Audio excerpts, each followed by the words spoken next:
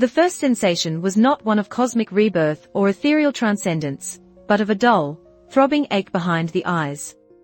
It was a terribly mundane feeling for a man who had, only moments ago, or was it millennia, been the void sovereign, a being who could unmake galaxies with a thought. Lin Fan opened his eyes. The world swam into view, filtered through a haze of grime and cheap incense. He saw a low, smoke-stained ceiling of dark wood, cobwebs clinging to the rafters like ghostly lace. He smelled dust, dampness, and the cloying sweetness of cheap medicinal herbs. He felt a profound weakness in his limbs, a pathetic frailty that was almost comical. He lifted a hand, and it was a revelation of uselessness. The skin was pale and thin, the fingers slender and devoid of strength. This was not the hand that had once grasped the heart of a star. This was the hand of a boy who would likely struggle to lift a sack of rice. So, a voice echoed in the vast, silent expanse of his soul, a voice ancient and infinitely weary. This is it. The grand prize for a life of ceaseless struggle, of clawing my way to the absolute peak. I am reborn. As a sickly invalid. He almost laughed. For 10,000 years, he had cultivated. He had mastered every art, defeated every foe, and sat upon a throne of obsidian starlight, peerless and utterly, soul-crushingly bored. Then came the betrayal. His most trusted disciples, the children he had practically raised, conspired with ancient cosmic horrors to end his reign. He had seen it coming, of course. When you can read the flow of fate like a children's picture book, there are few surprises. He did not fight back with his full power. Why would he? He was tired. So very, very tired. In his final moment, he had unleashed a sliver of his power not to destroy them, but to perform the forbidden samsara reversal art, intending to scatter his soul into the peaceful oblivion of non-existence. A permanent vacation. Instead, the universe, in its infinite and apparently sarcastic wisdom, had sent him here. 100 years into his own past, into the body of a distant, pathetic cousin of the same name. Lin Fan, the third son of the failing Lin family of Azure Ox Town. A boy known for two things, his stunningly bad health and his equally stunning lack of talent. Perfect, the void sovereign thought with a sigh that made his new, rickety chest wheeze. My retirement plan is already off to an infuriatingly complicated start. His goal was simple. It was the only desire he had left. He wanted to do nothing. Absolutely nothing. He wanted to sleep, drink tea, feel the sun on his face, and never again have to deal with court intrigue, celestial tribulations, or arrogant young masters who thought they could challenge the heavens. He wanted to be a lazy, useless, perfectly content mortal. This body, it seemed, was already halfway there. A commotion from outside the thin paper walls of his room shattered his newfound peace. I am telling you, our situation is not so dire. It was the voice of his new father, Lin Wei, laced with a desperation that was painful to hear. Just a little more time, that is all we ask. Time is a luxury the Phoenix Plume Guild does not trade in, Master Lin. A second voice replied. It was female, cool as winter jade, and sharp as a shard of ice.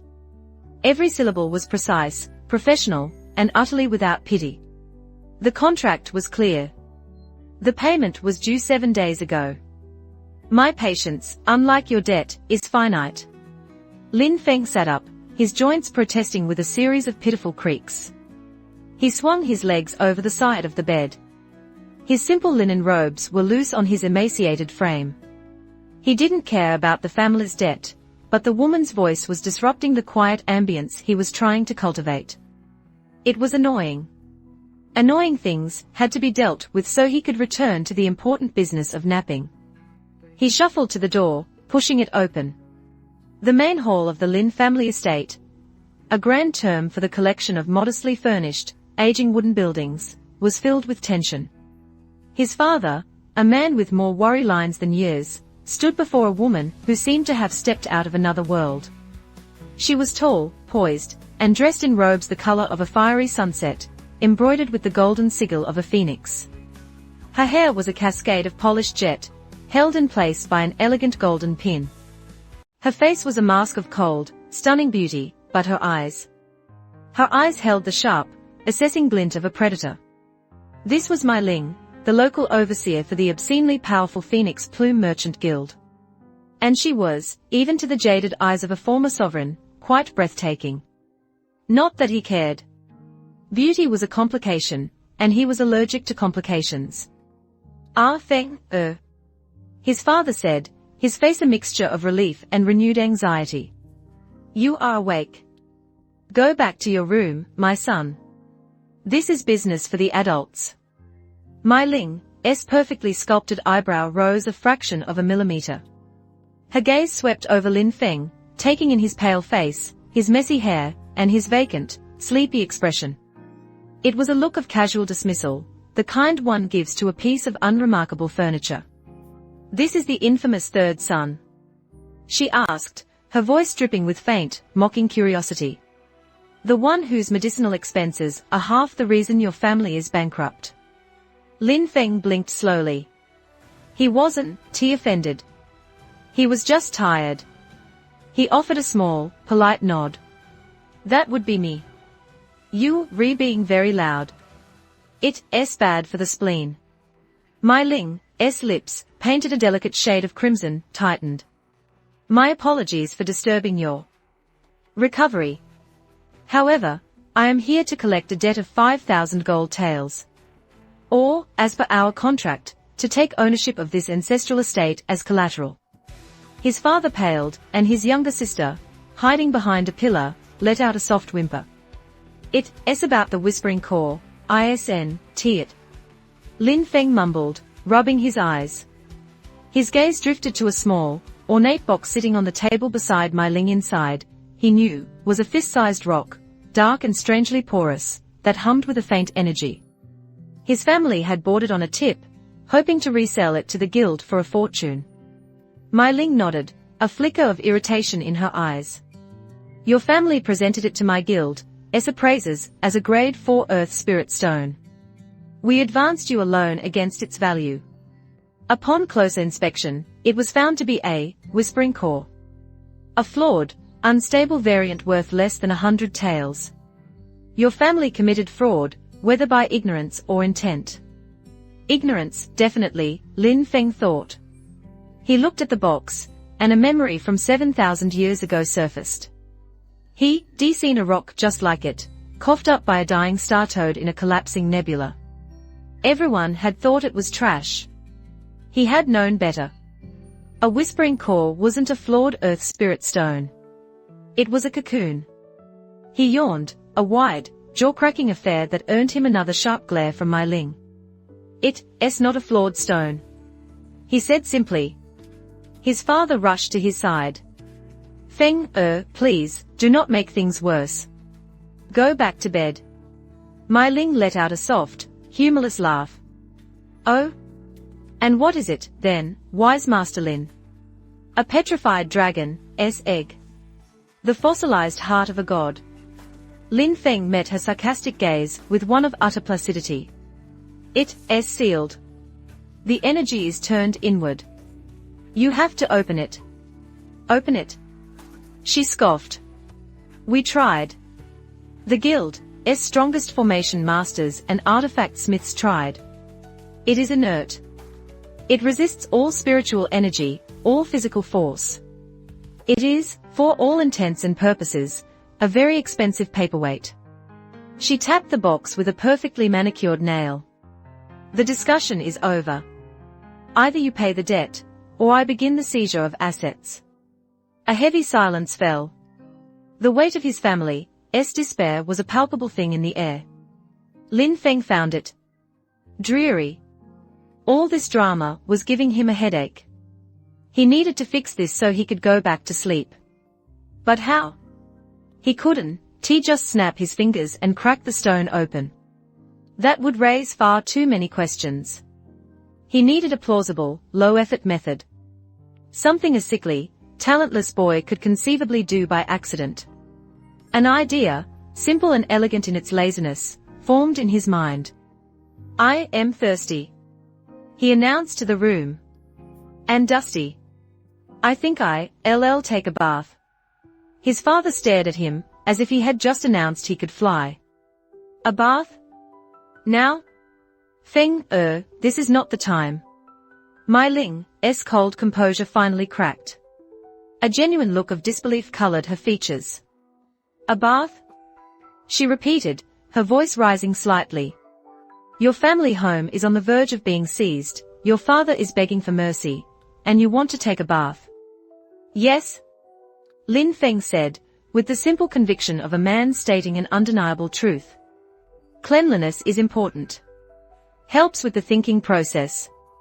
He started shuffling towards the small, dilapidated bathhouse at the back of the estate. For a moment, Mai Ling was too stunned to react. Then, suspicion hardened her eyes. Was this a trick? A delaying tactic? An attempt to flee out the back? She would not allow it. Fine, she declared, her voice cold steel once more. She picked up the ornate box containing the whispering core. I will accompany you. I want that stone to remain within my line of sight until this matter is settled. A wicked little smile played on Lin Feng's lips, so fleeting no one saw it. Perfect. The Lin family bathhouse was less a luxury, and more a necessity. It was a small, stone-floored room with a large wooden tub, and a rusty stove for heating the water. The air was thick with the humid scent of wet wood and lingering steam. It was cramped, private, and an ideal stage for a small, contrived accident. Lin Feng began to fill the tub with water from a nearby cistern, his movements slow and clumsy. Mai Ling stood by the doorway, her arms crossed, the box held tightly in one hand. Her fiery robes seemed to suck all the space and light from the tiny room, her presence an intimidating fusion of perfume, power, and silent judgment. He watched the water level rise, feeling the natural yin energy within it. In his previous life, he could command the oceans. Now, he was just trying to borrow a teacup's worth of power from a bathtub. Are you quite finished? Mai Ling asked, her patience wearing thin.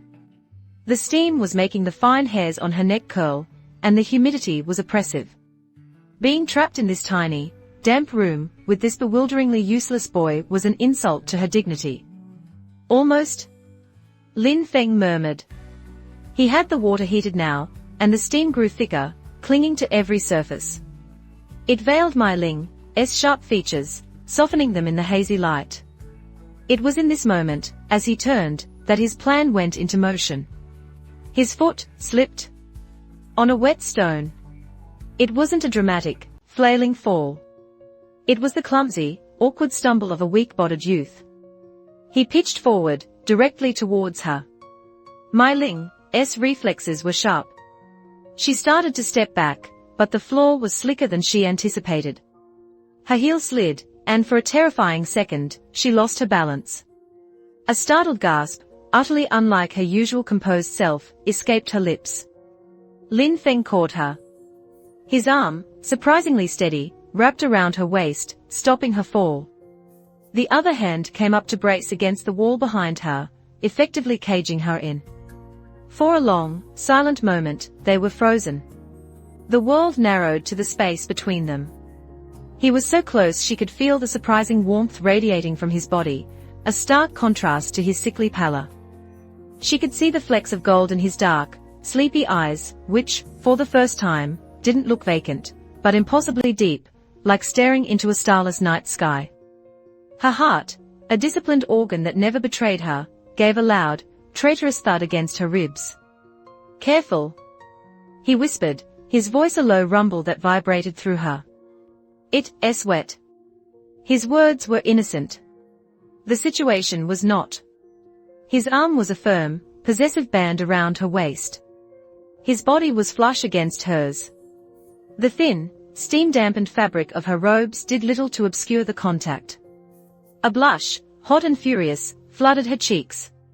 This was mortifying. She, Mai Ling of the Phoenix Plume Guild, was pinned against a wall by a boy whose only known skill was breathing. But in that brief, shocking moment of contact, something else happened. As his hand braced the wall behind her, his fingers brushed against the ornate box she was still clutching. And through that fleeting touch, Lin Fan channeled a minuscule, precisely controlled thread of pure yin energy from the bathwater, and injected it directly into the whispering core. It was a spiritual key, turning a lock no one else knew existed. "Let go of me," she hissed, her voice trembling with a mixture of anger and a strange, unfamiliar fluster. "Of course," he said, his expression unchanged. He released her and stepped back, as if nothing had happened. He turned back to the tub. "The bath is ready." Mai Ling clutched the box to her chest, her knuckles white. Her mind was a whirlwind. She tried to reassemble her shattered composure, to put him back in the box of useless, sickly boy, but the image of his dark, bottomless eyes refused to leave. And then, she felt it. A vibration. She looked down at the box in her hands. It was humming. A low, resonant thrum that grew steadily in intensity. A soft, pearlescent light began to bleed through the cracks of the ornate woodwork. Crack! A fissure appeared on the surface of the dark rock inside, a spiderweb of pure white light. "What? What did you do?" she breathed, her voice barely a whisper. She looked from the glowing box to Lin Fan, who was now calmly beginning to untie the sash of his robe. "Do?" he asked, pausing with one hand on his simple garment. "I was just preparing my bath." "You, the one who almost fell in." His nonchalance was maddening. He was standing there, on the verge of disrobing, while a supposed geological anomaly was cracking open in her hands. The sight of his fingers on his sash, the implication of what was about to happen, sent another jolt through her, a confusing mix of indignation, and a spark of something she refused to name. "Don, you dare?" she snapped, though her threat lacked its usual bite. Crack! This time, the sound was sharp, definitive. The outer shell of the whispering core shattered like fine porcelain. It didn't explode, it simply fell away in dull, lifeless pieces, clattering inside the box. The overwhelming humming stopped, replaced by a profound, pure silence. And in its place, nestled on a bed of what was now just dust, lay a single, luminous object. It was a pearl. It was no bigger than her thumb, but it glowed with a soft, internal moonlight that seemed to swallow the dim lamplight of the bathhouse. It was flawless, pulsating with a gentle, condensed life force so potent it made the very air sing. Waves of pure, untainted spiritual energy washed over her, clearing her mind, soothing the frantic beat of her heart, and making the chi in her own meridians yearn for it. Mai Ling's breath hitched. Her professional knowledge, ingrained over years of study, screamed a name at her. A name from legends. A spirit-cleansing pearl. She stammered, the words catching in her throat. An earth spirit stone was for cultivators to absorb raw energy. It was valuable. A spirit-cleansing pearl was a divine object that could purify a cultivator's spiritual roots, heal meridian damage, and wash away impurities from a lifetime of flawed cultivation. It couldn't just help you advance, it could perfect your very foundation.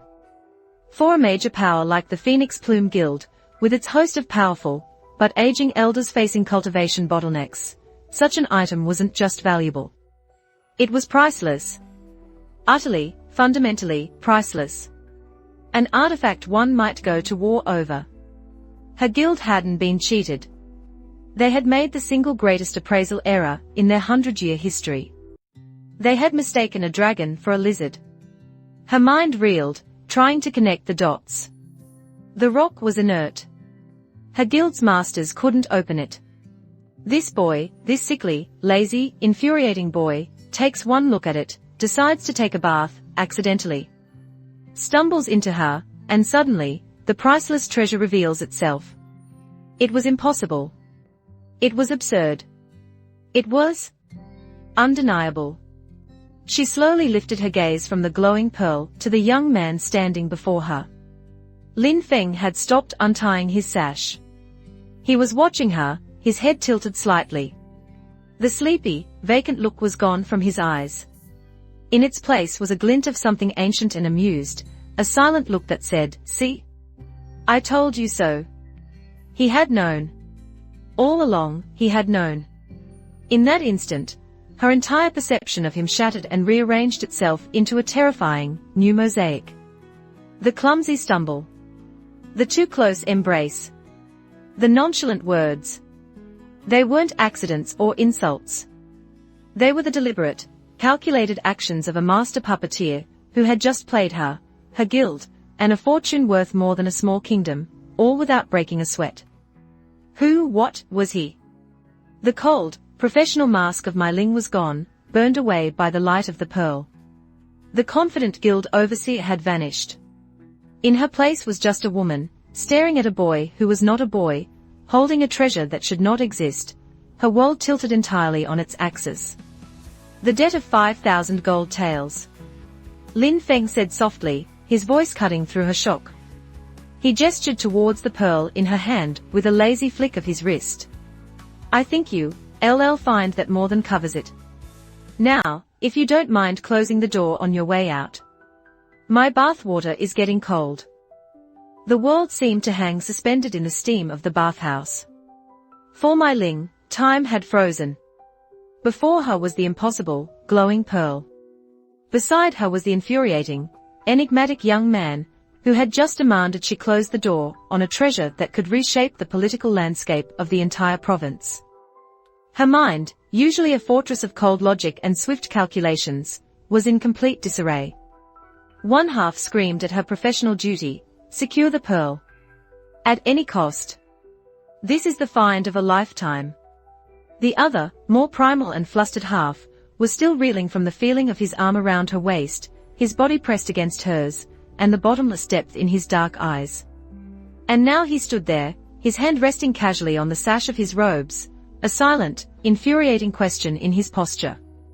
Well? Are you leaving or are you staying to watch? A hot flush crawled up her neck.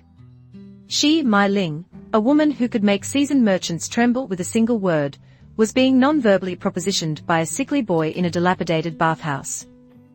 The audacity was so profound, it looped all the way back around to being almost admirable. You? She began, but her voice came out as a breathless croak.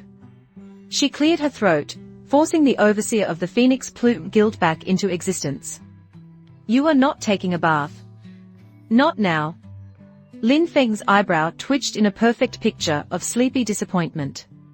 But the water is warm, he said, his tone that of a child being denied a simple pleasure. And you, Miss Mai, are standing between me and the tub. It's rather rude. With a languid, almost insolent grace, he finished untying the sash. His outer robe fell open. Mai Ling's breath caught in her throat. Beneath the coarse outer robe, he wore a simple linen undergarment, thin and damp from the humid air. It clung to a frame that was not at all what she had expected. He was lean, yes, but not emaciated. There was a defined, sculpted quality to his torso, like a statue carved by a master who understood the subtle elegance of quiet strength. His skin, though pale, seemed to have a faint glow in the pearl's soft light, smooth and unblemished. Her gaze darted from the tantalizing glimpse of his collarbone down to the firm lines of his abdomen, visible even through the fabric. Her heart hammered a wild, frantic rhythm against her ribs. She was a professional. She had dealt with boorish men, flirtatious nobles, and dangerous cultivators. None had ever unsettled her like this boy, who seemed utterly oblivious to his own effect on her. Or, a treacherous little voice whispered in her mind, he is not oblivious at all. Stop it, she commanded, her voice sharp with a mixture of authority and panic. We need to discuss this. This artifact. Lin Feng paused, his hands still on the edges of his robe. He looked from her face, to the glowing pearl in her hands, and back to her face. A slow, knowing smile touched his lips for the first time. It was not a wide grin, but a subtle, devastating curve that held 10,000 years of amusement. Ah, the pearl, he said, as if just remembering it. Right? It's quite pretty, isn't it? Perhaps we can have it set in a necklace for my sister. The sheer, breathtaking nonchalance of his statement nearly made her choke. A necklace? For his sister?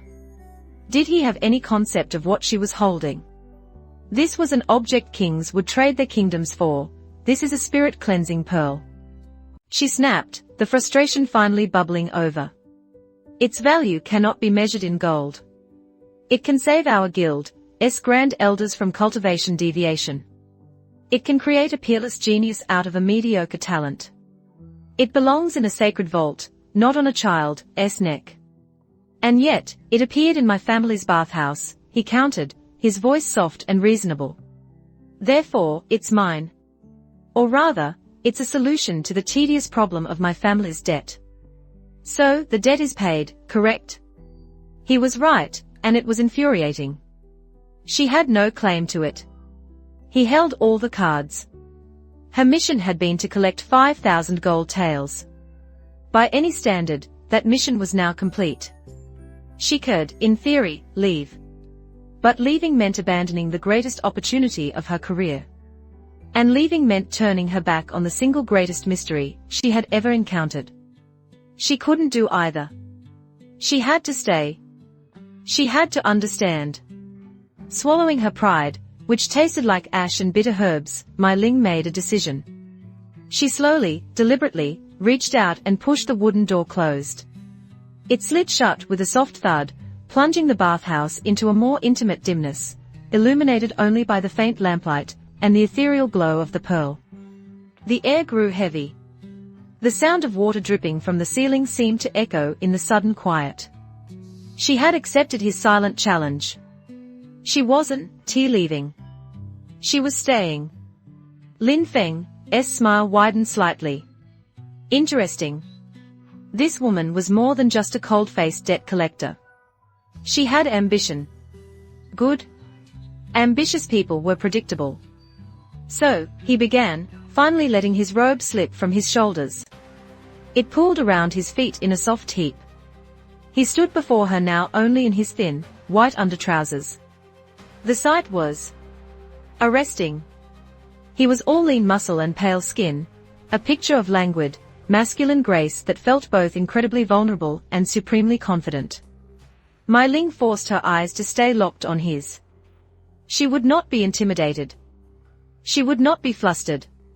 She was a phoenix plume overseer. Let's make a deal, Master Lin, she said, her voice a low, steady murmur. She consciously used the honorific master, a formal acknowledgement of his newfound status. Let us not speak of the 5,000 tael debt. It is an insult. It never existed. I agree. It was very tiresome. He nodded, taking a step towards the tub. He was now between her and the bath. The Phoenix Plume Guild, she continued, holding her ground, would like to acquire this pearl. We will, of course, compensate you fairly. The Lin family estate will be renovated at our expense. We will provide you with a lifetime stipend of 10,000 gold taels per year. Your sister will be given a personal invitation to study at the capital's most prestigious academy. And we will provide a personal payment to you of 100,000 gold taels. It was an immense offer, enough to make a minor lord weep with joy. She watched his face for any reaction, a flicker of greed, a hint of excitement. He dipped a toe into the hot water, a blissful expression on his face. Perfect temperature. He looked back at her, his eyes half-lidded. That all sounds like a lot of trouble. Accounts to manage. New people to meet. My sister would be happy, I suppose. But money? I have no need for it. She stared at him, dumbfounded. Who in this world had no need for money? What is it you want, then? She asked, her carefully constructed offer lying in ruins around her. Lin Feng finally settled into the tub, the hot water rising up to his chest. He leaned his head back against the wooden edge with a sigh of pure, unadulterated pleasure. The sight of his wet skin gleaming in the pale light, the beads of water tracing paths down his neck and chest, was profoundly distracting. He opened his eyes and looked at her. I tried your guild, St. once. He said. The Silver Needle Phoenix Heart Blend. It's grown on the southern peaks, watered by spiritual springs, and picked only by virgins at dawn, or so the marketing says. Yes? That is our highest grade tea.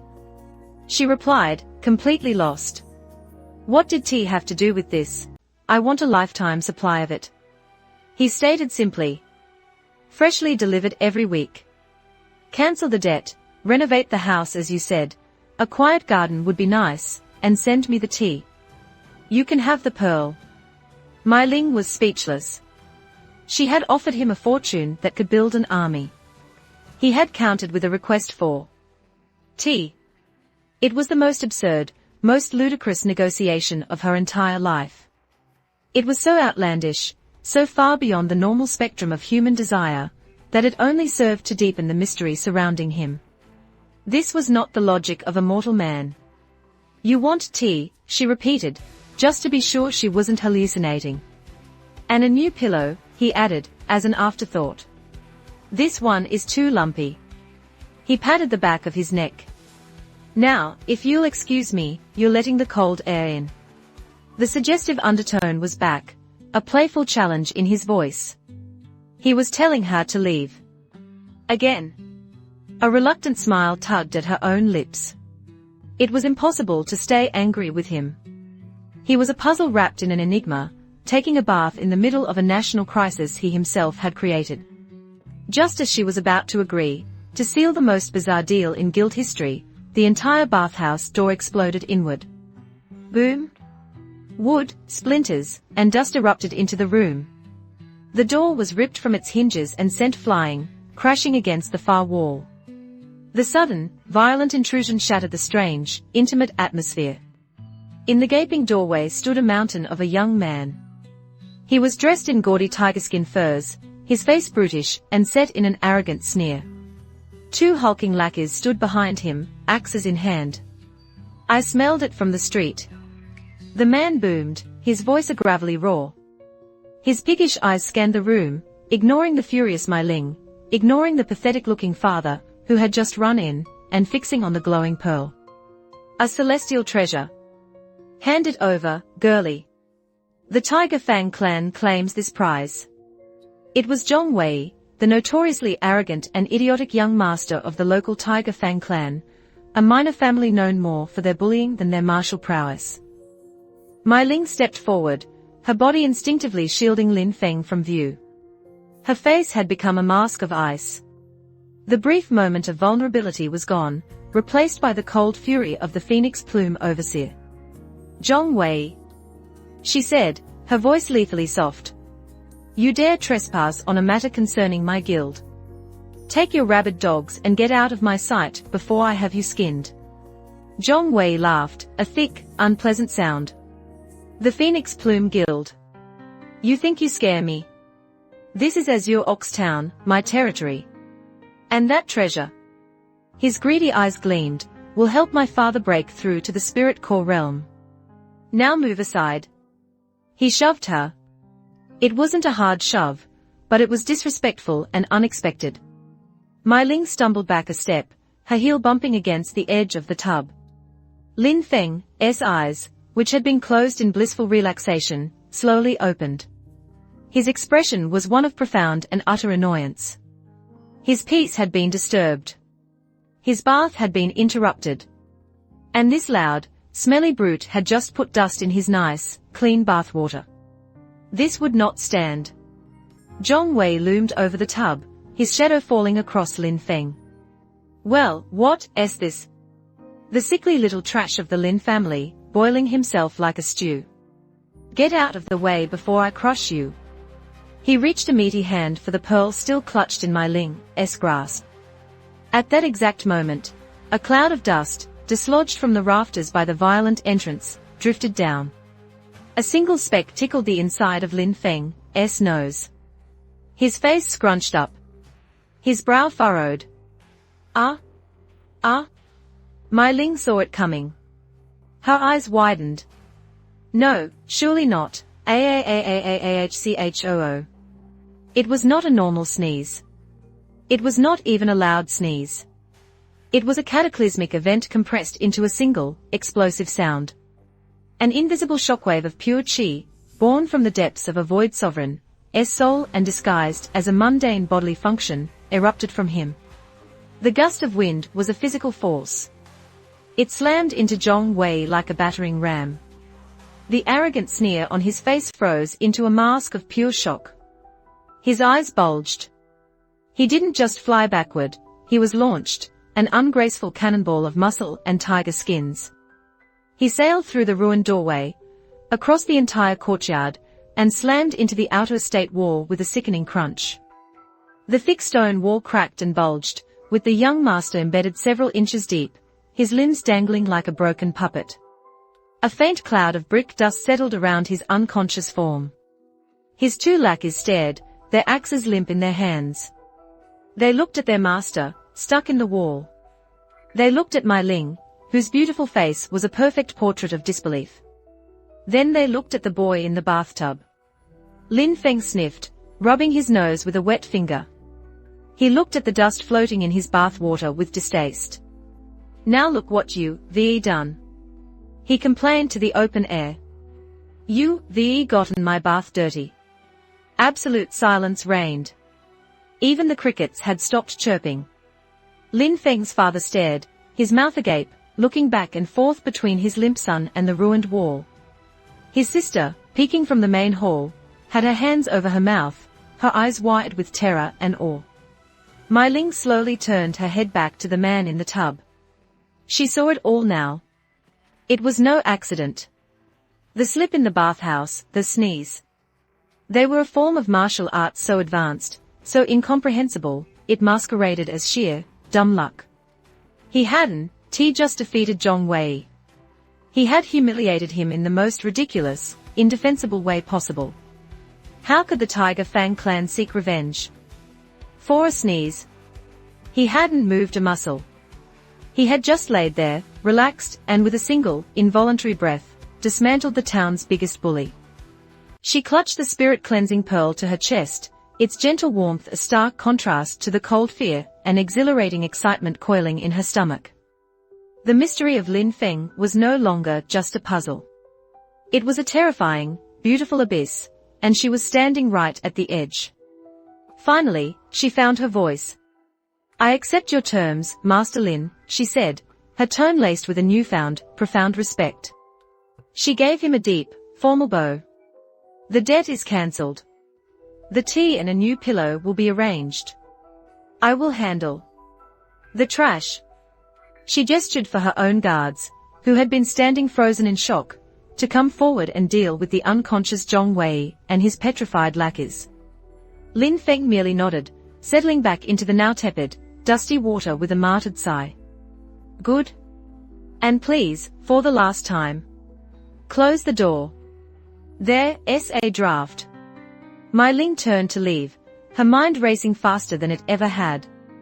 As she stepped out into the courtyard, past the scene of utter devastation, she paused and looked back one last time at the dim bathhouse. The man within it had offered no explanations, shown no pride, and displayed no power, yet he had demonstrated more power than anyone she had ever known. A shiver, entirely unrelated to the evening chill, traced its way down her spine. The deal was done. The pearl was hers. But her business with Lin Feng, she knew with absolute certainty, was just beginning. She had a feeling she would be seeing a lot more of the Lin family's bathhouse in the future. And a strange, forbidden part of her was very much looking forward to it. The splinters from the exploded door settled into the dusty, cooling water of the bath. Outside, in the courtyard, the sound of Mai Ling's guards efficiently and unemotionally dragging away the comatose Zhong Wei and his terrified, babbling lackeys faded into the night. The only remaining sounds were the gentle dripping of water, the soft hum of the glowing pearl in Mai Ling's hand, and the heavy, bewildered breathing of Lin Feng's father, who stood in the ruined doorway like a man witnessing the birth of a new religion. Mai Ling turned back towards the bath. The immediate crisis was over, but the true predicament had only just begun. The boy, no, the man, was still reclining in the tub, his eyes closed as if none of this had concerned him in the slightest. He looked like a serene, water-bound deity, who had just swatted an annoying fly. She took a step into the humid room, her resolve hardening. The pearl was hers. The deal was made. But she would not leave looking like a flustered girl, who had stumbled upon a miracle. She needed to reclaim some semblance of control, to understand the ground she was now standing on. Master Lin, she began, her voice steady and formal, erasing any trace of the panicked woman from moments before. He opened one eye. A single, dark orb regarded her with lazy curiosity. You, still here? He observed. It wasn't a question, it was a statement of mild disappointment. I had to ensure the debris was cleared, she said smoothly, gesturing vaguely toward the courtyard. It would be improper for me to leave you in such a state of disarray. Lies, her own mind whispered. You just can't bring yourself to leave him. Lin Fan sighed, a theatrical sound that rippled the surface of the water. He sat up a little, the water sloshing around his lean waist. The perlite danced on his wet skin, outlining the graceful contours of his shoulders and the subtle, hard planes of his chest. My bath is ruined, he lamented, looking at the floating dust and splinters. Completely contaminated. All because of that loud, ostentatious man. The discourtesy is astounding. Mai Ling found herself momentarily speechless.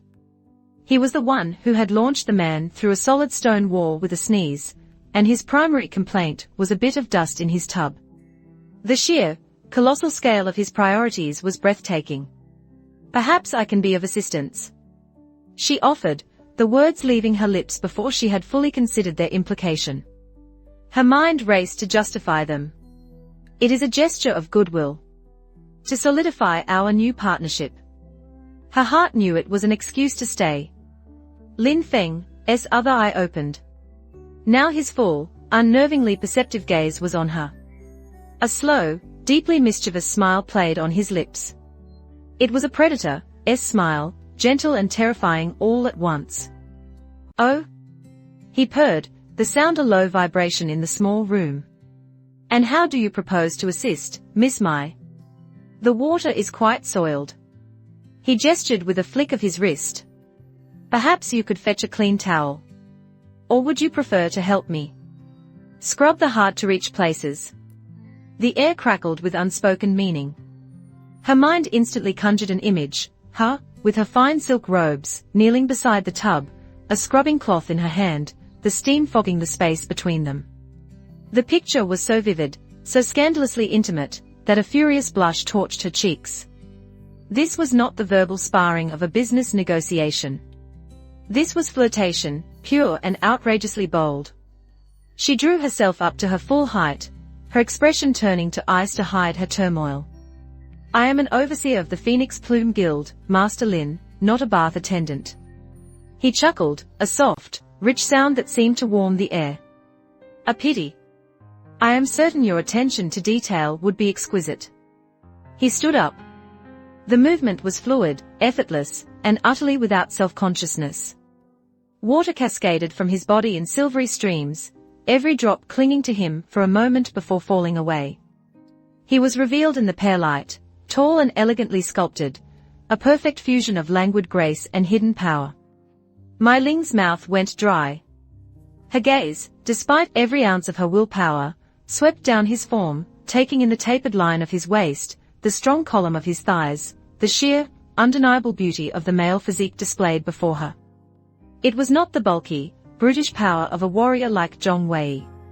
It was something more refined, more dangerous. It was the power of a divine sword kept within its sheath.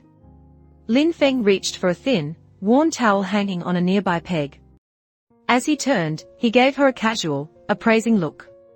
Then if you will not help, he said, his voice laced with playful disappointment, perhaps you would be so kind as to avert your eyes. A man deserves some privacy. He paused, a wicked glint in his eye. Unless, of course, you've grown fond of the view. Her composure, so carefully rebuilt, shattered again. She spun around, her back rigid, her face flaming. She heard the soft sounds of him drying himself, the whisper of linen against skin. Every small noise fueled her imagination. She could feel his presence behind her, a tangible warmth at her back. My father and sister, a voice said, pulling her from her spiral. It was Lin Fan, now mercifully dressed in fresh robes. He was standing beside her, having moved with absolute silence. She hadn't even heard him approach. He looked at his family, still frozen in the ruined doorway. His father's face was a mess of emotions, pride, fear, confusion. His younger sister, Lin Xiaoyu, a girl with bright, curious eyes, looked at him with pure, unadulterated worship. Lin Feng sighed. Another tedious thing to handle. He walked past Mai Ling and into the main hall. Father, Xiaoyu. Feng'er, his father, Lin Wei, stammered. You the sneeze. Zhong Wei. He couldn't form a coherent sentence. He was rude, Lin Feng said simply, as if that explained everything. He disturbed my rest, but how did you do that? Xiaoyu asked, her voice full of awe. Brother, was that a secret Lin family technique? Are you a hidden grandmaster? Lin Feng considered this for a moment. He could tell them the truth, that he was a 10,000-year-old sovereign being who had destroyed cosmic entities with less effort. But that seemed like too much work. The resulting questions would be exhausting. He opted for the path of least resistance. I had a very good dream last night, he said with a completely straight face. An old man with a long white beard taught me a special breathing technique. He called it that expulsive breath of the sleeping dragon. I suppose it's more powerful than I realized. Lin Wei and Xiaoyu stared at him. It was the most ludicrous explanation imaginable. And yet, what other answer was there?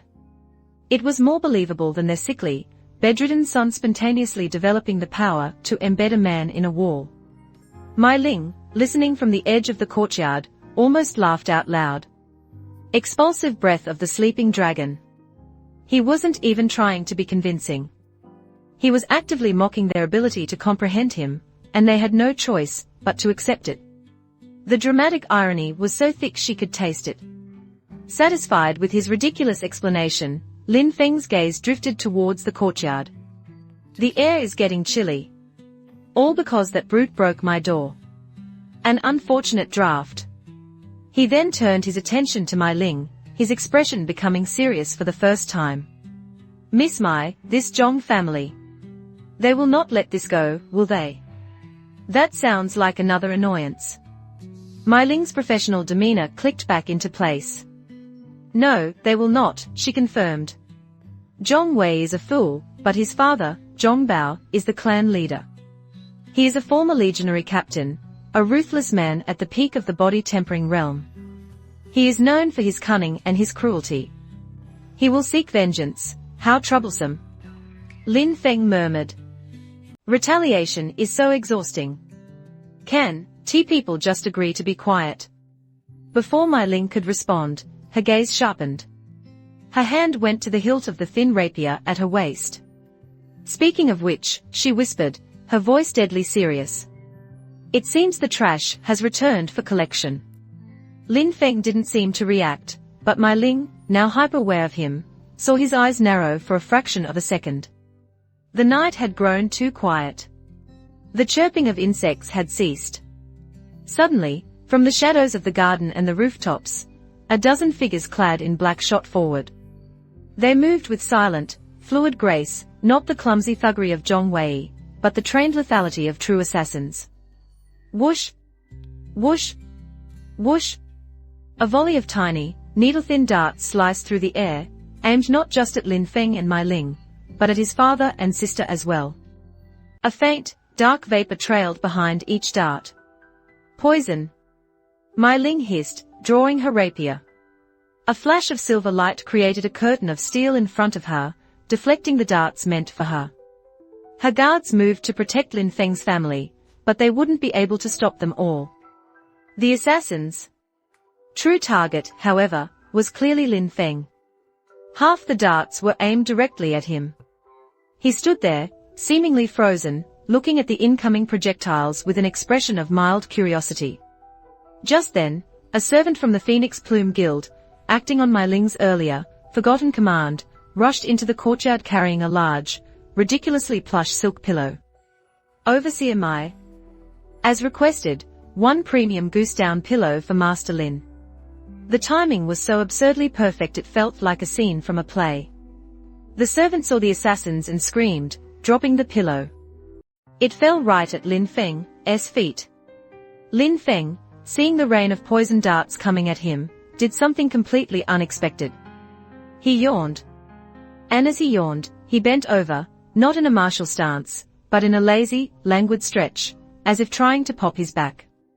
His hand, moving in a slow, casual arc, scooped up the pillow from the ground.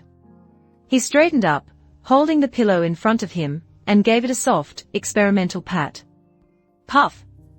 A small cloud of goose down puffed out of the pillow, directly into the path of the incoming darts. What happened next defied all logic. The poison darts, flying with lethal speed and force, met the soft, fluffy cloud of feathers. And stopped. It wasn't a hard stop. They just lost all their momentum, as if they had flown into thick honey, and tumbled harmlessly to the ground, caught in a delicate swirl of downy white. The assassins froze mid-stride, their minds unable to process what they had just seen. Feathers had defeated their poison-tipped steel projectiles.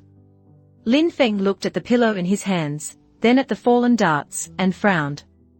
A bit leaky, he commented on the pillow's quality. Then he tripped. His foot caught on a loose paving stone that wasn't loose a moment ago. As he stumbled forward, the pillow shot from his hands, spinning through the air like a discus. It sailed across the courtyard and slammed into the face of the lead assassin, with a soft thwomp. The man went down like a sack of potatoes, unconscious. Lin Feng's stumble continued. He careened into a tall bamboo stand near the edge of the garden. Crack! A thick stalk of bamboo, stressed by the impact, snapped at its base. Under tension, it whipped around in a vicious, horizontal arc. It scythed through the ranks of the remaining assassins. Whack! Thud! Oof! Crack! One after another, the highly trained killers were struck by the bamboo stalk. They were clotheslined, tripped, and knocked senseless. The entire coordinated, lethal assault was dismantled in under 3 seconds by a yawn, a fluffy pillow, and a clumsy fall. The result was a courtyard littered with moaning, black-clad bodies and a gentle snowstorm of goose feathers. Lin Feng finally came to a stop, bracing himself against a pillar. He dusted himself off, looking completely unruffled. Terrible craftsmanship, he sighed, looking at the broken bamboo. This garden will need a complete overhaul. Mai Ling stood with her sword still drawn, her mouth slightly agape. She had just witnessed a masterpiece. It wasn't a fight. It was a perfectly choreographed ballet of calculated accidents. The yawn that stretched his body into the perfect position. The pillow pat that created a psychic buffer disguised as a puff of down. The stumble that used a projectile and the environment to take out a dozen trained men without him ever taking a single aggressive step. He hadn't fought them. He had simply allowed their attack to intersect with his own laziness, and in doing so, annihilated them. Her heart hammered against her ribs, a drumbeat of terror and exhilarating wonder. The man before her wasn't a hidden master. A hidden master had to hide his power. Lin Feng didn't hide his power, he let it leak out in the form of universal, cosmic bad luck for anyone who annoyed him. He didn't bend the laws of physics to his will, he simply suggested they get out of his way, and they politely obliged. One of the assassins, a survivor with a broken arm, spat a bloody tooth. "You will die," he snarled. "The crimson shade powder is on those darts. Even a trace is fatal to anyone below the soul ascension realm. It melts your meridians from the inside out. My master, Zhong Bao, will have his revenge." Lin Wei and Xiao Yu, who had been watching in stunned silence, paled at the mention of the infamous poison. Lin Feng's eyes drifted to one of the fallen darts. He bent down, picked it up, and brought it close to his nose, sniffing it delicately. The assassin watched, a cruel grin on his face, expecting him to drop dead. Lin Feng's brow furrowed. "Crimson shade powder," he mused aloud. He tapped the dart against his chin thoughtfully. "That's what they are calling it these days. In my time, We called it scarlet asphodel. It's a key ingredient. If you braise it for 3 days with the gland of a swamp lizard and a sprig of heaven-facing pepper, it makes for a rather delightful, spicy soup. A bit hard on the digestion, but it really clears the sinuses.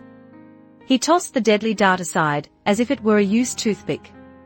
The poison is wasted on assassins. It's much better as a condiment. The captured assassin stared, his mind completely broken.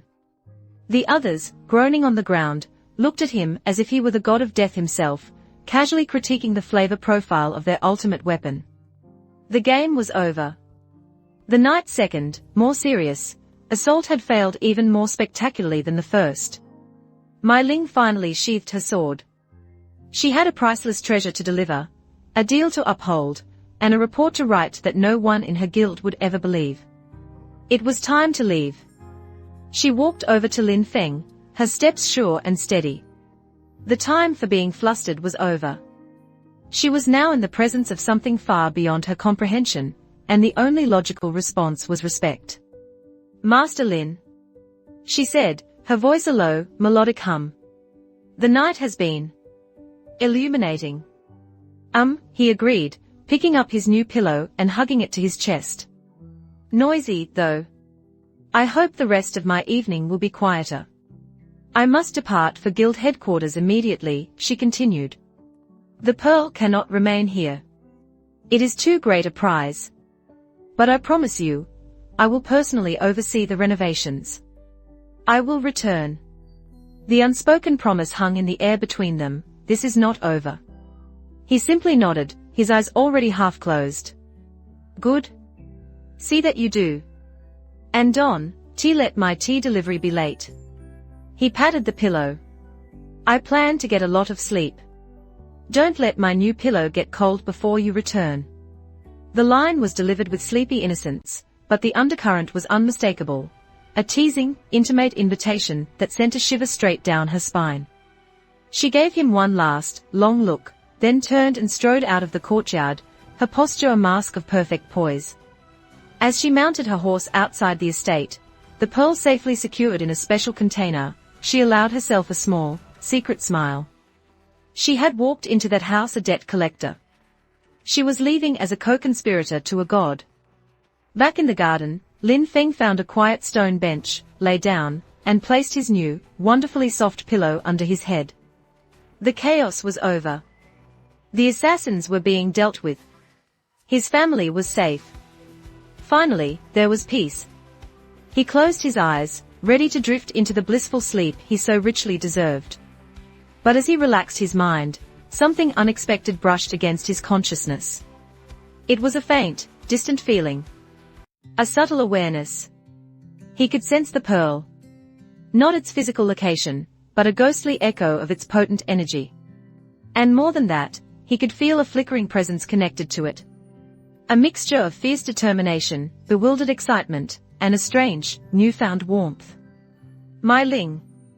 In his 10,000-year-long existence, Lin Feng had never made a mistake.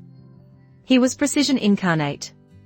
But now, in his lazy, reincarnated state, he realized he had been sloppy. When he had awakened the pearl with his yin energy, a minuscule, infinitesimal thread of his own sovereign soul had woven itself into the artifact's core. He had accidentally created a soul bond with the pearl.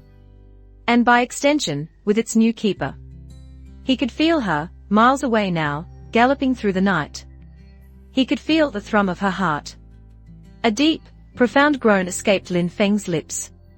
His quiet, lazy retirement, his peaceful little bubble of nothingness, had just been irrevocably compromised.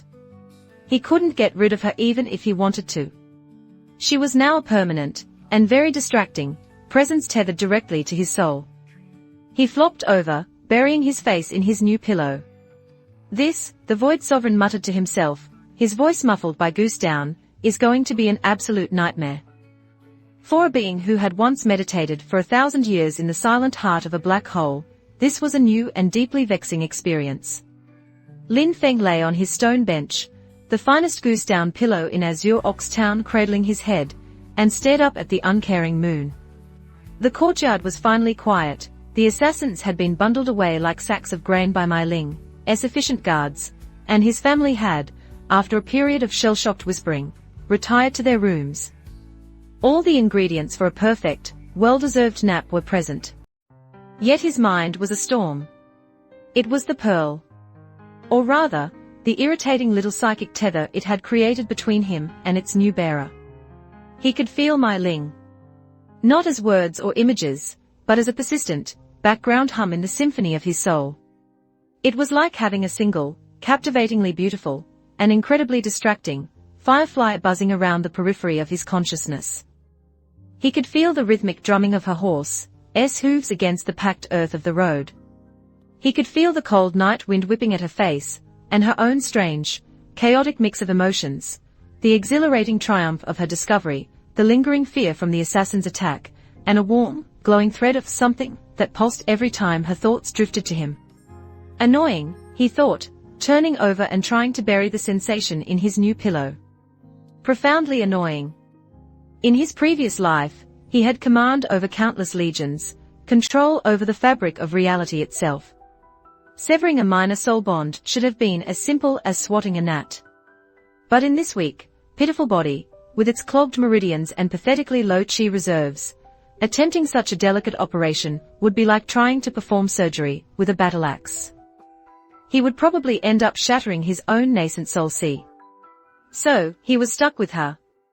A constant, low-level mental distraction. A permanent roommate in the palace of his mind. He groaned. His lazy retirement was turning into a farce.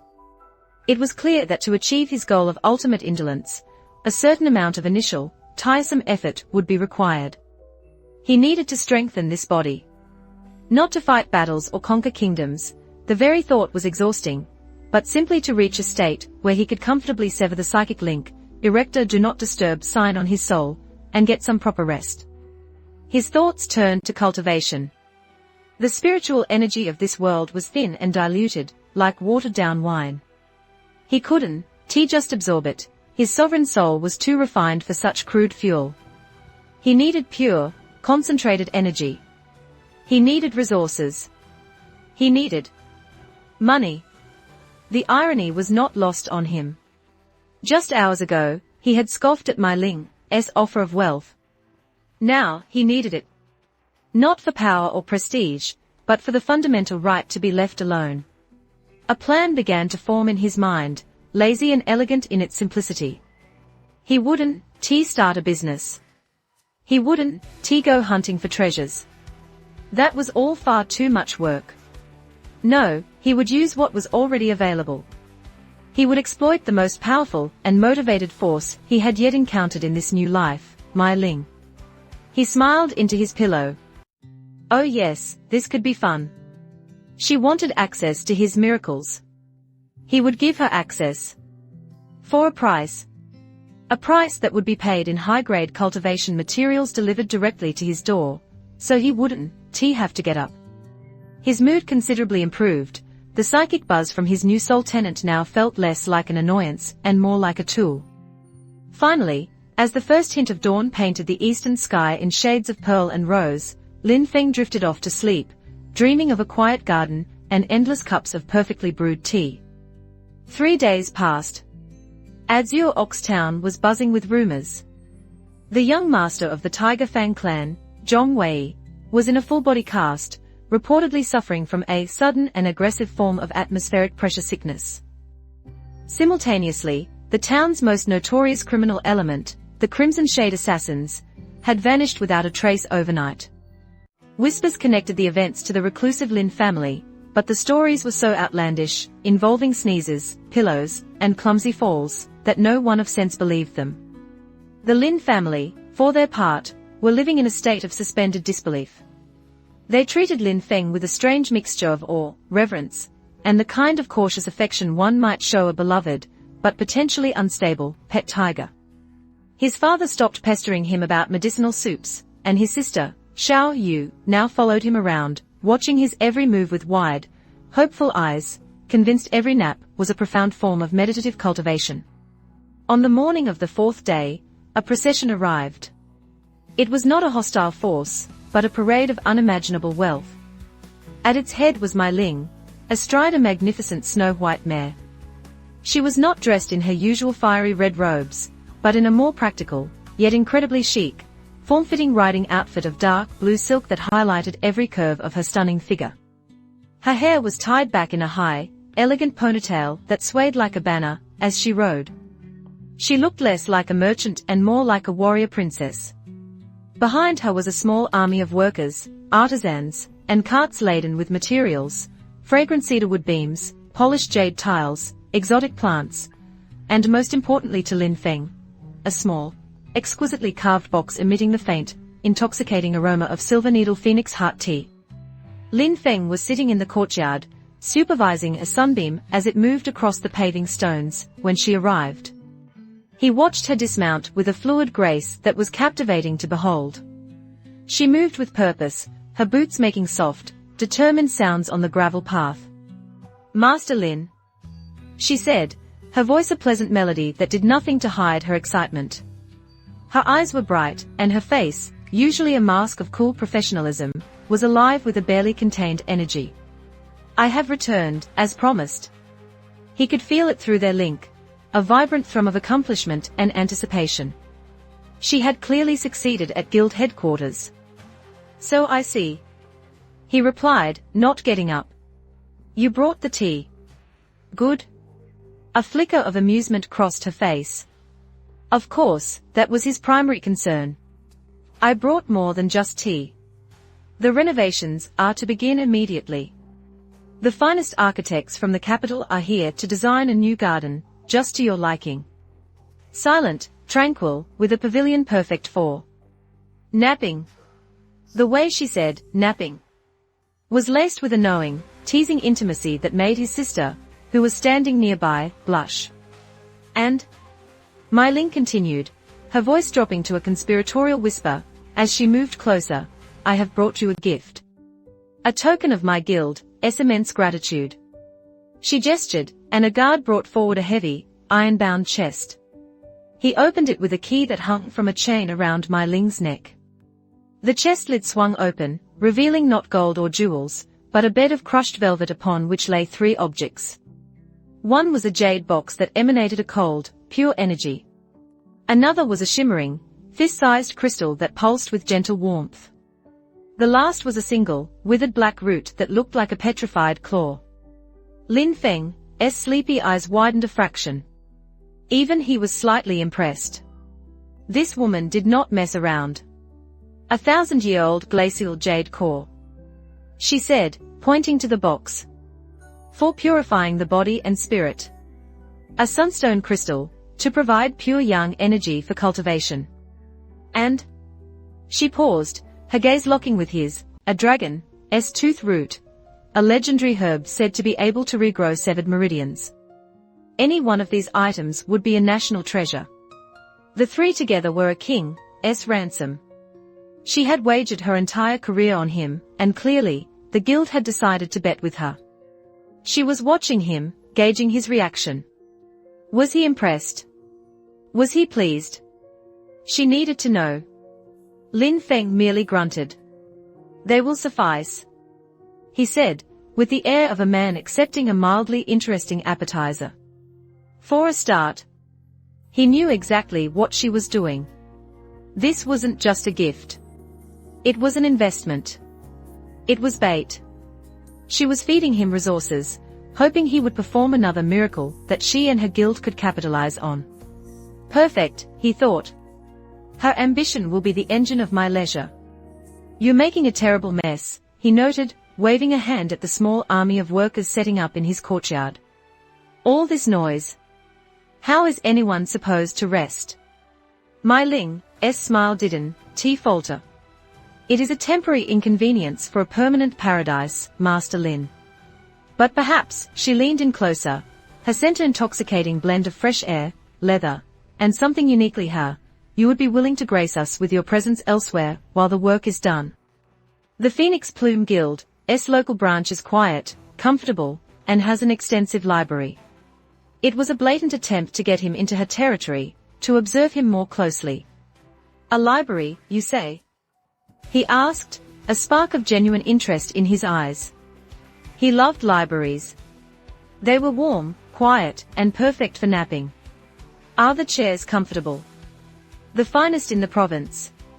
She promised, a triumphant glint in her eyes. She had him. Very well. He conceded with a long-suffering sigh. I suppose a change of scenery would be tolerable. For a little while. The Phoenix Plume Guild's branch office was an opulent, 3-story building in the center of town. It hummed with quiet efficiency and the palpable aura of wealth. The library she led him to was magnificent. Floor-to-ceiling shelves of dark, fragrant wood held thousands of scrolls and tomes. Sunlight streamed through tall, arched windows, illuminating dust motes dancing in the air. And in the center of the room was a large, plush armchair that looked like it had been crafted by the gods of comfort themselves. I will leave you to your reading, Mai Ling said, a suggestive smile playing on her lips. Please make yourself at home. She left, closing the heavy doors behind her, but he knew she wasn't far. He could feel her through their link, a mix of nervous energy and excitement, likely watching him through some hidden peephole or scrying mirror. Lin Feng ignored her surveillance. He sank into the armchair. It was every bit as comfortable as she had promised. He breathed in the scent of old paper and polished wood. He felt the pure energy radiating from the cultivation treasures she had given him, which now sat on a small table beside him. This was good. This was progress. He closed his eyes, ready to absorb the energy from the items and begin the tedious process of mending his new body's meridians. Suddenly, the library doors burst open. A young man, no older than 20, strode in. He was handsome in a severe, arrogant way, dressed in the pristine white robes of a guild corps disciple. He was followed by a fawning elder. Senior apprentice brother Yang. The elder gushed, I am certain you will find our humble branch's archives to be to your satisfaction. The young man, Yang Fei, scanned the room with a look of disdain, his eyes eventually falling on the slumbering Lin Feng in the library's single, most comfortable chair. Yang Fei's brow furrowed in displeasure. And who is this vagrant? He demanded, his voice sharp and dismissive. Why is he sleeping in my library? The local elder paled. I do not know, young Master Yang. An oversight, to be sure. Yang Fei strode over to Lin Feng's chair. You get up. He commanded, his tone leaving no room for argument. This chair is now mine. And clean up this trash. He nudged the box containing the dragon's tooth root with the toe of his expensive silk slipper. Through his closed eyelids, Lin Feng sighed. A psychic, cosmic sigh. Couldn't he be left alone for 5 minutes? Just 5 peaceful, uninterrupted minutes. Apparently not. The universe was conspiring against his nap. He opened his eyes, looking up at the arrogant young face before him with an expression of profound weariness. I am sorry, were you talking to me? He asked politely. I was busy. Yang Fei sneered. Busy drooling on a chair that doesn't belong to you. I am Yang Fei, core disciple of the head branch and nephew of Grand Elder Yang. This entire building belongs to my family, which means this chair belongs to me. Now move, before I have you thrown into the street. Through his soul bond, Lin Feng could feel a surge of panic from Mai Ling. Clearly, this arrogant peacock had arrived unexpectedly and was not part of her plan. He could feel her rushing towards the library. How tiresome, he thought. She can't even manage her own household properly. Lin Feng decided he didn't want to get up. The chair was too comfortable. Dealing with this boy physically would require effort. So, he chose a different route. The lazy route. He looked at Yang Fei's robes. Pristine white. The kind that showed every stain. Then he looked at the sunstone crystal sitting on the table beside him. It was a potent source of pure yang energy, currently being wasted. He focused a minuscule thread of his will, not even chi, just pure intention, on the crystal. Your left sleeve, Lin Feng said conversationally, is on fire. Yang Fei scoffed. What idiotic. He began, then stopped. A wisp of smoke was curling up from his sleeve. He looked down. A small, orange flame had spontaneously bloomed on the fine silk of his elbow. What the? He yelped, slapping at the flame. But the moment he put it out, another flame appeared on his trouser leg. He yelped again and slapped at that one. Then his collar began to smoke. Then the sash at his waist. It was a comical, frantic dance. Little flames began erupting all over his pristine white robes, as if he were afflicted by a plague of spontaneous combustion. He slapped and spun and yelped, a symphony of panicked motion. The pure, focused young energy of the sunstone, subtly guided by Lin Feng's will, was finding purchase on the spiritual residue on his clothing. To everyone else, it just looked like his clothes were randomly catching fire. Mai Ling burst into the room just in time to see her guild's most promising young talent hopping around like a man besieged by invisible fire ants, his expensive robes now covered in soot marks and small, smoldering holes. Yang Fei! She cried out. What is happening? It's him! Yang Fei shrieked, pointing a shaky, soot-stained finger at Lin Feng, who was still comfortably reclined. He's a demon. He set me on fire with his eyes. Lin Feng yawned, stretching his arms over his head. I wouldn't stand so close to the sunstone crystal, if I were you, he advised sagely. Especially while wearing such flammable fabrics. It's just common sense. Everyone in the room stared at the warmly glowing crystal on the table. Was it possible? Could a cultivation treasure be so potent as to randomly set people alight? It sounded preposterous, but it was more plausible than the idea that the sleepy-looking boy in the chair had done it with his mind. Mai Ling understood immediately. She saw the scene, the smoldering Yang Fei, the innocent-looking crystal, and the infuriatingly calm Lin Feng, and she pieced it together. This was another sneeze. Another pillow. Another act of impossible power disguised as a mundane accident. And she, in her eagerness to study him, had brought this trouble right to his doorstep. She had disturbed his nap. Yang Fei, his pride in tatters and his robes ruined, was seething. This isn't over, it is over, junior brother Yang, Mai Ling cut in, her voice like ice. She stepped between him and Lin Feng, a protective lioness. Master Lin is a guest of the Phoenix Plume Guild. My personal guest. You will treat him with the respect he is due. Or you will answer to me. Yang Fei's face turned from red to purple. He was used to being the most important person in any room. To be so thoroughly humiliated and then publicly reprimanded by Mai Ling was an unbearable insult. He shot a venomous glare at Lin Feng, a promise of future retribution in his eyes, before storming out of the library, leaving behind the faint smell of burned silk and incinerated dignity. A heavy silence descended. Lin Feng settled back into his chair. He picked up the dragon's tooth root, idly inspecting it. He was very loud, he observed. Bad for the digestion. And he almost knocked over my treasures. Mai Ling turned to face him, her expression a complex mixture of apology, awe, and exasperation. She had hoped to observe him in a controlled environment. Instead, she had nearly gotten him into a feud with a guild elder's nephew.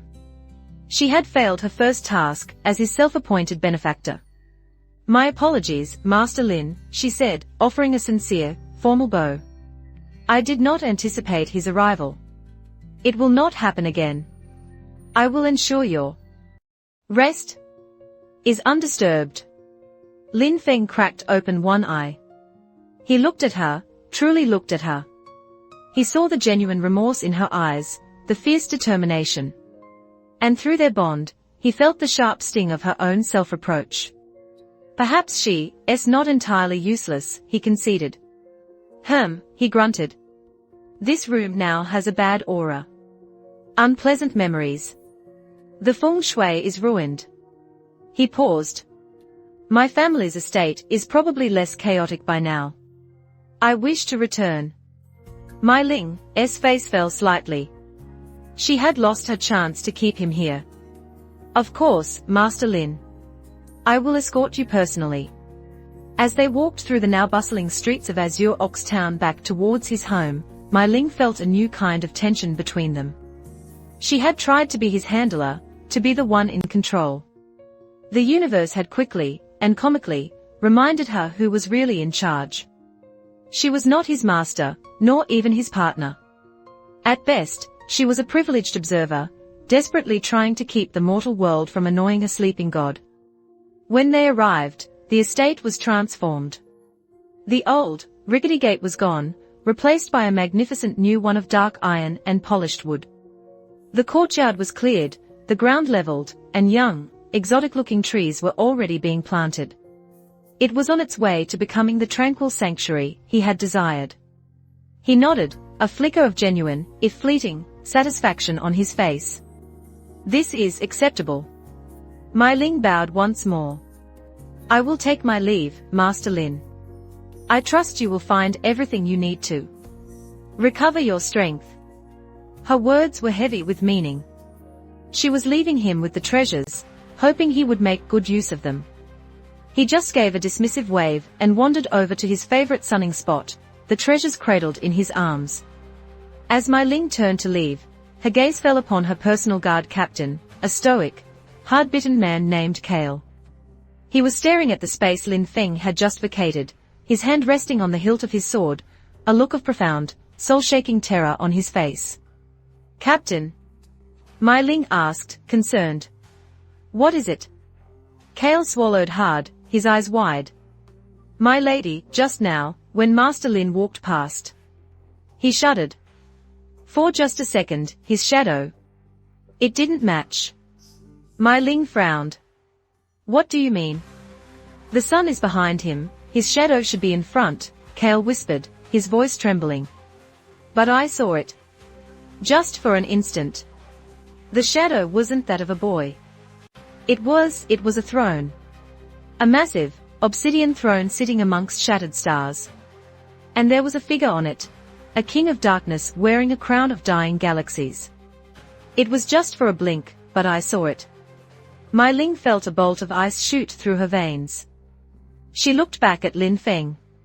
He was now curled up on the new, freshly laid lawn, using the box with the glacial jade core as a headrest, fast asleep. He looked like the most harmless person in the world. But she knew.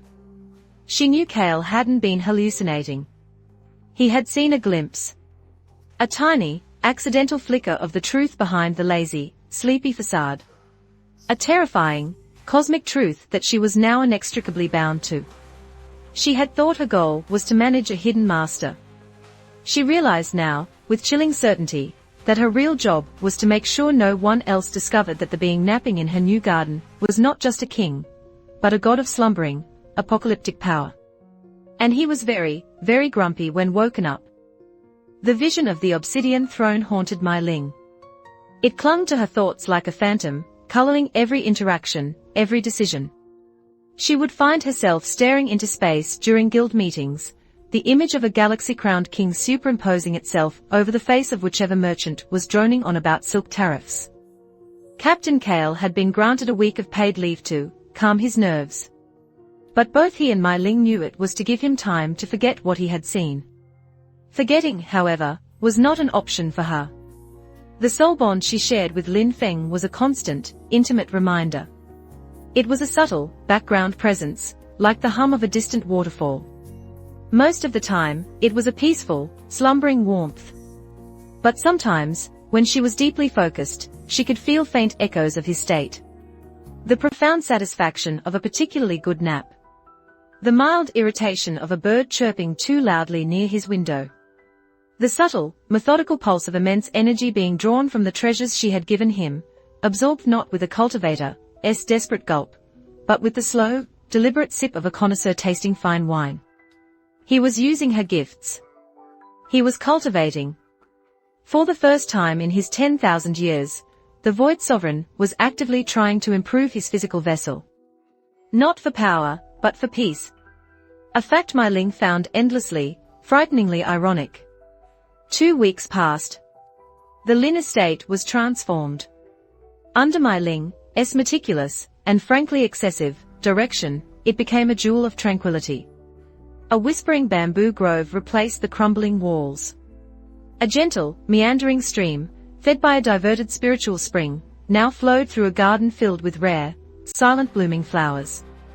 At its center was a new pavilion made of fragrant dark wood, with silk cushions, and an artfully placed chaise lounge that received the perfect amount of morning sun and afternoon shade. It was, by any standard, the most luxurious napping spot in the entire kingdom. And Lin Fan made full use of it. He was rarely seen awake. He had perfected the art of laziness to a degree that was, in itself, a form of genius. Today, however, he was awake. He sat in his new pavilion, holding a simple, unadorned teacup, a fragrant steam rising from its surface. He looked different. His skin, once pale and sickly, now held a healthy, luminous sheen. His frame, while still lean, had a certain density to it.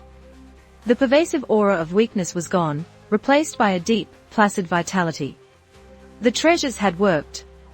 My Ling sat opposite him, pouring him another cup of the silver needle phoenix heart tea. Her visits had become a daily ritual. She told herself it was to oversee the project and maintain guild relations. It was a flimsy excuse. She came because she was drawn to the quiet of his presence, the puzzle of his existence. And because their silent, shared cups of tea had become the most peaceful part of her tumultuous life. She had dressed with particular care today. A gown of shimmering green silk that complemented her dark hair, with delicate phoenix embroidery along the collar. A subtle perfume of night orchid and sandalwood. It was unprofessional. It was deliberate. She wanted his attention, though she wasn't entirely sure what she would do with it if she got it. The dragon's tooth root, he said, breaking the comfortable silence. He gestured to the empty box on the table. It was adequate. My Ling's perfectly sculpted eyebrow rose. That legendary herb, for which clans had gone to war, was merely adequate. I am glad it met your discerning standards, Master Lin. A hint of teasing sarcasm colored her tone. Their rapport had evolved into a delicate dance of his nonchalance and her witty retorts. It has mended the most egregious flaws in this body's meridians. He continued, ignoring her tone. He took a sip of tea.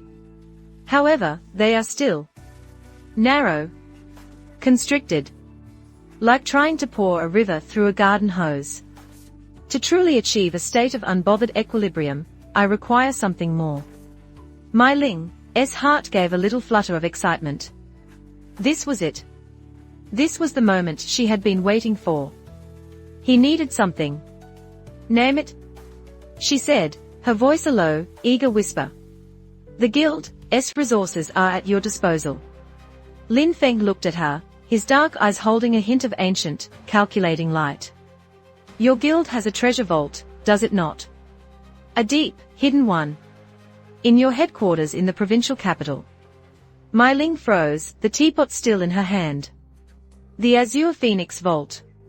It is our most secure location. It holds the core assets and most priceless artifacts of the guild. Access to it was restricted to the guild master and the 3 grand elders.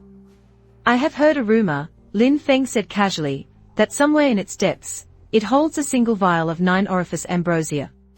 My Ling almost dropped the pot. 9 orifice ambrosia. A mythical elixir said to be brewed from the divine dew of a celestial convergence. A single drop could widen and perfect a cultivator's spiritual channels, turning even the most mediocre talent into a peerless genius. It was the guild's most sacred, most guarded treasure.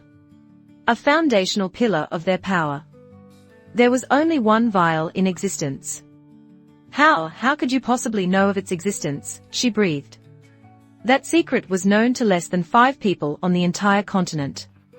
He gave her a lazy, enigmatic smile.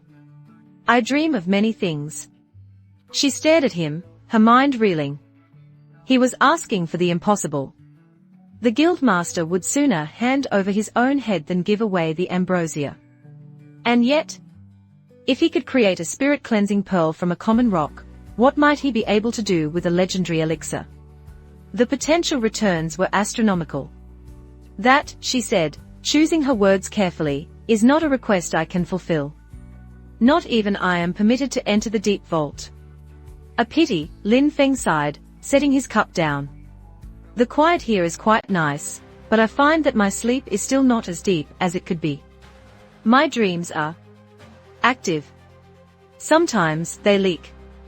He looked up at the sky thoughtfully. Last night, I dreamt of a storm. A rather specific one. A knot of unease tightened in my Ling's stomach. A storm. Over the Blackwood Mountains, west of here. Where your guild's primary supply caravans are scheduled to pass this evening. He took another sip of tea. Freak lightning storms. Flash floods. A truly unfortunate landslide right at the Serpent's pass. It would be a terrible shame if 3 years' worth of mind spirit crystals were to be misplaced. Washed away. Forever. My Ling's blood ran cold. He wasn't threatening her. He wasn't blackmailing her. He was delivering a weather forecast.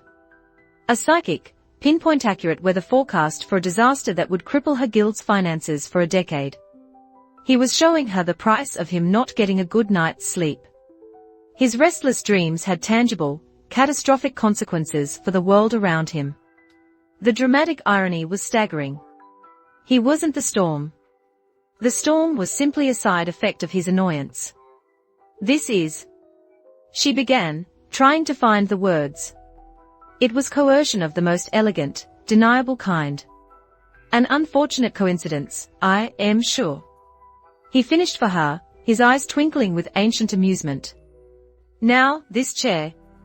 The cushions are excellent, but I believe the angle is off by 1, maybe 2 degrees. It disrupts the flow of qi to the lumbar region. Would you be a dear and fetch another pillow from the house? A smaller one. He had given her the problem, and now he was dismissing her, as if she were a common servant. It was maddening. It was brilliant. It was irresistible. Without another word, My Ling stood, her mind racing. She bowed stiffly and walked towards the main house, not to fetch a pillow, but to find a quiet place to think. She had to get him that elixir. Her guild's future, and possibly the meteorological stability of the entire continent, depended on it. But how? A frontal assault was impossible. Stealing it was suicidal. As she entered the house, she found Xiao Yu, Lin Fan's younger sister, practicing her calligraphy. The girl had a natural talent, her brush strokes neat and elegant. But My Ling noticed something odd. The ink she was using was strange. It had a faint, metallic sheen and a subtle, energetic property. Xiao Yu? My Ling asked gently. Where did you get this ink? Xiao Yu looked up, her cheeks flushing at being addressed by the beautiful, powerful woman she idolized. Big brother made it for me, she said proudly. He said the old ink was lumpy. He took some charcoal from the stove, a few weeds from the garden, and mixed it with the water from the stream. He said it would make my writing prettier. My Ling leaned closer. She examined the weeds, common spirit-binding grass. She sniffed the ink. It was suffused with an incredibly complex, perfectly balanced array of minute inscription runes. It wasn't ink. It was a potent, high-grade formation fluid, created from trash, capable of creating powerful talismans. And he had brewed it in a bowl to help his sister with her homework. An idea, wild and incredibly dangerous, sparked in My Ling's mind. A plan so audacious it might just work. She wouldn't steal the ambrosia. She would walk in the front door and take it. 1 week later, in the provincial capital. The Phoenix Plume Guild headquarters was a monument to wealth and power. My Ling stood before the imposing figure of the guild master, a grim-faced old man named Qian. Beside him were the 3 grand elders, including the notoriously short-tempered elder Yang, the uncle of the young man Lin Fan had so effortlessly humiliated. Overseer Mai, Guild Master Qian said, his voice a low rumble. You have requested an emergency audience. You claim a discovery that eclipses even the spirit-cleansing pearl. A bold claim. The elders and I are listening. Mai Ling bowed respectfully, her heart hammering against her ribs. This was the ultimate gamble. Honored Guildmaster, esteemed elders, she began, her voice calm and clear. I have discovered not an object, but a method. A way to solve the Guild's most pressing security flaw. Elder Yang sneered. Our security. Our Azure Phoenix Vault is protected by the Celestial Cage Formation, a masterpiece left by the founder. It is impenetrable. Impenetrable from the outside, perhaps, Mai Ling countered smoothly. But it can be opened from the inside.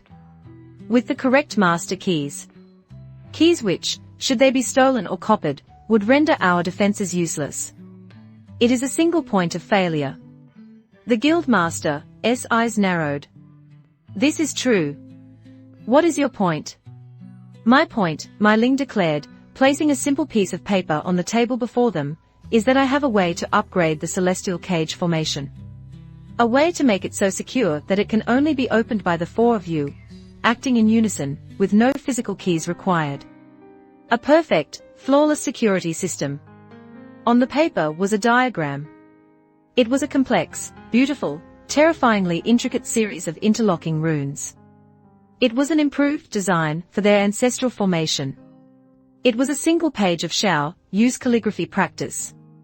Lin Fan had, accidentally, drawn a new security array for her while teaching his sister how to write the character for Turtle. The four most powerful men in the guild stared at the diagram. As masters of cultivation and formations, they understood what they were looking at. It was genius.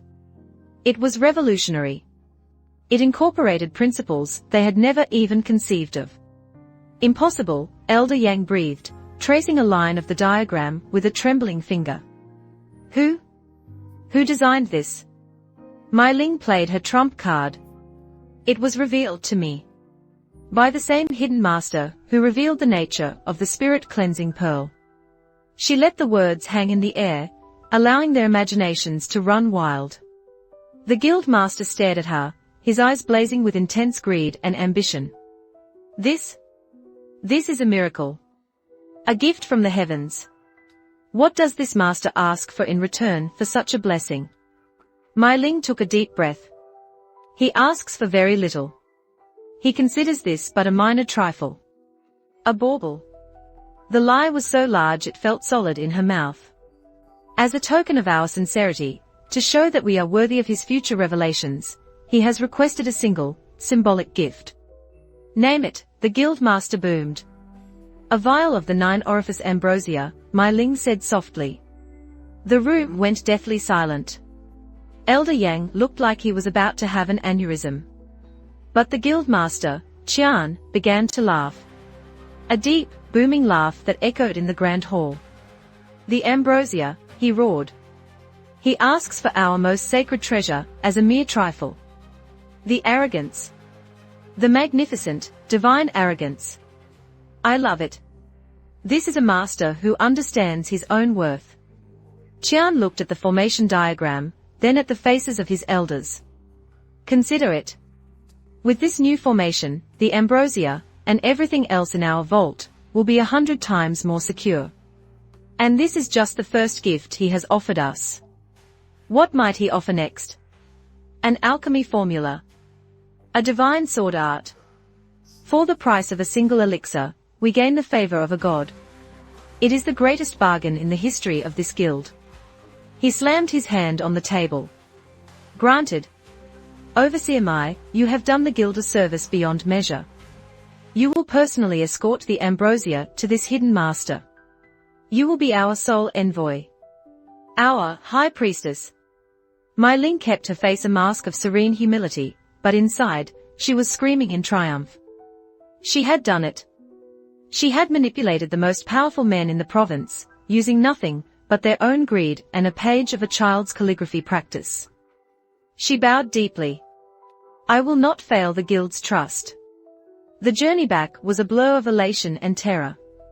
The ambrosia was now in her possession, resting in a temperature-controlled jade box that felt heavier than a mountain. She rode hard, driven by the urgency of the coming storm that only she knew about. She arrived back at the Lin estate just as the sun was setting. The sky to the west was a roiling mass of bruised purple clouds. Thunder rumbled in the distance. The storm was coming. Just as he had said. She found him in the pavilion, right where she had left him, seemingly asleep on the chaise lounge. The soft light of dusk played across his face, making him look young and peaceful. Harmless. She knelt beside him, the box held in her hands. "Master Lin," she whispered. Her voice was husky with emotion. "I have returned." He opened his eyes. They were clear, calm, and held a universe of secrets. He didn't look at the box. He looked at her. "You were quick," he noted. "I had motivation," she replied. She opened the box. The vial of 9-orifice ambrosia lay nestled within. It glowed with a soft, rainbow-hued light, pulsing with a life force so potent it made the very air around it feel sacred. He reached out and took the vial. His fingers brushed against hers. The contact was brief, but it sent a jolt of lightning through her that was far more potent than the storm brewing on the horizon. His touch was warm, possessive, and sent a shiver chasing its way down her spine. "You've done well," he said, his voice a low murmur that was for her alone. He brought the vial up, but instead of looking at it, his gaze remained locked on hers. "Perhaps, as a reward." He uncorked the vial. A heavenly fragrance, a scent of blooming stars and celestial rain, filled the air. She thought he was going to drink it. Instead, he tilted the vial, and before she could react, he touched the cool glass lip to her own. A single, perfect, iridescent drop of the 9-orifice ambrosia landed on her lips. It was not a kiss. It was something far more intimate. More shocking. The taste was indescribable. It was sweet, potent, and felt like swallowing a star. An explosive wave of pure, benevolent energy surged through her body. It was an agonizing, ecstatic sensation. Every meridian, every chi channel in her body, was forcibly scoured, widened, and perfected. Impurities she never knew she had were burned away. Her cultivation bottleneck, a wall she had been battering against for years, simply dissolved. In that one, stolen moment, her potential had been rewritten. She stared at him, her lips tingling, her body trembling with the aftershocks of the energy, her mind completely blank. He had given her a drop. A drop of a treasure worth more than her life. Why? He recorked the vial, a slow, satisfied smile on his face. He leaned closer, his breath warm against her cheek. "Consider it a down payment," he whispered, his voice a seductive, erotic promise that bypassed her ears and went straight to her soul. "For all the future fetch quests I will be sending you on. I find motivated employees do better work. Now, be a dear and close your eyes. This part is going to be quite bright." Before she could process his words, he drank the rest of the ambrosia in a single, nonchalant gulp. And the world ended. Not with a bang, but with a silent, blinding flood of pure, white light that erupted from Lin Fan's body. The storm clouds gathering in the west vanished, instantly incinerated. The rumbling thunder was silenced. For a single, eternal moment, a pillar of divine energy connected the small garden pavilion to the heavens themselves, and at its center was a boy who was no boy at all, finally awakening the true potential of his new, pitiful vessel. Mai Ling, shielded by his will, could only watch, her heart frozen in her chest. The down payment hadn't been a reward. It had been a necessity. He had given her that drop to ensure she would survive being this close to his transformation. The sleepy dragon had finally begun to stir, and she had just handed him the key to his cage. The light was absolute. It was not the light of the sun or a fire, but the raw, unfiltered light of creation itself. It bleached all color from the world, reducing Mai Ling's universe to a silent, roaring whiteness. The fragrant scent of night orchids, the cool touch of the evening breeze, the very ground beneath her knees, all of it was erased by the overwhelming sensory flood. She felt like a single drop of rain falling into a star. Yet, she did not burn. A gentle, invisible barrier surrounded her, a pocket of perfect calm in the heart of the celestial hurricane. It was his will, a silent promise whispered directly into her soul, "You are mine to protect." That thought, more than the apocalyptic display of power, sent a profound tremor through her. The experience lasted an eternity and an instant. Then, as silently as it had arrived, the light imploded. It folded in on itself, collapsing back into Lin Fan's body with a soundless rush, as if the universe were taking a single, deep breath. Color and sound rushed back into the world. The chirping of crickets resumed, hesitant at first, then bolder. The green of the leaves, the deep red of the pavilion's pillars, the pearlescent glow of the moon, all seemed more vibrant, more real than before, as if the world had been scrubbed clean.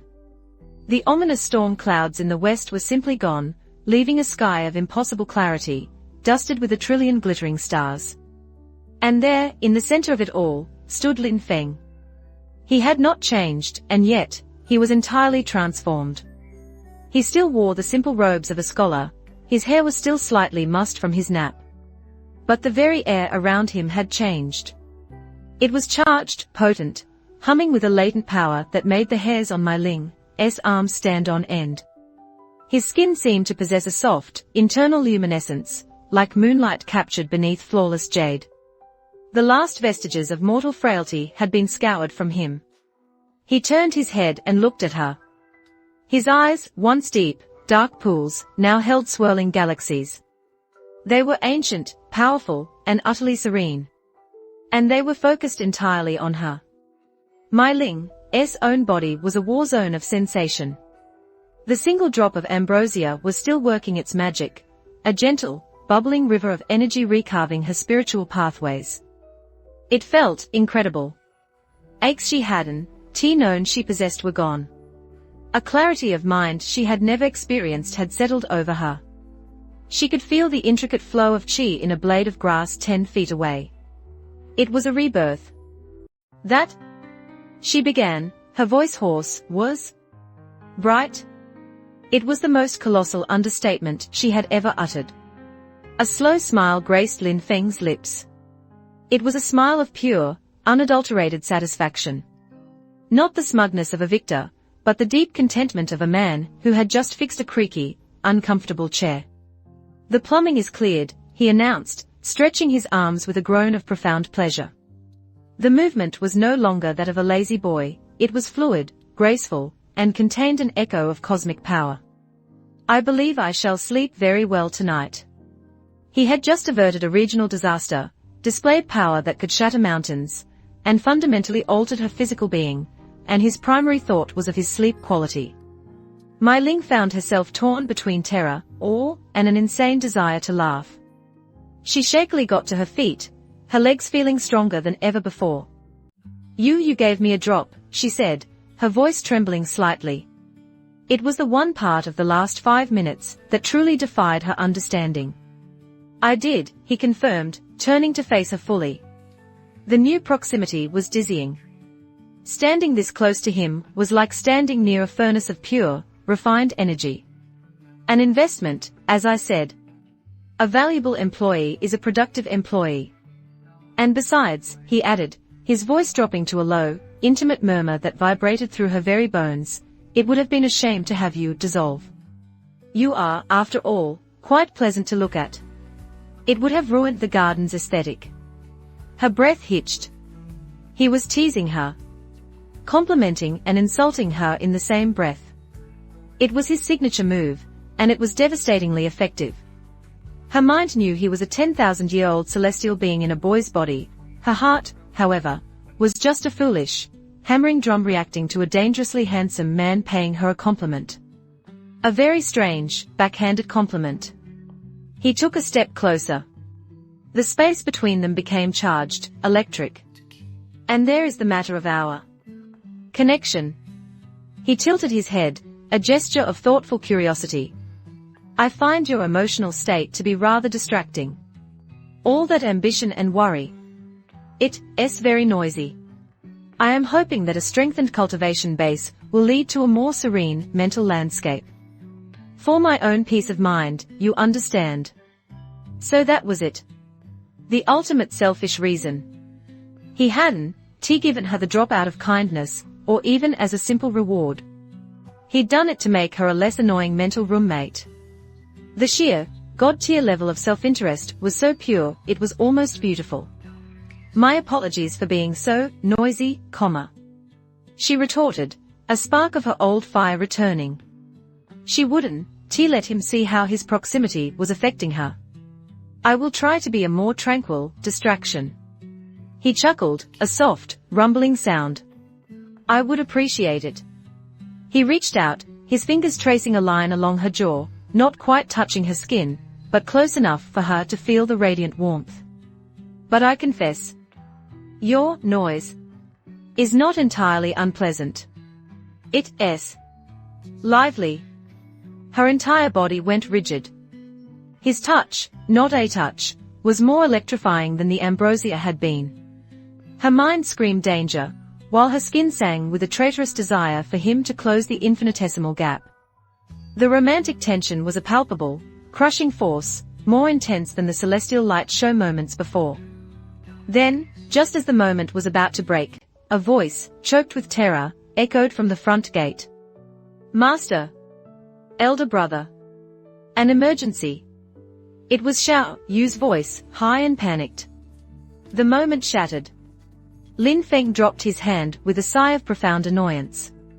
The interruption had been as violent as a physical blow. They both turned to see Xiao Yu running into the courtyard, her face pale, her hair in disarray.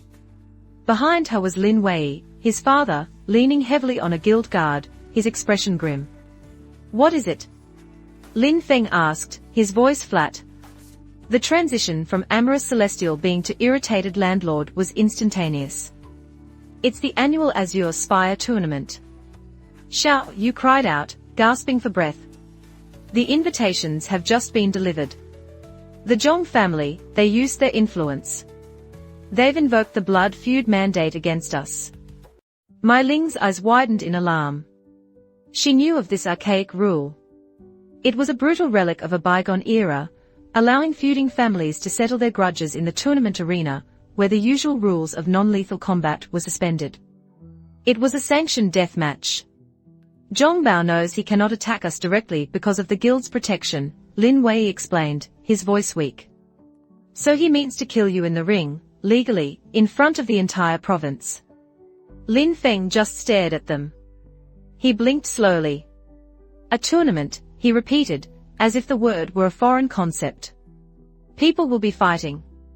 There will be shouting. Cheering. It sounds dreadfully loud, brother, this is serious. Xiao Yu insisted, tears welling in her eyes. They say Zhong Wei's older brother, Zhong Jin, is representing them. He's a core disciple of the violent tiger sect. They say he can shatter boulders with a single punch. He will kill you. So tiresome, Lin Fan muttered to himself. He had finally gotten his body into a comfortable state, and now the world was contriving new and elaborate ways to disturb him. He just wanted to nap. Was that truly so much to ask? Mai Ling stepped forward, her mind already calculating angles and leveraging her authority. This is unacceptable.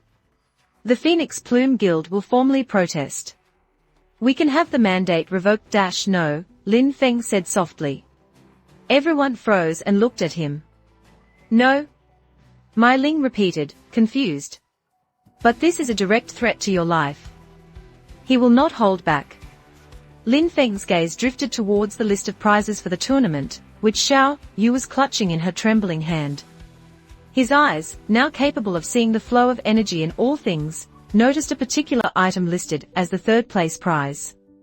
It was a cloud cotton mattress, woven from the silk of celestial silkworms, said to provide the most restful sleep a mortal can experience.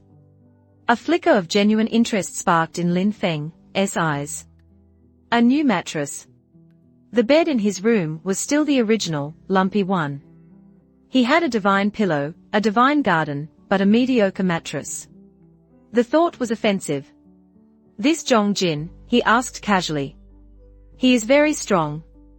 A genius of the body-tempering path, his father confirmed grimly. They say he has already reached the 9th stage of bone forging. Lin Fan considered this. Then he looked at Mai Ling, a thoughtful, almost hungry, look in his eyes. Miss Mai, he began, you have just experienced a significant breakthrough in your cultivation, have you not? She nodded numbly, unsure where this was going. Yes. My chi is more potent than ever before. My senses are magnified. Excellent, he said with satisfaction. He walked over to her, his movements smooth and predatory. He leaned in close again, his lips near her ear. The public nature of the gesture, in front of his family, was scandalous. I am in need of a sparring partner, he whispered, his voice a velvet growl that sent shivers down her spine. I need to acclimate myself to this body's newfound potential. I wouldn't want to accidentally overdo it in the tournament and break something important. He was asking her to fight him. But the way he said it was laced with a dozen other, far less innocent, meanings. Sparring. Acclimating. Overdoing it. Each word was a charged, erotic bullet. My pavilion, he continued, his warm breath ghosting across her earlobe. In 1 hour. Don't be late. He pulled. The hour passed in a state of suspended animation for Mai Ling. She did not prepare. She did not meditate. She simply stood in the center of the newly perfected garden, feeling the unfamiliar power thrumming beneath her skin, a gift from the very man she was about to fight. Her mind was a tumultuous sea, caught between the thrill of a warrior about to test her newfound limits, and the flustered apprehension of a woman walking into a dangerously intimate encounter. Try to keep up. His words echoed in her memory, a silken challenge that was both a taunt and an invitation. He was testing her. He wanted to see what his investment had yielded. This wasn't just a spar, it was an audit. When the appointed time arrived, she walked towards the pavilion. The moon was high now, a perfect silver disk casting long, mysterious shadows through the bamboo grove. The pavilion itself was bathed in soft moonlight, making the dark wood gleam. He was there, standing in the center, his back to her. He had shed his scholar's robes and was dressed in simple, loose black trousers and a thin, sleeveless linen shirt that did little to hide the graceful, lean musculature of his arms and back. He had become beautiful. The thought struck her with the force of a physical blow. The last traces of the sickly boy were gone, replaced by a being of sublime, effortless grace. It wasn't the coarse, bulging strength of a common martial artist, it was the refined, deadly elegance of a perfectly honed weapon. As if sensing her gaze, he turned. The moonlight caught in his eyes, making the nascent galaxies within them swirl. You're late, he said. His voice was not accusatory, just a soft, observational hum. By 47 seconds. I was beginning to think you had lost your nerve. A lady is entitled to make an entrance. She retorted, her voice steadier than she felt. She moved into the open space of the pavilion, her own warrior instincts taking over, calming the frantic beat of her heart. She was dressed for riding, not for combat, but the form-fitting dark silks allowed for a full range of motion. In this setting, under the moon's gaze, it felt less like a training uniform, and more like an evening gown for a dangerous dance. He smiled, a slow, appreciative curve of his lips. An entrance has been made. Very well. The rules are simple. You will attack me with everything you have. Your new power. Your speed. Your techniques. Your goal is to land a single, clean strike upon my person. And what is your goal, Master Lin? She asked, her hand moving instinctively to the rapier she still wore at her hip. My goal, he said, taking a slow, deliberate step towards her, is to gauge how much of my own strength I can use without accidentally breaking you. It's a matter of calibration.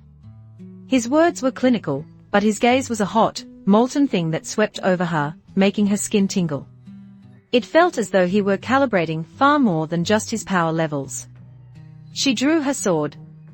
The blade, named Phoenix Tear, shimmered in the moonlight, a line of cold, silver fire. The moment she gripped its hilt, her new, heightened senses flared.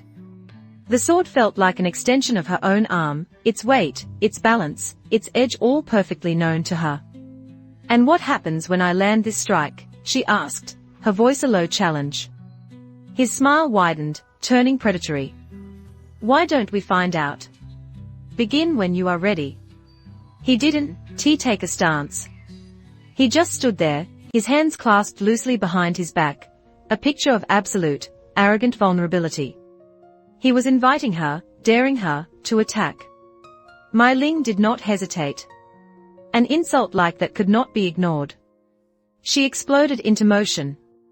The single drop of ambrosia had not just widened her meridians, it had refined her entire being. Her speed was terrifying. One moment she was 10 feet away, the next she was upon him, her blade a silver blur aimed directly at his heart.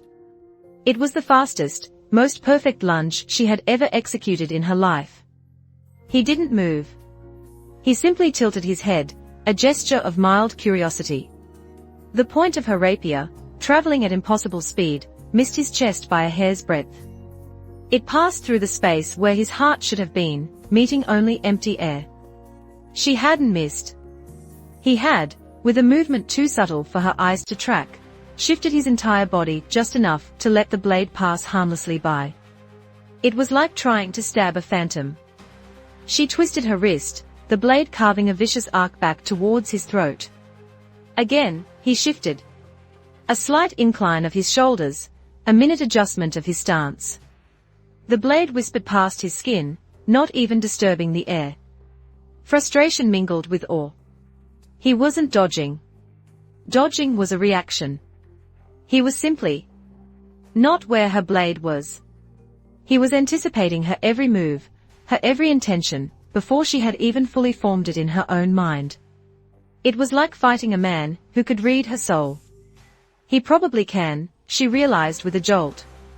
She flowed back, putting distance between them, her mind racing. A direct assault was useless. He was toying with her. "Is that everything?" he asked, his voice still a soft, amused murmur. "I must confess, I am a little disappointed. I felt a greater burst of power from you when you were fretting about my well-being earlier." The comment was a deliberate goad, and it worked. A flash of anger, hot and sharp, cut through her concentration. She would not be his plaything. "You have seen nothing yet," she hissed. This time, she infused her chi into her blade. A faint, fiery red aura enveloped the phoenix tear, the signature technique of her guild. The air around the sword warped with heat. She unleashed a flurry of strikes, not single thrusts, but a whirlwind of blindingly fast cuts and slashes, the thousand-feather storm. Technique. It was a net of searing steel, impossible to evade. And yet, he evaded it. He moved through the storm of her blade not like a fighter, but like a dancer. A step here, a sway there. He glided between the fiery arcs of her sword, his hands still clasped behind his back, an expression of placid concentration on his face. The sleeves of his thin shirt billowed around him. At one point, his cheek was so close to the searing edge of her blade that she thought she must have finally struck him, but he just flowed away like smoke. He wasn't fighting her. He wasn't even defending. He was using her ultimate technique as a dance partner. The intimacy of it was suffocating. They were so close, their bodies a breath away from touching. She could smell the clean scent of his skin, feel the warmth radiating from his body. This was not a spa. It was a seduction performed with a live blade. Every parry was a caress, every dodge a silent invitation to press closer. Her heart hammered in her chest, a rhythm that had nothing to do with combat exertion. Her breath came in ragged gasps. The anger was gone, replaced by a bewildering, intoxicating mix of frustration and excitement. She had never felt so alive, so aware of another person. She broke away, panting, her arm burning from the strain. He stood untouched, not even a single hair out of place. "Better?"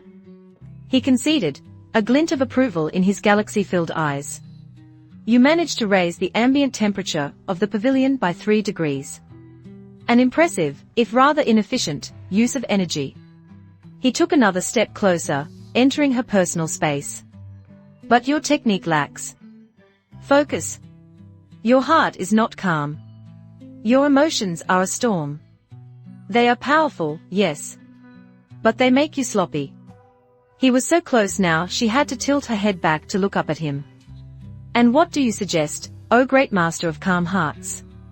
She bit out, her frustration making her reckless. He smiled. A practical demonstration. Before she could react, he moved. His motion was a liquid blur. One hand, no longer behind his back, shot out. It did not strike her. Instead, his long, graceful fingers wrapped around her sword hand. His grip was not crushing, but it was absolute, an iron cage wrapped in silk. Her weapon was neutralized. His other hand came to rest gently on her waist, pulling her flush against him. Her sword clattered uselessly to the floor. Her free hand flew up to his chest to push him away, but the moment her palm made contact with the firm, warm muscle of his pectoral, a jolt of pure energy, gentle as a sigh, flowed from him into her. Her entire body locked up. Not in paralysis, but in a state of suspended animation. She could think, she could feel, but she could not move. What? What are you doing? She whispered, her voice a breathy, panicked thing. Her body was pressed against his, from chest to thigh. The heat of him was an inferno. She could feel the steady, slow beat of his heart against her palm, a rhythm as ancient and inexorable as the turning of the stars. Demonstrating. He murmured, his lips a whisper away from hers. Your chi. It is a raging river. You try to force it, to command it. But you do not listen to it. His hand on her waist tightened slightly, sending a delicious shiver through her. True power is not about control. It is about harmony. He lowered his head, his face next to hers, his breath a warm caress against her ear. Listen. He commanded softly. And she did. In the state of enforced stillness, with his energy flowing through her, she could feel her own chi in a way she never had before. It was no longer something to be wielded, but a part of her being, a second pulse beating in time with her heart. It was a wild, powerful thing, yes, but it was hers. Now? He whispered, his voice sending a cascade of goosebumps down her neck. Do not push. Do not command. Just guide it. Suggest a new path. Invite it to dance with mine. It was the most erotically charged moment of her life, and it was a lesson in cultivation. Hesitantly, she followed his instruction. She focused her will, not on forcing her chi, but on coaxing it, gently guiding it along the pathways he had just shown her. And then it happened. Her chi, once a chaotic storm, responded. It flowed smoothly, powerfully, meeting the gentle, placid ocean of his own energy. For a breathtaking moment, their energies swirled together, a perfect, harmonious dance of fire and starlight. Power, pure and refined, 100 times greater than what she had wielded before, flooded her senses. It was a feeling of absolute connection. Oneness. With her own power. And with him. The experience left her dizzy, breathless, and trembling in his arms. The spa was forgotten. The tournament was forgotten. There was only this pavilion, the moonlight, and the man holding her, as if she were the most precious, most dangerous thing in the universe. He slowly loosened his grip, though he did not release her entirely. His hand remained at her waist, a possessive, grounding anchor. Do you understand now? He asked, his voice a low, rumbling caress. She could only nod, her mind still reeling. He had defeated her without throwing a punch. He had taught her more about her own power in 30 seconds than her guild masters had in 10 years. And he had done it all while holding her in an embrace that had shattered her composure into a million pieces. You failed, by the way. He added, a hint of playful mockery in his voice. You did not land a single strike. That snapped her out of her stupor. He was right. In the midst of all that intensity, she had utterly failed the initial challenge. A warrior's pride, battered but not broken, resurfaced. The night is not yet over. She countered, her voice regaining a spark of its usual fire, even though her body was still pressed intimately against his. His eyes glinted with amusement and something deeper, something warmer. No. He agreed softly. It is not. He looked down at her lips, and for a heart-stopping moment, she was certain he was going to kiss her. Her own eyes fluttered closed in anticipation. She wanted him to. The thought was terrifying and exhilarating. But the kiss never came. Instead, a profound, all-encompassing wave of drowsiness washed over her. Her new, heightened senses, the residual energy of the spa, the emotional turmoil, it all crashed down on her at once. The drop of ambrosia had perfected her, but her mortal body, unaccustomed to such a divine state, was reaching its limit. Her eyelids felt as heavy as lead. She slumped against him, her consciousness fading. The last thing she felt was his arms, strong and secure, wrapping fully around her, catching her as she fell into a deep, dreamless slumber. When Mai Ling awoke, the first thing she noticed was the softness. She was lying on something impossibly comfortable, a surface that seemed to both support and cradle her entire body.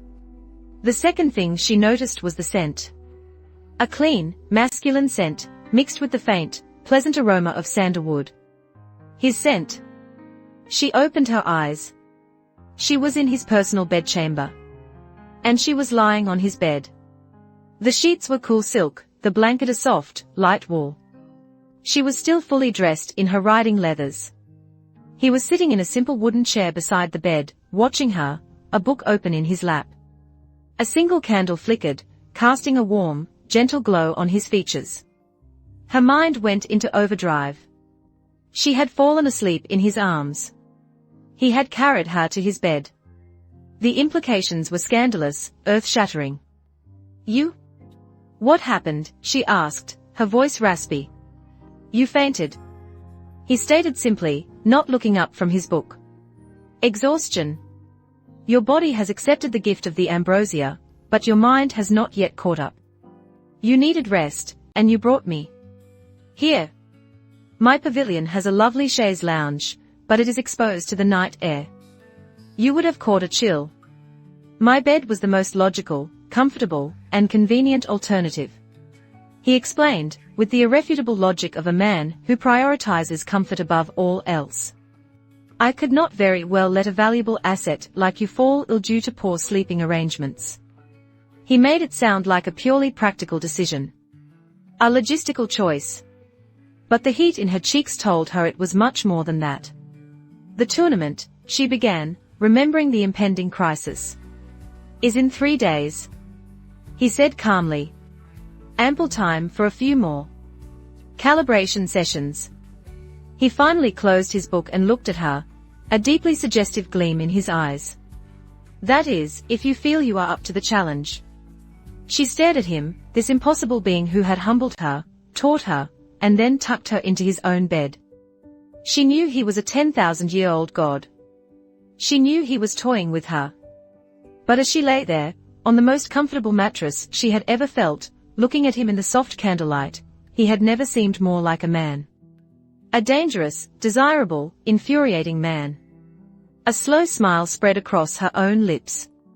I look forward to it, Master Lin. She purred, throwing his own challenge back at him. But next time, I promise you, I will not be so easy to handle. He chuckled, a low, intimate sound that filled the quiet room. I certainly hope not. A new understanding had been forged between them, one born of combat and connection, challenge and surrender. The line between cultivator and student, between asset and benefactor, between man and woman, had been irrevocably, deliciously blurred. The tournament loomed, but for Mai Ling, the true battle had just begun. And it was a battle she was no longer sure she wanted to win. The morning of the Azure Spire tournament dawned bright and mercilessly clear. A palpable energy coursed through Azure Ox Town. Shops were shuttered, streets were deserted, and the entire populace had converged upon the grand arena, a massive, circular structure of stone and timber built to hold thousands. This was more than just the annual martial contest. The invocation of the blood feud mandate had transformed it into a spectacle of life and death. In the pre-dawn quiet of the Lin estate, however, the atmosphere was one of profound tranquility. Mai Ling stood in the garden, a faint steam rising from her skin in the cool morning air. She was a living furnace of refined qi. For the past 2 nights, she had engaged in further calibration sessions with Lin Fan. They were not fights. They were lessons wrapped in the guise of combat, intimate and intense ballets of near misses and charged silence. He never struck her. He never had to. He would guide her movements with a touch to her wrist, correct her posture with a hand on her back, or disrupt her entire technique by simply breathing in a way that altered the flow of qi around them. Every session left her physically exhausted, but spiritually exhilarated, her understanding of her own power deepening in ways she had never imagined. And every session ended with her awakening in his bed, having been carried there after collapsing from sheer spiritual overload. The arrangement was scandalous. It was addictive. It was their secret. She felt his presence before she saw him. He emerged from the house, not dressed for combat, but in his usual simple, elegant scholar's robes. In his hand, he held not a sword, but a travel pillow, a small, crescent-shaped thing made of the same luxurious silk as his bedsheets. "Good morning," he said, his voice a calm murmur. He paused to observe a dewdrop on a lotus leaf. "The air quality is adequate today. The tournament should be tolerable." Mai Ling turned to him. "Are you not going to prepare? Your opponent, Zhong Jin, has a reputation for monstrous physical strength. His violent tiger heart technique allows him to enter a berserker state. Berserker states are so inefficient." Lin Fan noted with a small frown. "All that shouting and wasted energy. It's the martial equivalent of a temper tantrum." He glanced at her, a familiar, teasing glint in his galaxy-filled eyes. "Besides, my preparation is complete. My sparring partner has been most cooperative." The way he said cooperative sent a jolt through her. It was a private joke, a shared secret that made her cheeks flush. He was referring to her, to their moonlit sessions, to the moments of breathless proximity and shared power. "I am simply glad I could be of service to Master Lin's calibration," she replied, her voice smooth as silk, playing along with his game. "Indeed," he said. He took a step closer. The early morning sun cast a golden glow around him. "Although," he added, his voice dropping to a low, conspiratorial whisper, "your control is still a little wild. Last night, you almost singed the new curtains in my bedchamber." The comment was a blatant, outrageous lie, designed for one purpose, to fluster her. He was reminding her, yet again, that he had carried her, unconscious, to his bed. "My sincerest apologies," she shot back, refusing to give him the satisfaction. Perhaps if my instructor were more gentle, his student would not be so prone to chaotic energy bursts. His lips curved into a slow, appreciative smile. He enjoyed her fire. "A fair point. We shall work on gentleness after this tiresome tournament is concluded." The promise in his voice was thick with unspoken meaning. A small cough interrupted their charged banter. Lin Wei and Xiao Yu stood nearby, their faces a mixture of anxiety and awe. They had seen the two of them, standing intimately close in the morning light, their whispered conversation too soft to hear, but its playful intensity impossible to miss. They did not understand the nature of the relationship between their family's sleepy savant and the magnificent phoenix plume overseer, but they knew it was the reason for their newfound safety and prosperity.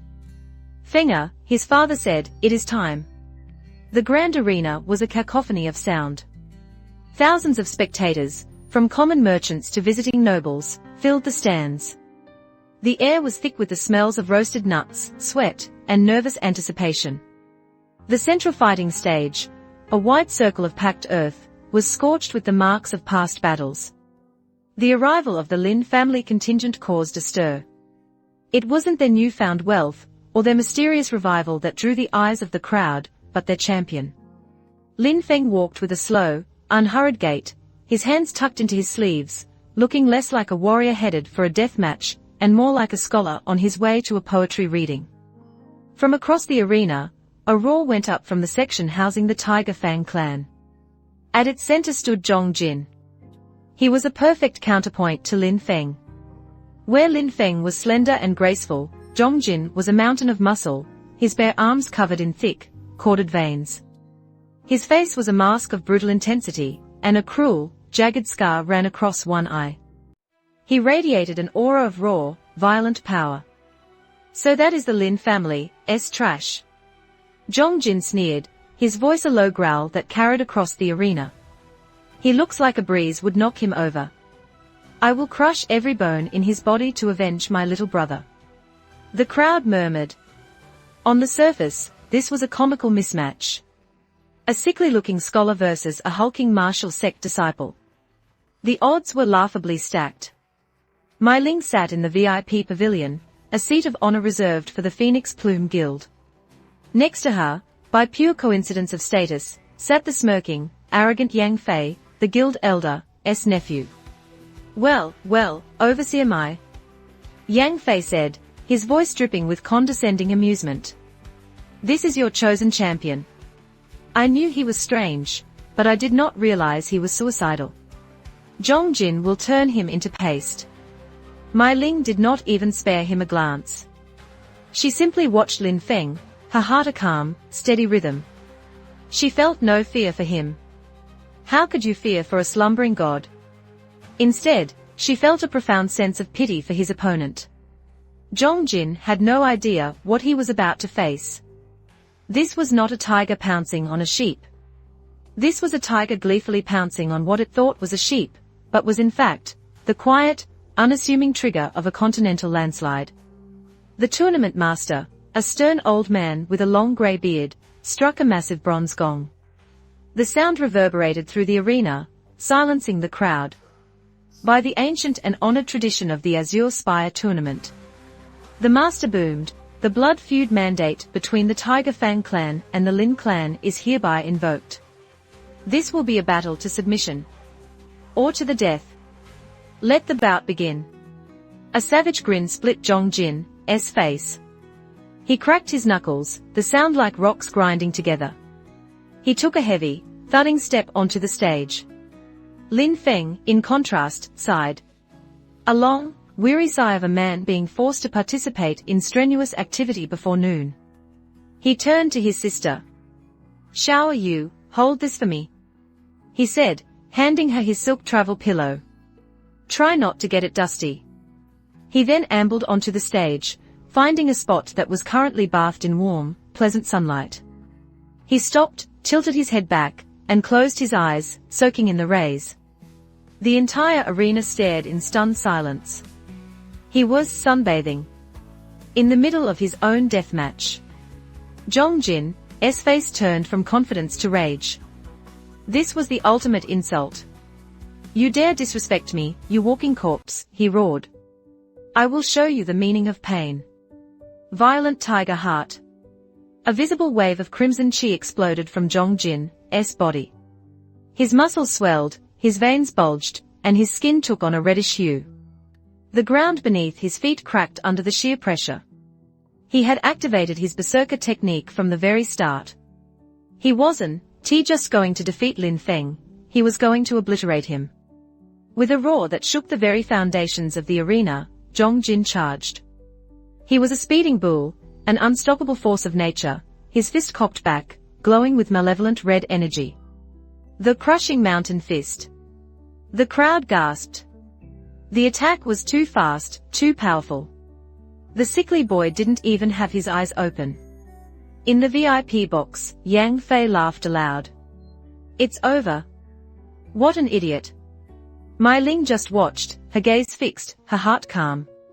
She remembered his words, your technique lacks focus. Your emotions are a storm. They make you sloppy. Zhong Jin was the personification of a chaotic, emotional storm. Just as the glowing fist was a hair's breadth from annihilating Lin Feng's face, Lin Feng moved. It was not a dodge. It was not a block. He tilted his head slightly to the left, as if avoiding a pesky fly. That was all. The crushing mountain fist, an attack meant to shatter steel plates, sailed past his ear, propelled by the full, unrestrained momentum of Zhong Jin's massive body. Zhong Jin had put everything he had into that one, devastating blow. And it had met absolutely nothing. The laws of physics, unconcerned with martial bravado, took over. Unable to stop, Zhong Jin hurtled past Lin Feng like a runaway cart. His forward momentum was so great that he couldn't regain his footing. He stumbled, tripped over his own feet, and went sprawling, face first, into the dirt at the far edge of the stage. He slid for a good 10 feet, carving a long, pathetic trench with his chin before coming to a stop in an undignified heap. A cloud of dust settled. The entire arena, thousands of people, the tournament master, the fighters waiting for their own bouts, was utterly, completely, profoundly silent. You could have heard a pin drop. No one had ever seen anything like it. It wasn't a fight. It was a comedy. A master of a renowned sect, a genius of the body-tempering path, had just been defeated by his own momentum. He had knocked himself out with his own attack. And his opponent had not moved more than 3 inches. Lin Feng opened his eyes and blinked at the sunlight. He looked at the prone, unconscious form of Zhong Jin, at the other end of the stage. He let out another soft, weary sigh. Well, he said, his voice carrying clearly in the dead silence. That was anticlimactic. He turned to the still gaping tournament master. Am I done? Can I go now? I would like to sit down. Standing is surprisingly tiring. The gong, still vibrating from its earlier strike, seemed to ring with a note of pure confusion. The tournament master stared, his jaw hanging open. He looked at the unmoving Zhong Jin, then at the placid, sleepy Lin Feng. He finally managed to close his mouth. The winner is Lin Feng, he announced, his voice filled with utter disbelief. A slow, hesitant wave of murmuring started in the crowd, which quickly grew into a roar of confusion, laughter, and dawning awe. No one understood what they had just seen, but they knew it was legendary. In the VIP pavilion, Yang Fei's jaw was on the floor, his arrogant smirk frozen in a mask of shocked idiocy. Mai Ling allowed a small, secret smile to grace her lips. This was his style. Maximum result, minimum effort. He had dismantled the entire concept of the blood feud, not with power, but with sheer, baffling elegance. He had turned a death match into an embarrassing spectacle for his enemies.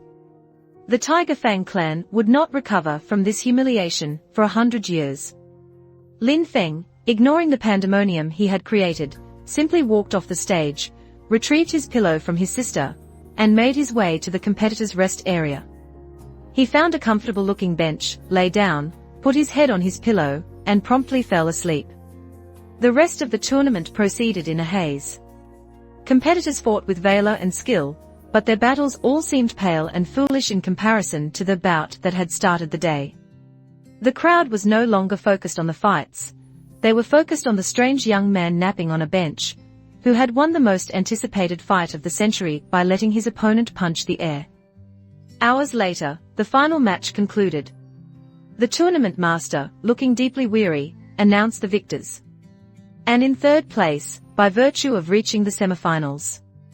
The grand prize is a celestial silkworm cloud cotton mattress. Lin Feng's eyes snapped open. He sat up. He had completely forgotten why he was here.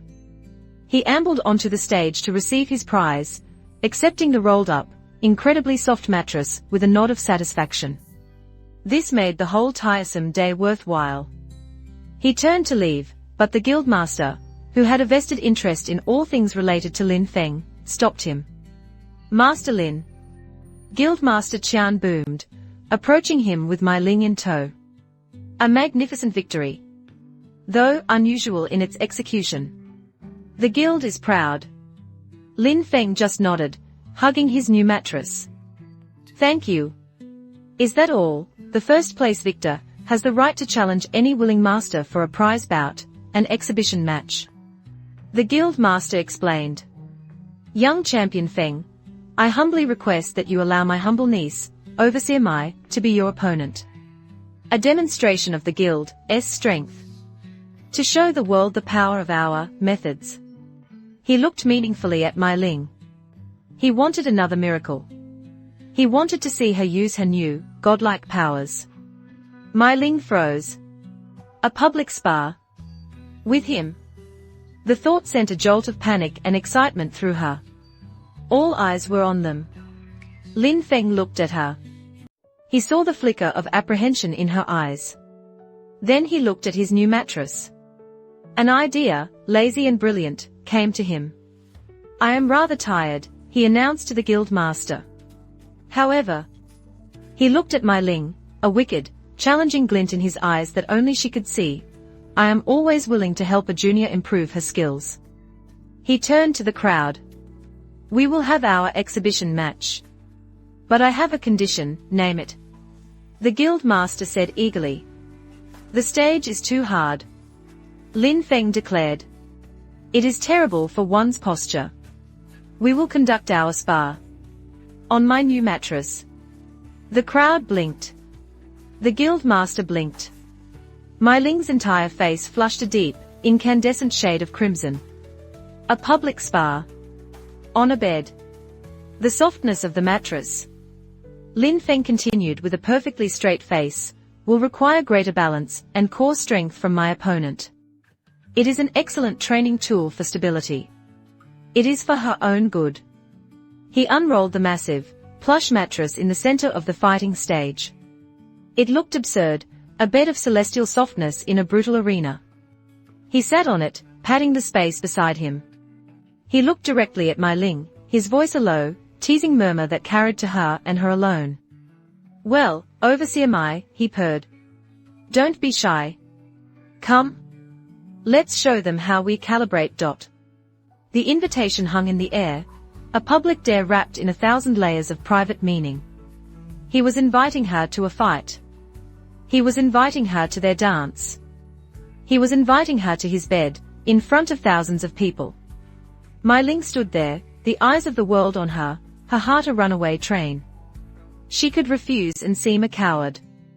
Or she could accept this outrageous, scandalous, completely unprofessional challenge. Her pride, and a secret, thrilling part of her soul that she was no longer denying, made the choice for her.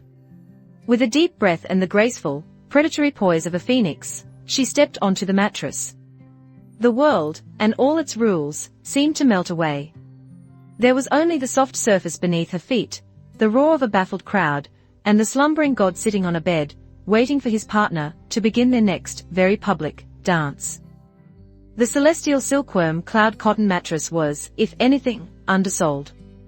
When Mai Ling stepped onto its surface, her boots sank into a cloud of impossible softness. It was like stepping onto solid mist. The unstable footing was a test of balance far more profound than any she had ever encountered. It demanded constant, minute adjustments from every muscle, a perfect, centered core, and a deep connection to one's own chi just to remain upright. And in the center of this sea of white silk sat Lin Feng, perfectly still, his posture relaxed, looking as stable and rooted as a mountain. The arena was in an uproar. The sheer, bizarre audacity of the scene was a spectacle unlike any other. A death match had turned into a comedy. Now, an exhibition bout had turned into this. Whispers turned to shouts, confusion to intrigued excitement. No one knew what to make of it, but no one could look away. In the VIP pavilion, Guild Master Qian was stroking his beard, his eyes alight with calculating glee. Brilliant. He muttered to himself. Sublime. He creates a challenge out of nothing. He demonstrates his superiority without even standing up. This isn't arrogance, it's pedagogy. He saw a profound lesson where everyone else saw a scandalous farce. Yang Fei, however, saw only insult. This is a mockery of the martial arts. Of our guild. He's turning this sacred tournament into a circus. His face was a mask of furious indignation, but beneath it was a sour knot of jealousy. Lin Feng looked up at Mai Ling, his eyes crinkling with amusement. She stood tensely, her body a coiled spring of redness, fighting the gentle, swaying instability of the mattress. "Relax, overseer," he murmured, his voice a low thrum that seemed to vibrate through the mattress itself. "You are as stiff as a board. How can you dance if you are afraid to fall?" His choice of words was deliberate, a private callback to their moonlit spars. It sent a fresh wave of heat through her, a mixture of embarrassment and defiant pride. "Perhaps if my partner were not so intent on upending my balance, I could find my rhythm," she retorted, her voice a sharp counterpoint to his lazy drawl. She drew the phoenix tear. Its fiery aura seemed to burn even brighter against the pristine white of the mattress. "The world is an unstable surface, Miss Mai," he replied sagely, his eyes half-lidded. "True balance comes not from resisting the chaos, but from yielding to it. From becoming part of its flow." He patted the mattress beside him again. "A lesson for another time, perhaps. For now, shall we begin?" She didn't need another invitation. Using the instability to her advantage, she bent her knees, sank low, and then sprang forward, not in a lunge, but in a low, gliding skim across the surface. It was a beautiful, powerful movement, her body a streak of dark silk and fiery steel. Her target was not his body, but the mattress itself. A wide, sweeping slash aimed to cut the ground out from under him, to force him into motion. And for the first time, Lin Fan moved. He didn't stand. He didn't dodge. He simply lay back. With the unhurried grace of a man settling down for a nap, he reclined on the mattress, propping his head up with one hand, his other resting on his stomach. Her blade, whistling with killing intent, passed over him, a mere inch above his chest, slicing through nothing but air.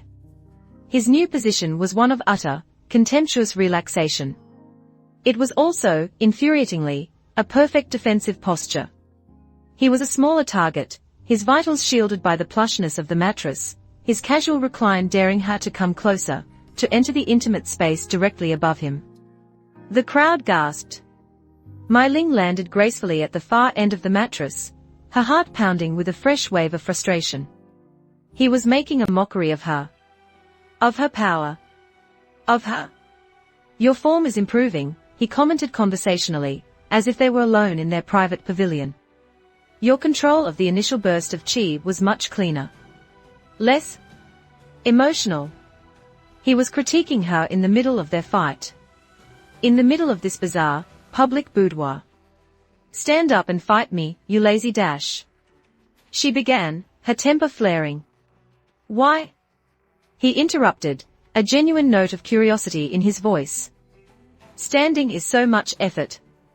The view from down here is quite excellent."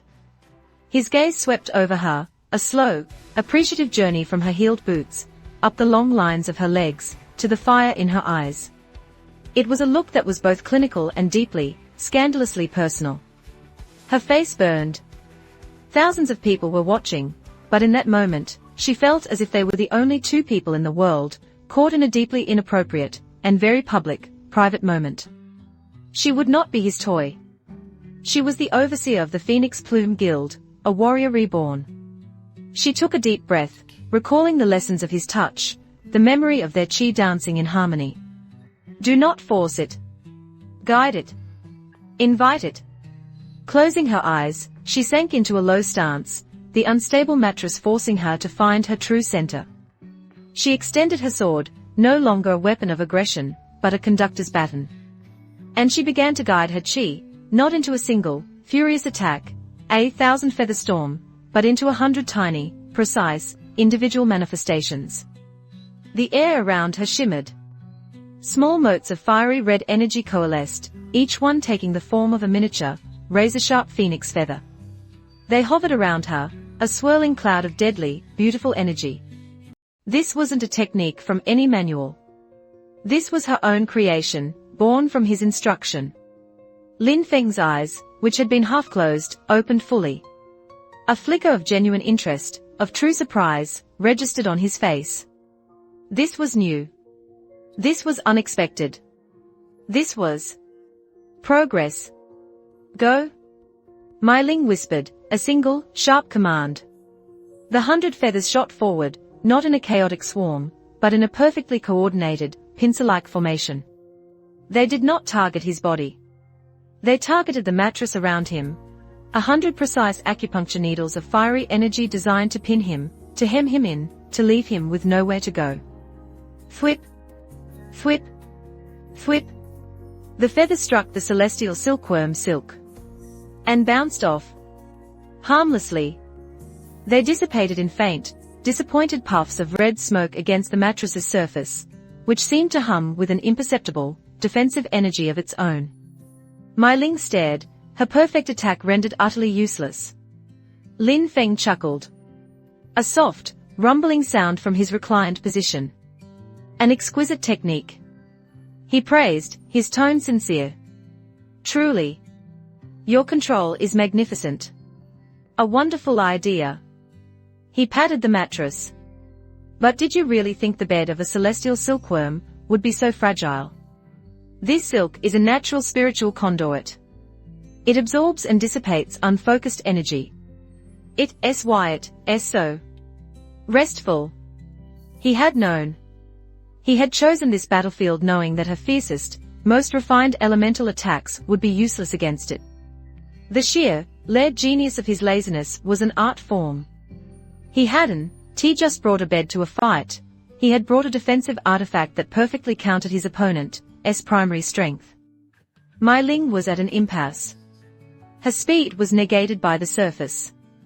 Her elemental chi was negated by the material. Direct physical attacks were laughable. She had no moves left. The entire arena could see it. She had been utterly, completely, and gracefully outmaneuvered. She lowered her sword, a sign of concession. Not of defeat, but of acknowledgement. She had lost this game. I yield. She said, her voice clear and without shame. There was no dishonor in losing to a puzzle with no solution. Lin Fan sat up, a slow, fluid motion. No. He said softly, a strange intensity in his eyes. You do not. Before she could question him, he reached out, not with his hand, but with his will. A gentle, invisible tendril of his own chi, as soft as a summer breeze, snaked out and wrapped around her ankle. And then he pulled. It was not a violent jerk. It was a firm, inexorable tug. Mai Ling's carefully maintained balance vanished. With a surprised yelp, she tumbled forward, her warrior's grace deserting her entirely.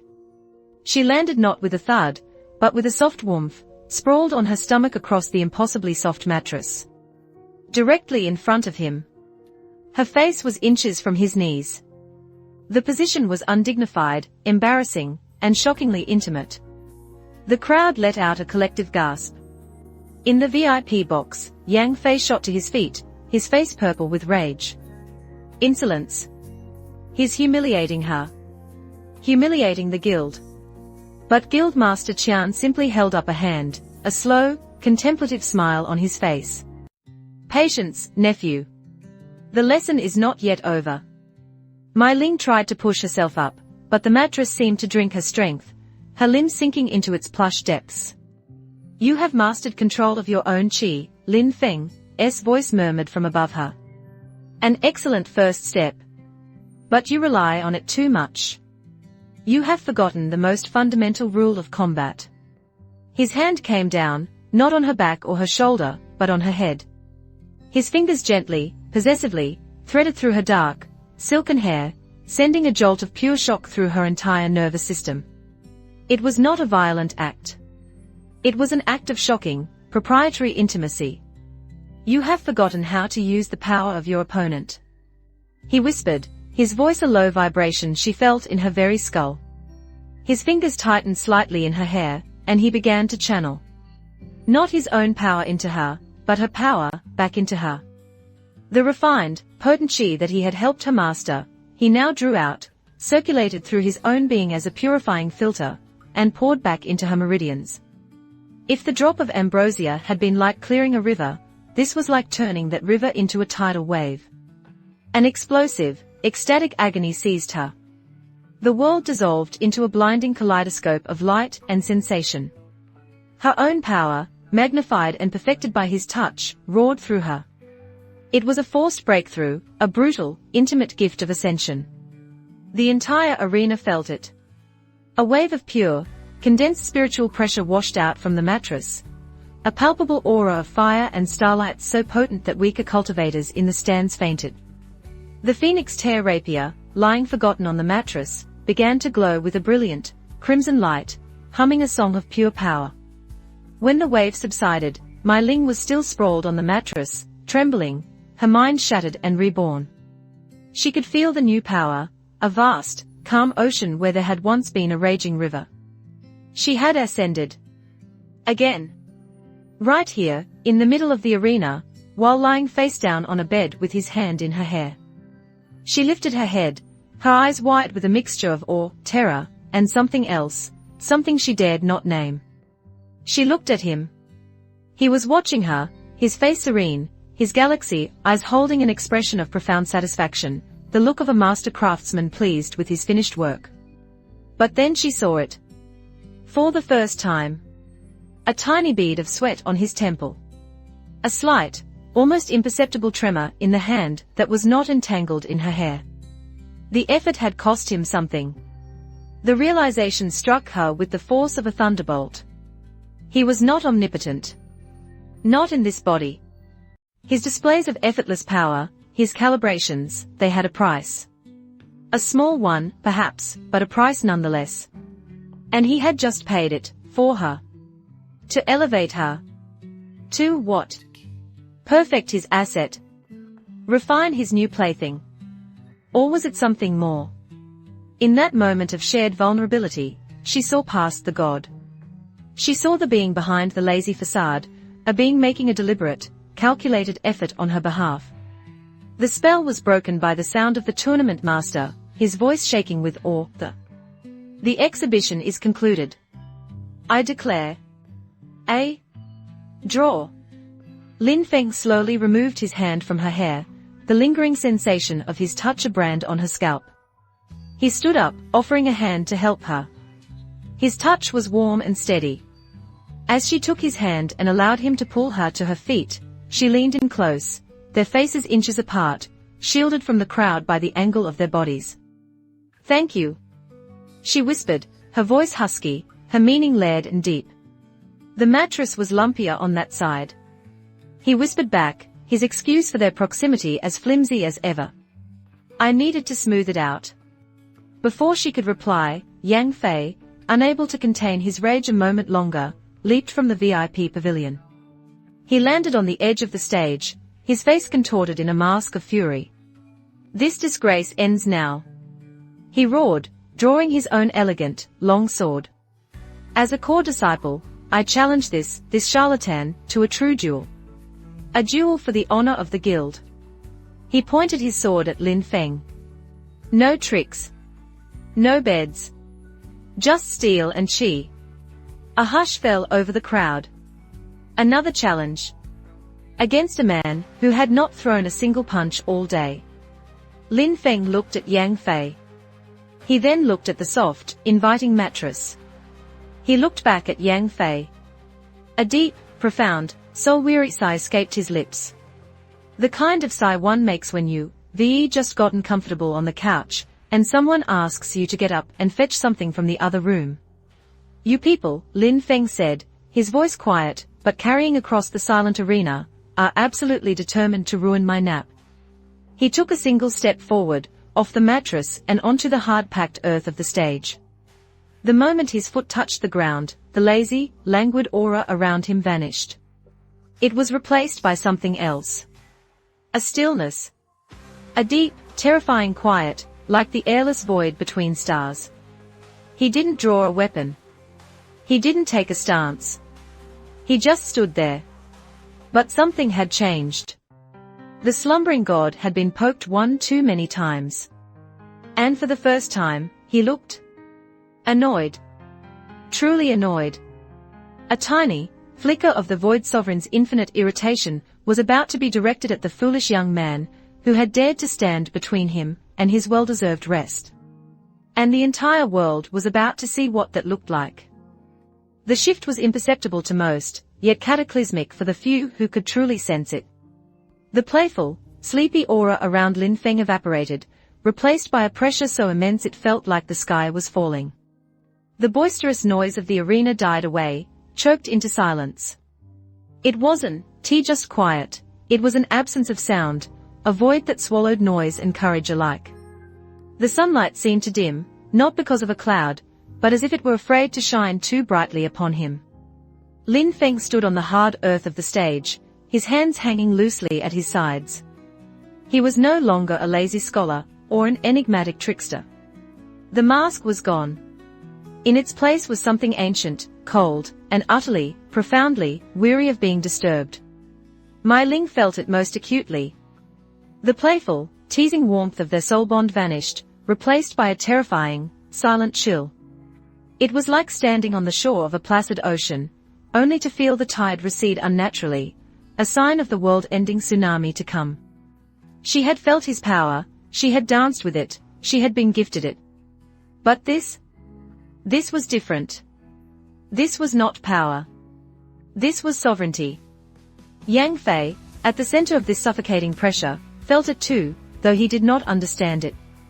His arrogant fury was suddenly diluted by a primal, gut-wrenching fear. He felt like a mouse being stared at by a dragon. But his pride, the ingrained arrogance of a pampered genius, would not let him back down in front of thousands. He mistook the profound stillness for fear. Finally decided to stand and fight, "You coward." Yang Fei sneered, his voice a little too high, a little too shaky. He brandished his long sword, a beautiful weapon that hummed with energy. "Prepare to taste the jade serpent's fang. The ultimate technique of my family." He channeled his chi, and a shimmering, green, serpentine aura enveloped his blade. It was a potent, high-level technique, designed for swift, fatal strikes. From his VIP seat, Guild Master Qian leaned forward, his eyes wide. This was it. The moment of truth. He would finally see the full extent of the hidden master's power. Lin Fan looked at the glowing green sword. He looked at the posturing young man. Then he looked at his pristine, comfortable mattress, sitting just a few feet away, so close and yet so far. And a deep, heartfelt sigh of cosmic irritation passed his lips. "Your technique has 72 variations," Lin Fan said, his voice flat, devoid of any emotion. It was the calm voice of a scholar stating a simple, irrefutable fact. "It is fast, but it relies on misdirection. It has 3 primary weaknesses. The third form transition exposes the wrist, the final lunge overextends the shoulder, and the entire art is hopelessly ineffective against anyone who refuses to move." Yang Fei froze, his jaw slack. Lin Fan had just, in a single breath, perfectly dissected and dismantled the most secret and powerful art of his clan. An art that only core family members were permitted to learn. How do you?" Yang Fei stammered. "I have seen it before," Lin Fan replied, a hint of ancient memory in his voice. "The man who invented it was quite proud. He lasted 3 seconds against one of my junior house guards. He was, as I recall, quite loud about his defeat." He shook his head, a gesture of profound disappointment. A flawed technique, passed down for generations. So inefficient. The public humiliation was absolute. Lin Fan had not just insulted Yang Fei, he had insulted his entire lineage, his family's most sacred legacy, and dismissed it as third-rate trash. Blinded by a fury that completely eclipsed his fear, Yang Fei roared and charged. "You lie. Die." He unleashed the jade serpent's fang. His blade became a flickering green shadow, a serpent of light striking from a dozen directions at once. It was a beautiful, deadly illusion of motion and steel. Lin Fan did not move. He did not lift a hand. He did not even blink. He just exhaled. It was not a sneeze. It was not a shout. It was a simple, quiet exhalation. The kind one makes after holding their breath for a moment too long. But imbued within that single, gentle puff of air was an infinitesimal fraction of a void sovereign's will. An instruction. A command to the very laws of physics. As the serpentine blade approached, the space directly in front of Lin Fan warped. It wasn't visible, but Yang Fei felt it. It was as if he had run into a wall of molasses. The air grew thick, heavy, impossibly dense. His lightning-fast sword strikes slowed to a crawl, every movement an agonizing struggle. Then, the gravity changed. Not for the whole arena. Just for the 6-foot bubble of space occupied by Yang Fei. He suddenly weighed 10 times as much. His knees buckled with an audible crack. The elegant long sword in his hand became as heavy as an anvil. He strained, his muscles screaming, every vein in his forehead bulging, as he fought a silent, invisible war against the very universe. His handsome face contorted into a mask of agonizing effort. The crowd watched, bewildered. Yang Fei, the glorious genius, had charged and then, for no apparent reason, slowed to a frozen, trembling stop a few feet from his opponent, his face turning a deep, painful shade of purple. He looked like he was trying to fight his way out of solid rock. Gravity, Lin Fan explained, his voice still placid, is a suggestion. A habit of the universe. And habits can be influenced. He took a single, slow step forward. As he entered the bubble of warped reality, he moved with perfect, unhindered grace. The crushing weight that had brought Yang Fei to his knees did not seem to affect him at all. He walked right up to the frozen, straining Yang Fei, until they were chest to chest. Yang Fei's eyes, wide with terror and disbelief, stared into Lin Fan's calm, cosmic gaze. Lin Fan reached out. His movements were slow, deliberate. He took the heavy, impossibly cumbersome sword from Yang Fei's trembling, locked hand. Yang Fei was powerless to resist. Lin Fan inspected the blade, turning it over in his hand. A decent piece of steel, he commented mildly. But the enchantment work is sloppy. The energy flow is constricted at the crossguard. He held the sword up. And with 2 fingers, his thumb and forefinger, he flicked the blade. There was a high-pitched ping. And a crack, like a spiderweb of lightning, appeared on the master-crafted sword. It spread rapidly, and the entire weapon, a priceless artifact of the Yang clan, crumbled into a cascade of metallic dust, showering Yang Fei's feet in a rain of his own family's failure. Silence. Utter, soul-shaking silence. And now for you, Lin Fan said softly, his voice devoid of malice, full of only a tired finality. He placed a single, gentle finger on Yang Fei's forehead. You are noisy. You are arrogant. And you are standing between me and my mattress. This is a trinity of unforgivable sins. He didn't push. He just tapped. The invisible gravity bubble around Yang Fei reversed. From 10 times normal gravity, it became 0 gravity. For a single, comical moment, Yang Fei floated a half-inch off the ground, a weightless puppet. And then, normal gravity resumed with a snap. Thud. Yang Fei dropped like a stone, all his muscles giving out at once.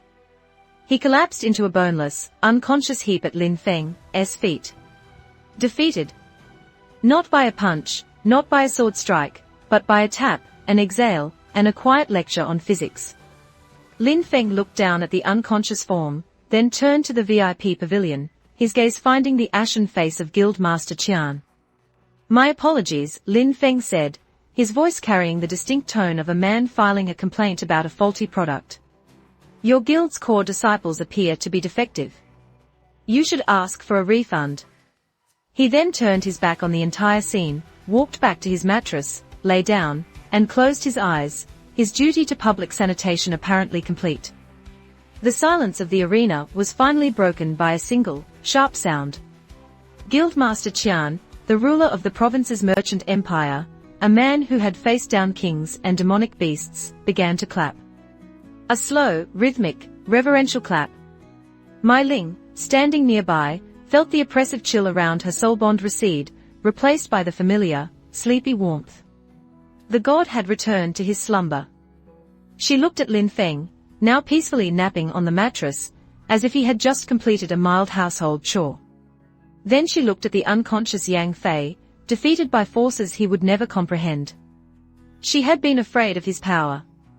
But now, she realized, she had been seeing it all wrong. He didn't use power to dominate or destroy. He used it like a universal remote control to turn off things that annoyed him. A bully, a battle, an arrogant young master, they were all just different kinds of background noise he was trying to mute so he could get some peace and quiet. His ultimate goal wasn't victory, it was tranquility. And she was beginning to understand that. More than that, she was beginning to find it deeply, profoundly, captivating. She walked over to the edge of the mattress. She knew what was expected of her. As guild overseer, she should attend to the unconscious Yang Fei, handle the political fallout, and manage the pandemonium. Instead, she did something else. She kicked off her riding boots. Then, in front of the thousands of staring spectators and the dumbfounded guild master, she carefully, gracefully, sat down on the far end of the mattress, crossing her legs, creating a respectful, but clear distance between them. She did not lie down. She did not disturb him. She simply sat, a silent guardian, a warrior priestess watching over her slumbering, terrifying, and utterly magnificent deity.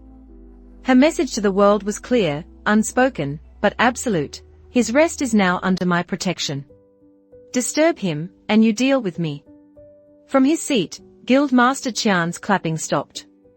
A slow, brilliant smile spread across his face. He finally understood. This wasn't just about a hidden master. This was the dawn of a new kind of power. He wasn't just watching a fighter, he was watching the consort of a god declare her allegiance.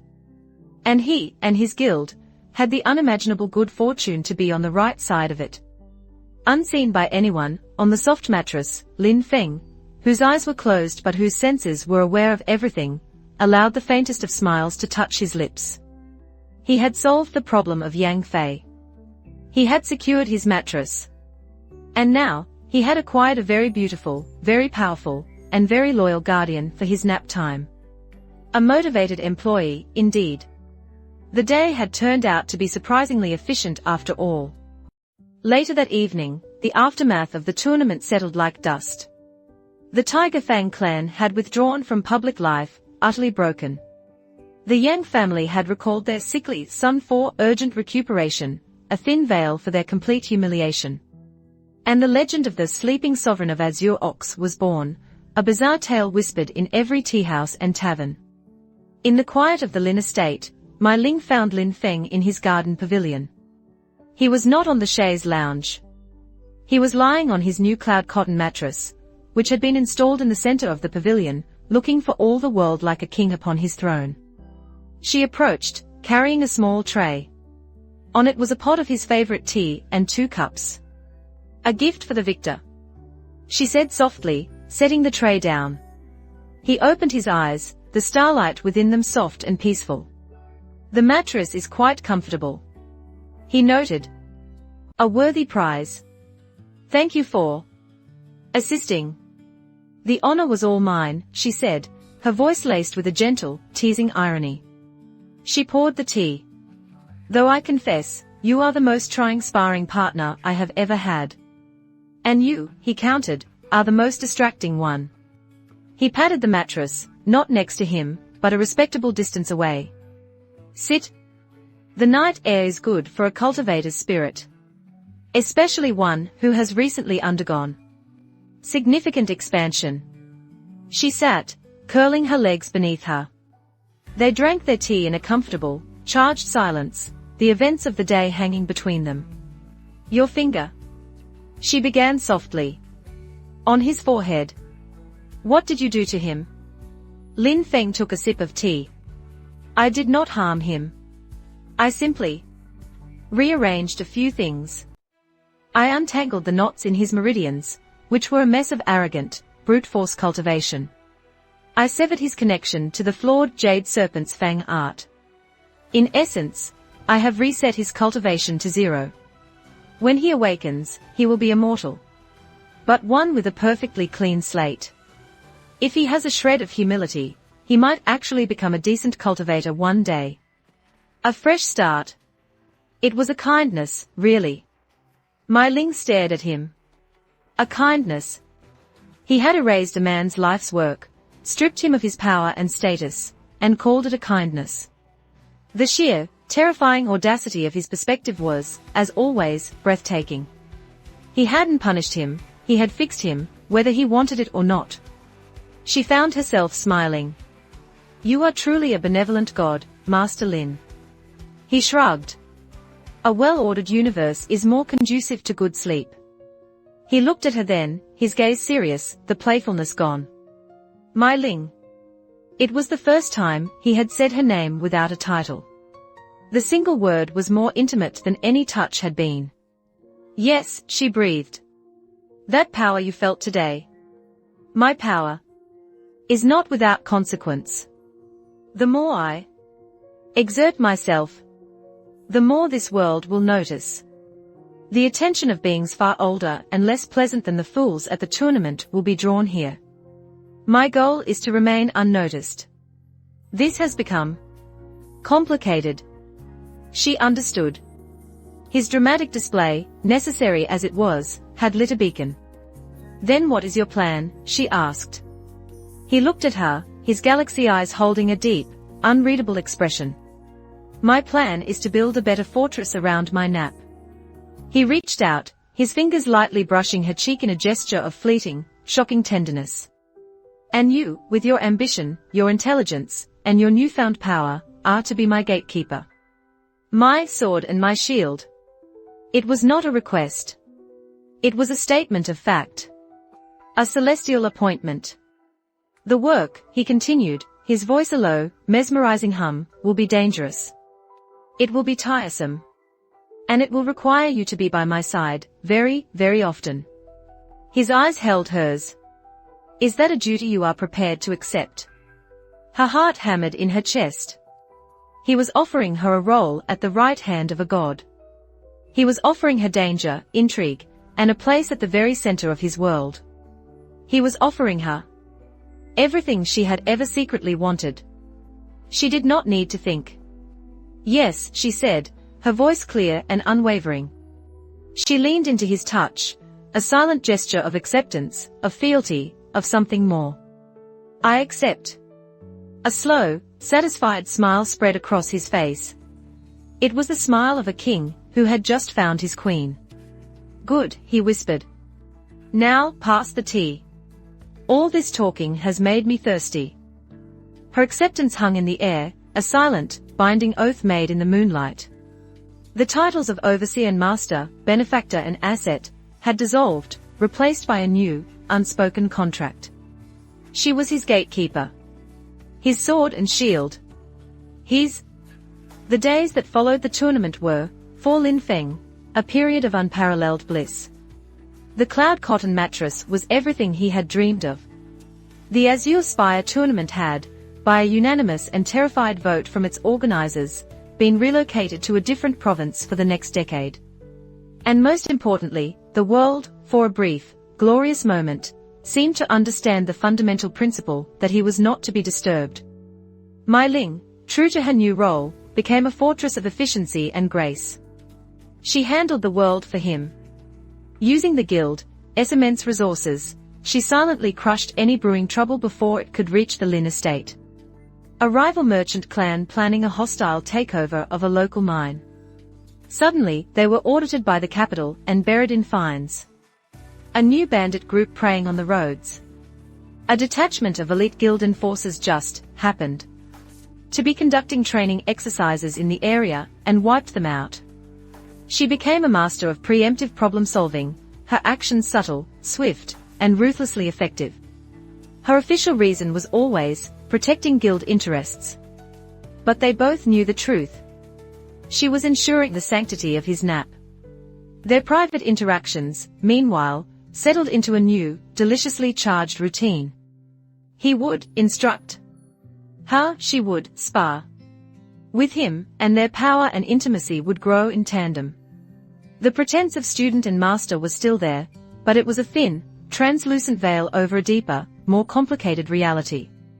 One sun-drenched afternoon, they were in the pavilion, seated on opposite ends of the magnificent mattress, a go board between them. Lin Fan, who had invented the game 3,000 years ago to pass a particularly dull century, was playing with a lazy, almost instinctual precision. "You are distracted," he observed, placing a white stone on the board with a soft click. The move subtly, brilliantly, trapped a large swathe of her black stones. "Your chi is unsettled.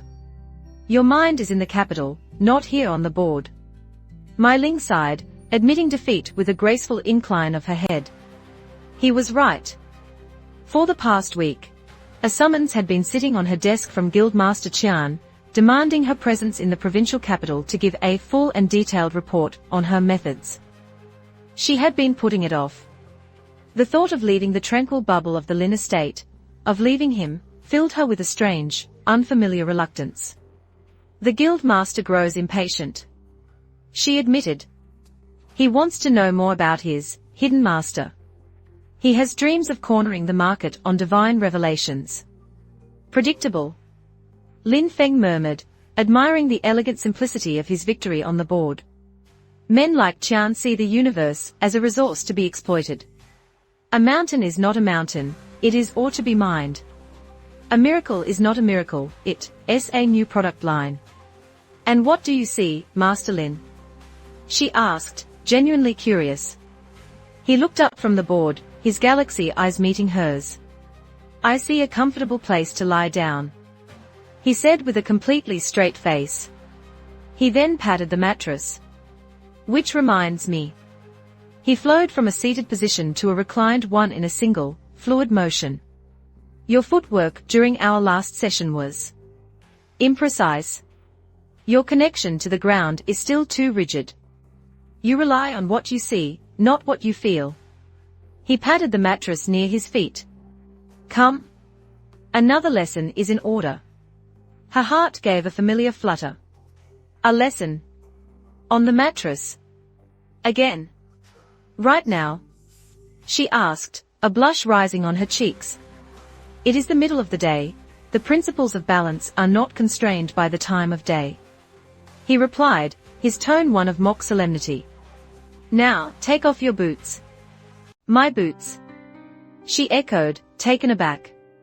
"Yes," he said, his expression utterly serious. "The soles are too stiff. They insulate you from the flow of energy. To truly understand an unstable surface, you must feel it. Skin to silk. It is a fundamental principle." It was, she knew, a completely fabricated principle. He was making up rules as he went along, each one seemingly designed to gently, inexorably, push the boundaries of their intimacy. And she found she did not mind at all. With a small sigh of theatrical resignation, she complied, unlacing her fine leather riding boots. She stood, her stockinged feet a stark contrast to the opulence of the mattress. The silk was cool and incredibly soft against her skin. "Good?" he said, a pleased rumble in his voice. "Now? Walk from that end of the mattress to this one. Do not look at your feet. Close your eyes. Feel the shifts, anticipate the currents of softness. Become one with the bed." It was the most absurd training instruction she had ever received. Become one with the bed. But she obeyed. Closing her eyes, she took a hesitant step. The surface yielded beneath her, a dizzying sensation without visual input. She immediately began to wobble. "Your center of gravity is too high." His voice murmured, calm and close. "You are thinking like a soldier, a straight, unbending line. Think like a river. Or a cat. Lower yourself." She bent her knees, sinking into a lower stance, her arms out for balance. "Better?" His voice approved. "Now again. Walk." She took another step, then another. It was like walking through a dream. She focused, not on her destination, but on the feeling of the silk beneath her feet, the subtle way her weight displaced the filling, the energy flowing from the ground up. And then she felt him. A hand, warm and firm, on her calf. Her eyes snapped open. He was still lying down, but he had reached out, his hand gently encircling her leg just above the ankle. "What are you doing?" she gasped, her balance vanishing completely. "I am a point of reference," he said, his voice a low, hypnotic hum. "A stable anchor in your unstable world. Do not fight my touch. Accept it. Use it. Let it guide you." His fingers were long and elegant, his touch both gentle and impossibly strong. A current of pure, warm chi flowed from his palm into her, not the overwhelming surge of a forced breakthrough, but a subtle, steadying stream. It quieted the panicked fluttering in her stomach and sharpened her focus. He slowly began to guide her leg, demonstrating the precise adjustments needed to maintain perfect balance on the shifting surface. His hand slid from her ankle up to her calf, his thumb drawing a slow, deliberate line along the sensitive muscle there. Every inch of her skin that he touched tingled as if struck by lightning. This wasn't a lesson in balance. This was an exquisitely rendered form of torture. "Do you feel it?" he whispered. "The connection between my stability and your motion. You do not have to create balance. You only have to borrow it." She couldn't speak. She could only nod, her mind a dizzying haze. He was teaching her a profound truth about chi and combat, all while his hand was performing a slow, methodical exploration of her leg that was making it very, very difficult to think. The clinical instruction and the intimate act were so intertwined as to be inseparable. Suddenly, a loud, panicked cry shattered the spell. "Mistress Mai!" An urgent message from the capital. "The guild master has been detained." A guild guard, his face pale with sweat, stood at the edge of the garden, holding a sealed message tube.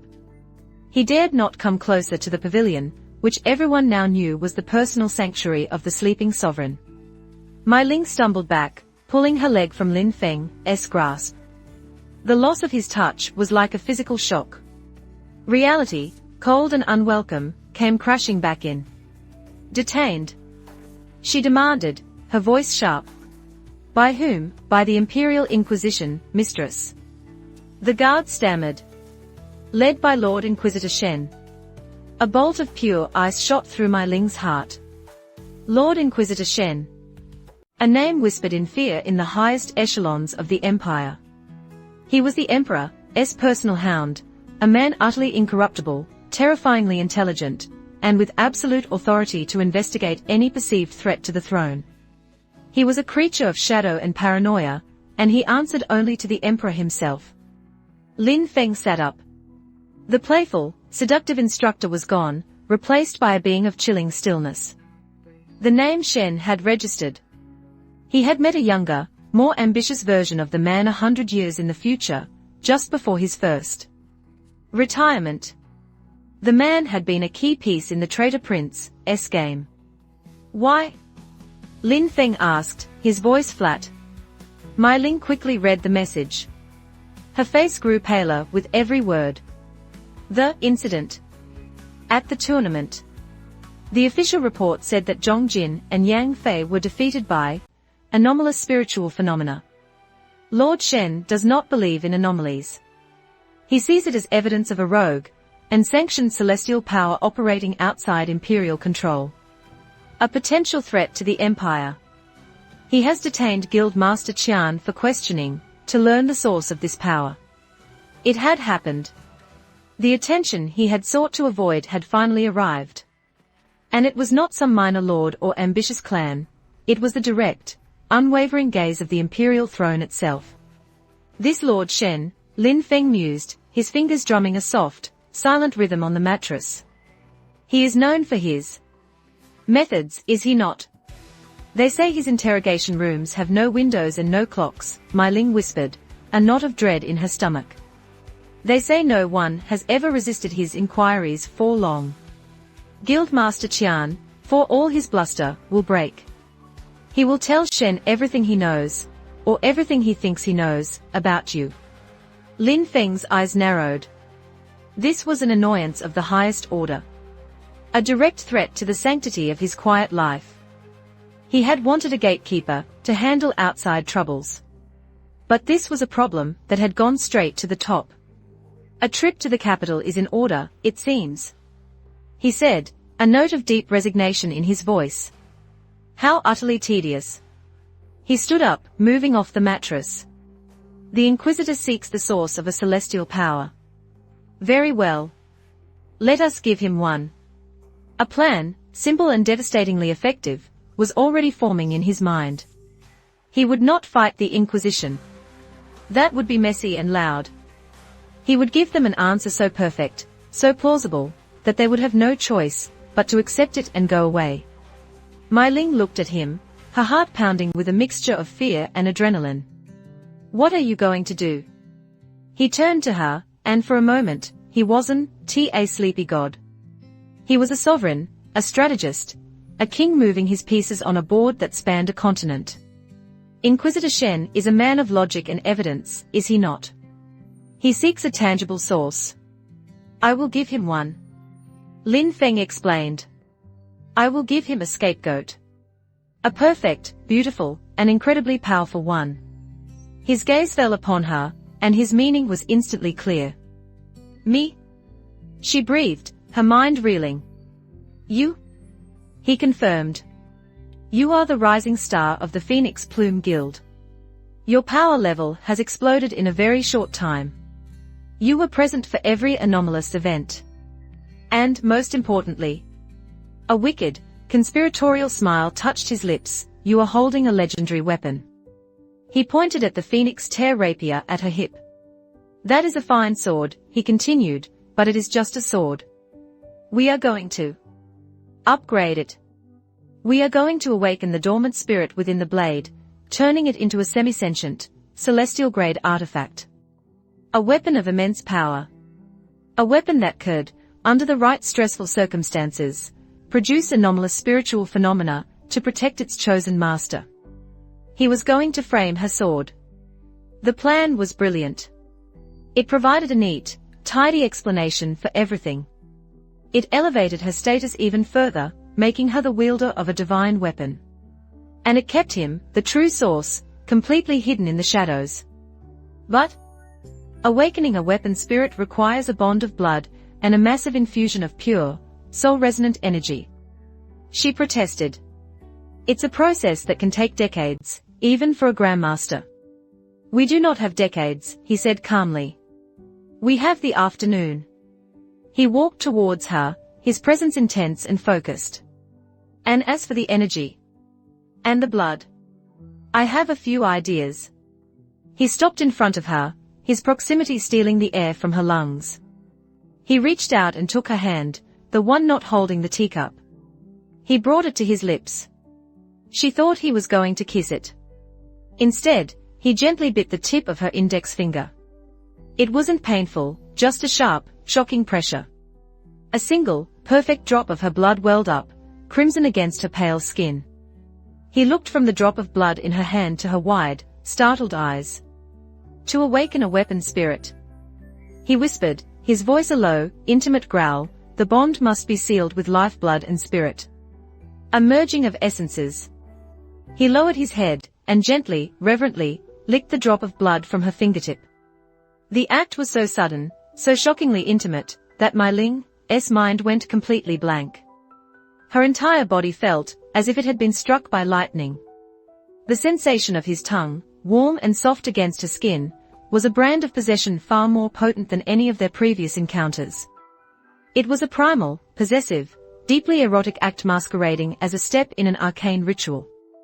He straightened up, his eyes dark with an unreadable emotion. Your essence. Tastes of ambition and night orchids. A potent combination. He then drew his own hand back, and without hesitation, pricked his own thumb with the sharp point of her blood-stained hairpin. A drop of his blood welled up. It was not red, but a shimmering, opalescent liquid that seemed to contain a captured star. He held his thumb out. Now? He commanded softly, for the bond to be complete, the essences must be shared. It must be a two-way street. He was offering her his blood. A taste of a god. The final, unbreakable seal for her new role as his sword, his shield, his gatekeeper. He was asking her to perform the same shockingly intimate act he had just performed on her. She stared at the single, starlit drop of his life force, then at his face. The choice was clear. This was the final step, across the line she had been dancing around for weeks. This was the moment she stopped being his partner, and truly became part of him. With a trembling hand, she reached out. Her duty, her desire, and her destiny were all converging on this single, terrifying, irresistible point. And she knew, with absolute certainty, that her life was about to change forever. The garden pavilion, once a sanctuary of lazy afternoons, had become a crucible. The world outside, with its inquisitors and attainted guild masters, faded into a dull, distant hum. There was only this space, the scent of tea and aroused magic, and the single, luminous drop of Lin Feng's blood, offered like a sacrament. Mai Ling's heart hammered a wild, syncopated rhythm against her ribs. Every instinct screamed at her. The rational part of her mind, the professional overseer, recognized the sheer, insane value of what was being offered. A drop of his blood, the essence of a being who could bend reality with a sigh, was a treasure beyond comprehension. The warrior within her recognized the strategic brilliance of his plan, creating an alibi, a scapegoat, a legend to hide behind. But it was the woman, the part of her he had so deliberately awakened, who was truly captivated. This was not a ritual. This was a vow. An act of trust and possession, so profound it transcended any spoken oath. He was inviting her to taste his power, to take a piece of his divine essence into herself, to bind them together in a way that could never be undone. Her hand, when she raised it, was trembling. Not from fear, but from a terrifying, exhilarating reverence. She reached out, her fingers brushing against his. Her touch was hesitant, gentle. She leaned in, her gaze locked with his. The universe seemed to shrink to the space between their faces. His galaxy-filled eyes were not playful now, they were deep, serious, and held a possessive fire that stole the breath from her lungs. She could feel his quiet, steady pulse through their point of contact. With a final, silent surrender, she lowered her head and pressed her lips to his thumb. The taste was not of iron or salt. It was like tasting starlight and ancient, silent time. A wave of pure, concentrated energy, more potent than the 9-orifice ambrosia, yet infinitely more gentle, flooded her system. It was not a violent restructuring, but a loving confirmation. It did not change her, it completed her. Visions, fleeting and overwhelming, flashed through her mind. A throne of obsidian amidst a sea of dying stars. The whisper of creation's first breath. The silent, lonely turning of a billion galaxies.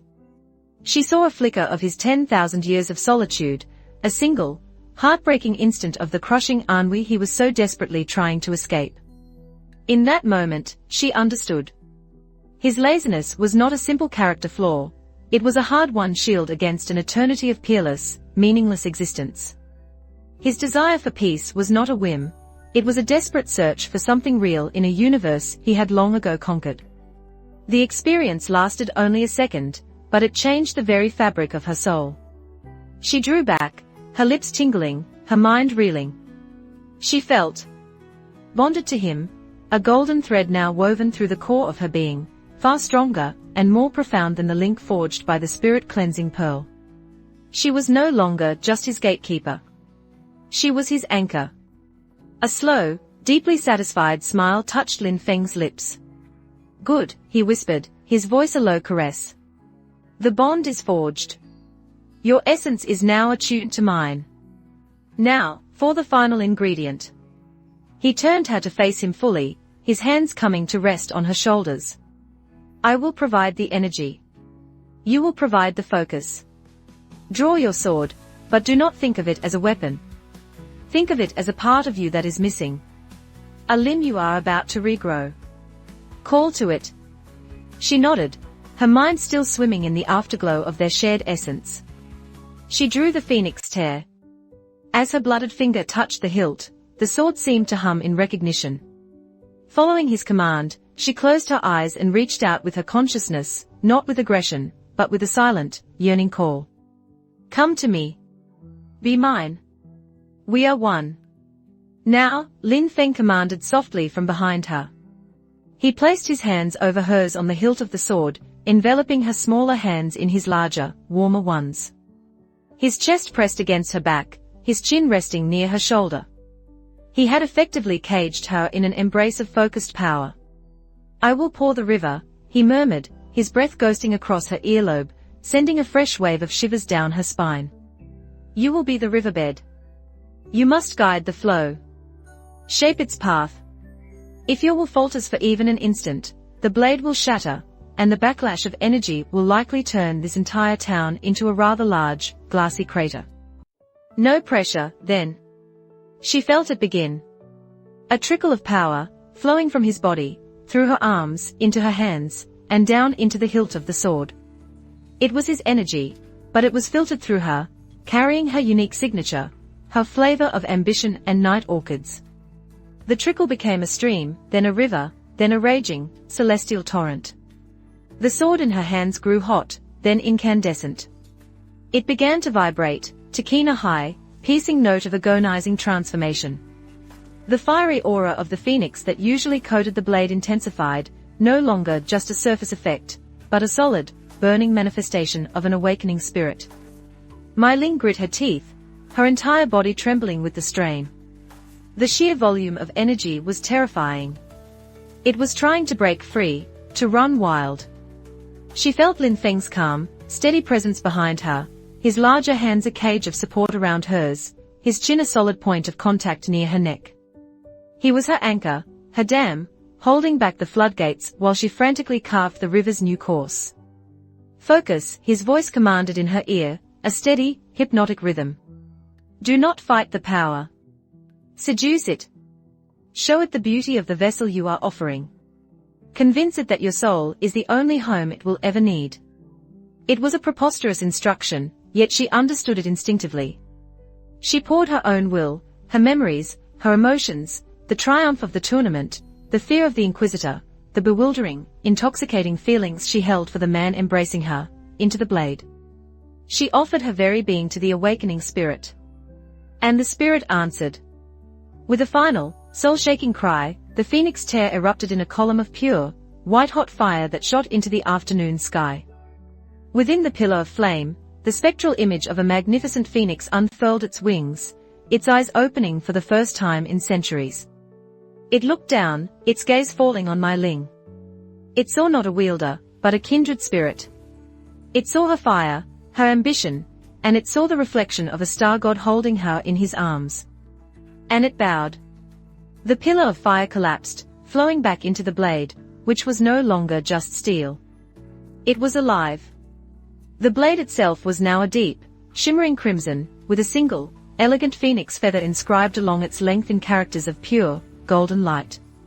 It radiated a palpable, intelligent aura of ancient, fiery pride. The process was complete. The energy faded. Lin Fan released his hold.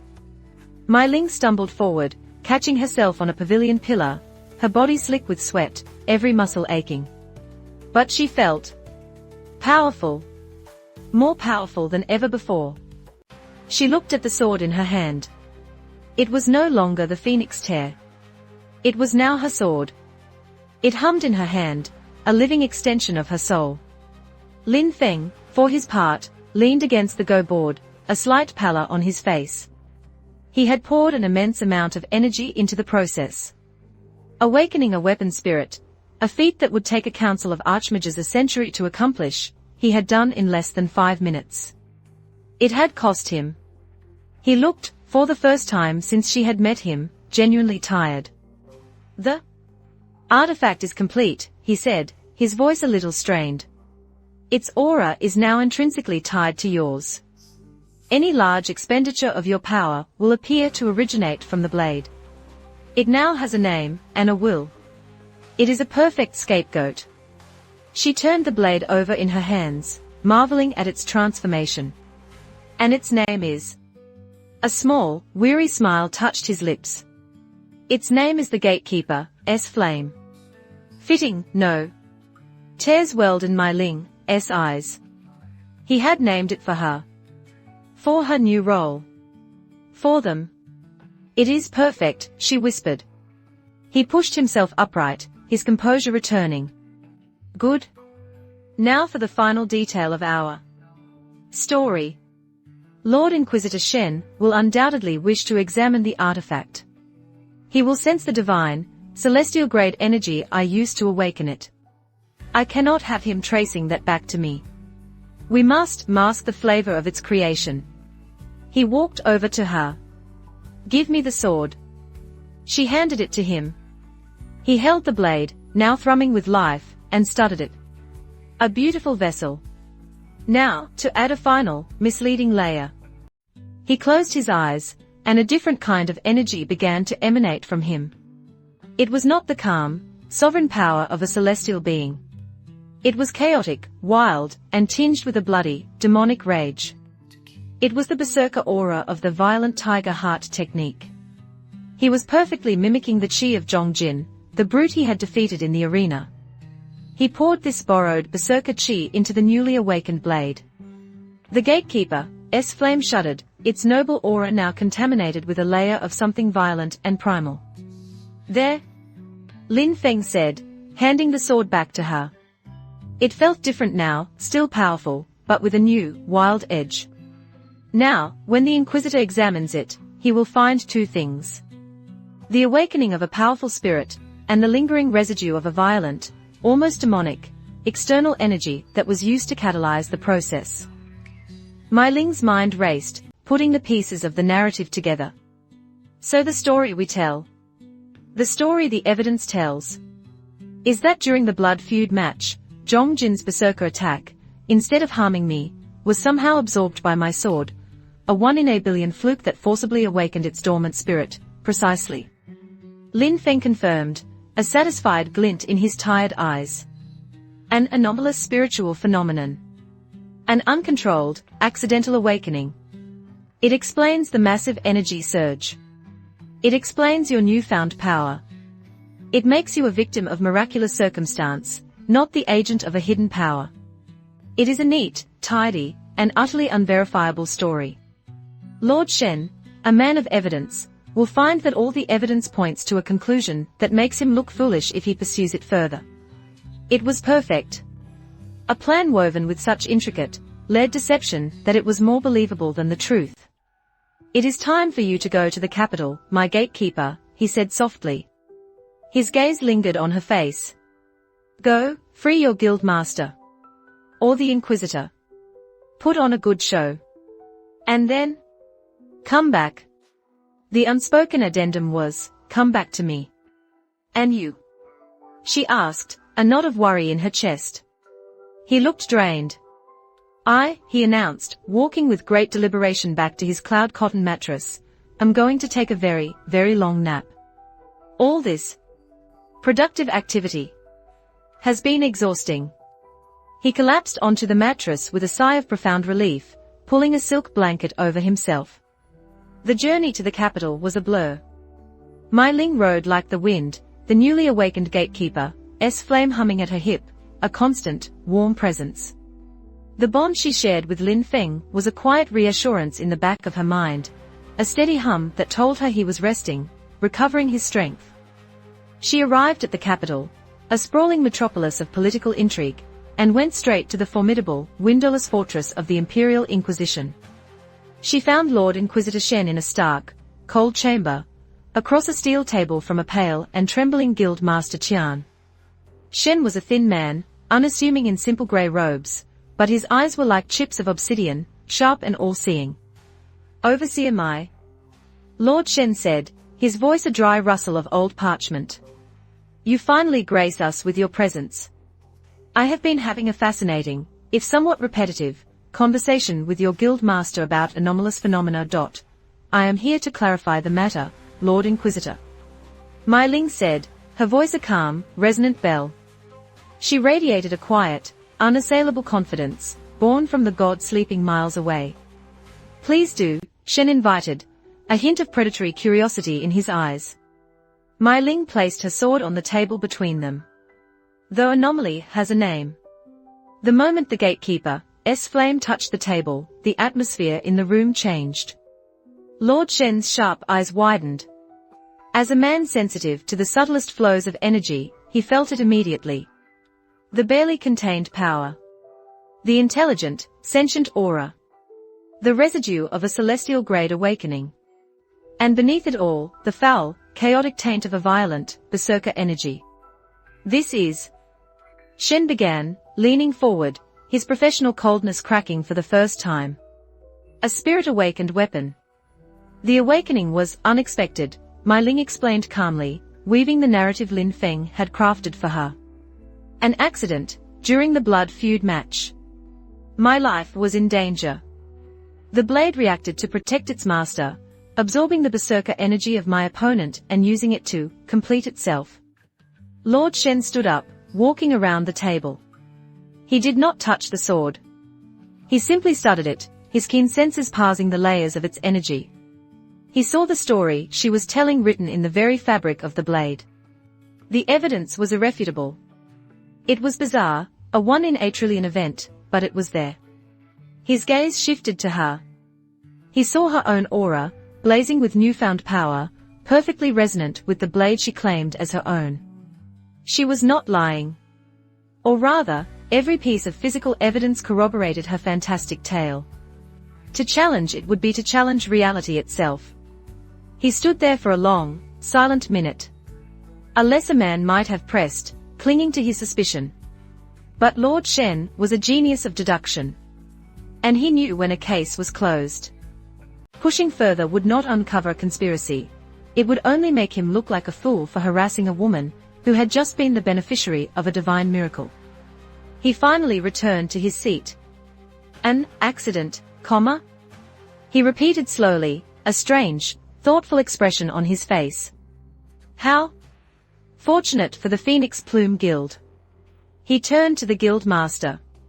Master Qian, my sincerest apologies for the inconvenience. Your guild is not a threat. It is merely lucky. You are free to go. Guildmaster Qian, released from the oppressive weight of the Inquisitor's suspicion, almost fainted with relief. Lord Shen's gaze fell one last time on Mai Ling. His sharp eyes seemed to see more than she was comfortable with.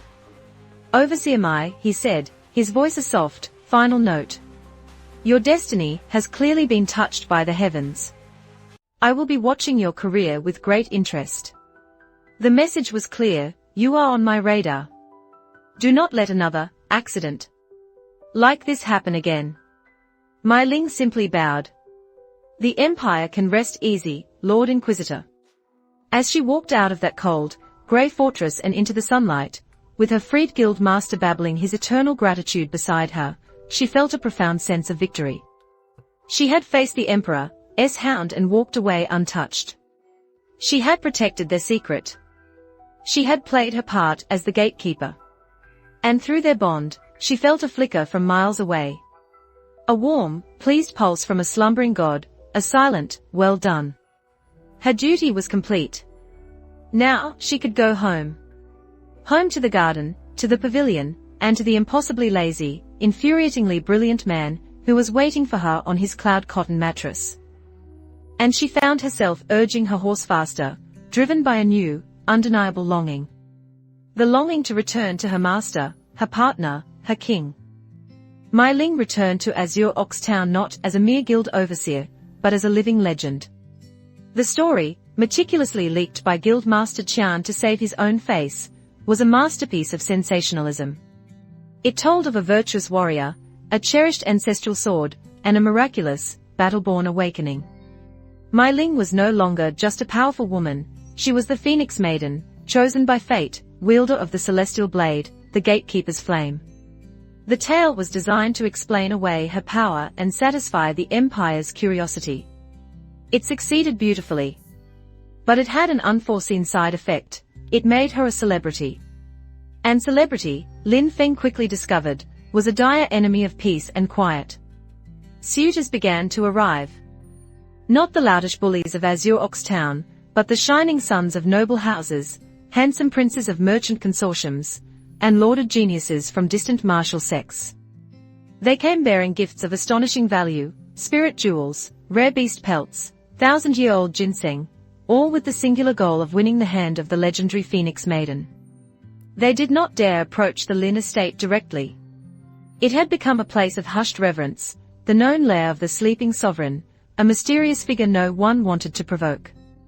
Instead, they laid siege to the Phoenix Plume Guild's local branch, filling my Ling's days with obsequious flattery, poetic proposals, and an endless, exhausting parade of ambition dressed in fine silk. For Lin Feng, this was a disaster. It drastically cut into my Ling's free time. Their calibration sessions became less frequent.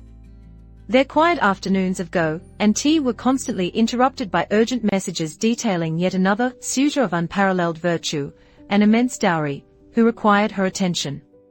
One afternoon, he was reclined on his mattress in the pavilion, attempting to commune with the profound Tao of a sunbeam, when she arrived. She looked flustered, her usual serene composure ruffled. A faint crease of annoyance was etched between her perfect brows. She wore a stunning but restrictive formal gown of crimson and gold, clearly dressed for tedious political functions, not for comfort. "My apologies for the delay," she said, her voice tight. His Excellency, the third son of the Duke of Stonewall, was particularly persistent. He composed a 700-verse epic poem about the curve of my eyebrow. Lin Feng opened one eye. "How inefficient," he observed. "A simple, 'your eyebrows are acceptable,' would have conveyed the same meaning with far less effort." He looked at her restrictive gown. "That dress looks stiff. The silk is woven too tightly. It constricts the natural flow of qi around the solar plexus. It's bad for the digestion, and worse for the mood."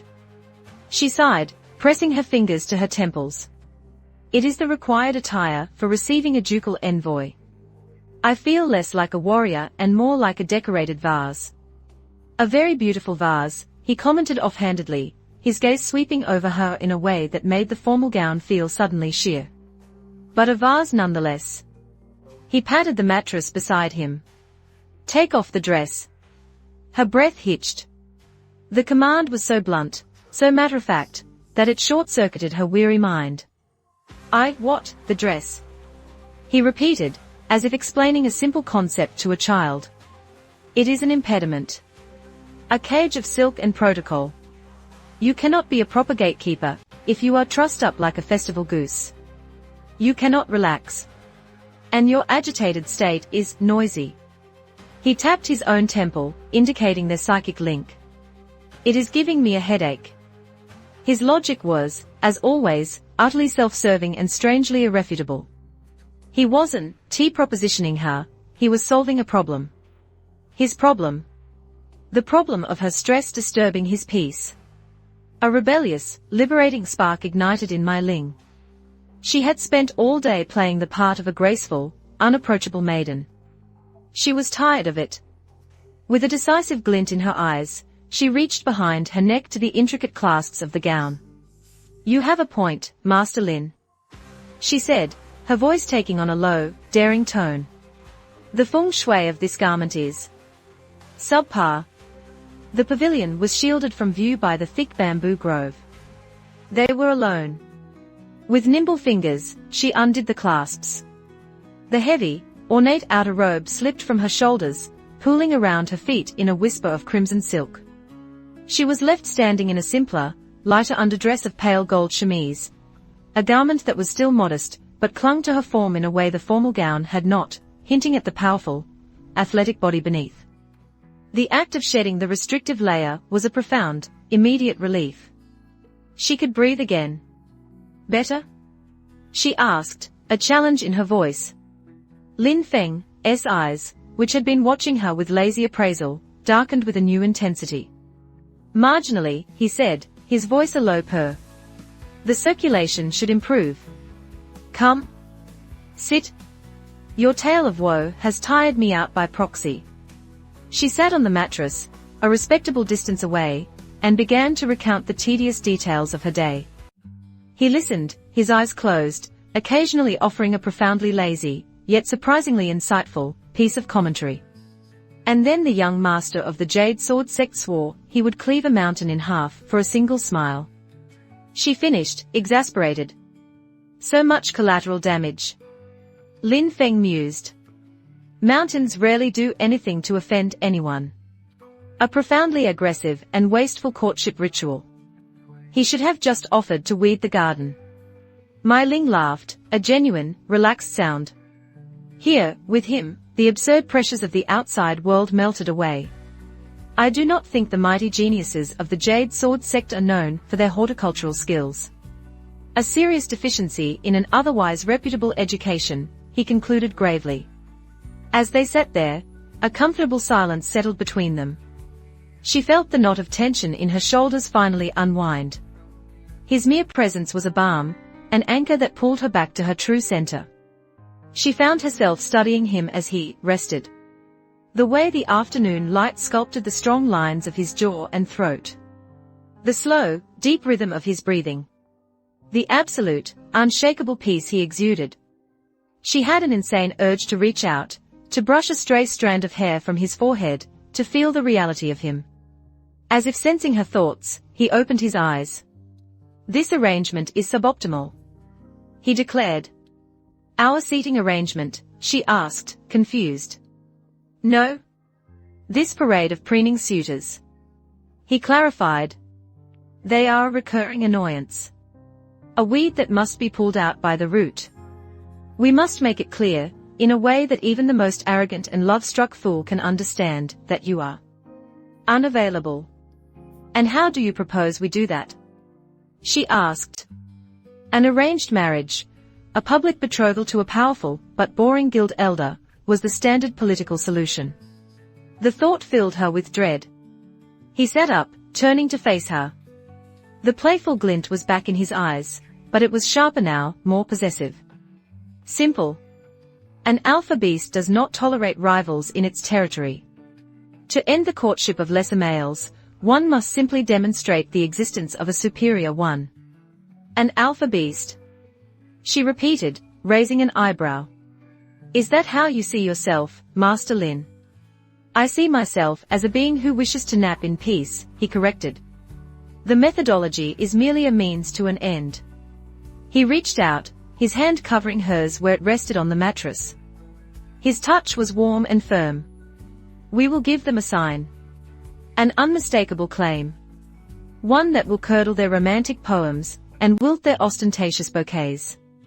His thumb began to draw slow, lazy circles on the back of her hand, each rotation sending a fresh wave of delightful sparks up her arm. And what sign did you have in mind? She whispered, her voice suddenly husky. Before he could answer, another interruption. This one, however, was not a harried guard. It was Xiao Yu, who came skipping into the pavilion, her face bright with excitement. Brother. Sister Mai. You have a visitor. A very important one. She announced, oblivious to the charged atmosphere she had just walked into. Lin Fan instantly withdrew his hand, his expression reverting to one of mild annoyance at the disturbance. Who is it, Xiao Yu? Mai Ling asked, composing herself. It's a prince. She gushed. His carriage is as big as a house, and his guards are all wearing golden armor. He says he is the 7th Imperial Prince, Zuzian, and he has come from the capital specifically to meet the legendary Phoenix Maiden. A cold dread, entirely different from the thrill of a moment ago, washed over Mai Ling. This was not some provincial duke's son. This was imperial royalty. A direct son of the ruling emperor. This elevated the suitor problem from a local annoyance to a national political crisis. To refuse a prince was to slight the throne. Lin Fan's eyes narrowed. The name Zuzian was unfamiliar to him from his previous life. A minor prince, then. Unimportant. And therefore, supremely annoying for wasting his time. Tell him the Phoenix Maiden is currently indisposed, Mai Ling said quickly. Make an excuse. Too late, a new voice said, smooth and confident as oiled silk. A young man, handsome in an almost ethereal way, strode into the pavilion as if he owned it. He was flanked by 2 royal guards, whose armor did indeed gleam like solid gold. He was dressed in robes of royal blue, embroidered with coiling silver dragons. His face was a perfect, pleasant smile, but his eyes were sharp, intelligent, and held an unnerving, reptilian coldness. He was Prince Zuzian. His gaze swept the scene. He took in the opulent mattress in the center of the pavilion, the beautiful woman in a state of relative undress, and the lazy, handsome young man sitting so comfortably beside her. His smile didn't falter, but a flicker of something cold and calculating passed through his eyes. "My apologies for the intrusion," the prince said, his voice a rich, pleasant baritone. "I see I have interrupted a private moment." He gave a small, courtly bow towards Mai Ling. "You must be the divine phoenix maiden. I am Zuzian. Your legend has reached even the hallowed halls of the Forbidden City. I had to come and see the marvel for myself." His flattery was flawless, his manners impeccable. But Mai Ling felt a deep, instinctual revulsion. Her newly heightened senses picked up the faint, cloying aura of deceit and ruthless ambition that clung to him like cheap perfume. "Your Highness honors this humble town with your presence," she said, rising and giving a perfunctory bow. The prince's gaze then moved to Lin Fan, who hadn't bothered to stand up. "And you are?" he asked, his tone still pleasant, but with an underlying edge of steel. Lin Fan looked the prince up and down, his gaze lingering on the ridiculously impractical golden armor of his guards. "I am the one trying to rest," he replied flatly. "And you are being very loud." The prince's smile tightened at the edges. No one spoke to him like that. "I see," he said, his voice turning cool. "You must be the local prodigy. The sleeping sovereign, as the tavern tales call you. An amusing title for one who defeated a braggart with a lucky fall." He was dismissing Lin Fan's entire legendary feat as a fluke. "Indeed," Lin Fan agreed easily. "Luck is a very useful tool. It requires so little effort." Mai Ling held her breath. The 2 men were sparring verbally, their words polite, their intent sharp as razors. The prince turned his full, charming attention back to Mai Ling. "Maiden Mai, I will not waste your time with flowery poems. I am a man of action and purpose. My father, the divine emperor, seeks to strengthen the bonds between the imperial house and the great powers of this realm. To that end, he has authorized me to make you an offer. An offer of marriage." The declaration dropped into the quiet pavilion like a boulder. "Shao Yu gasped. The royal guards stood a little straighter. "Marry me," the prince continued, his voice resonating with power and sincerity. "And you shall not be a mere consort. You will be my princess. You will have wealth beyond measure, status beyond imagining, and the full might of the imperial family behind you. Your Phoenix Plume Guild will become the favored mercantile power of the throne. It is an alliance that will benefit us all." It was the ultimate offer. A checkmate in the game of courtship. He hadn't come to woo her, he had come to acquire her. She was a valuable asset, and he was making a business transaction. Mai Ling felt a cold fury rise within her.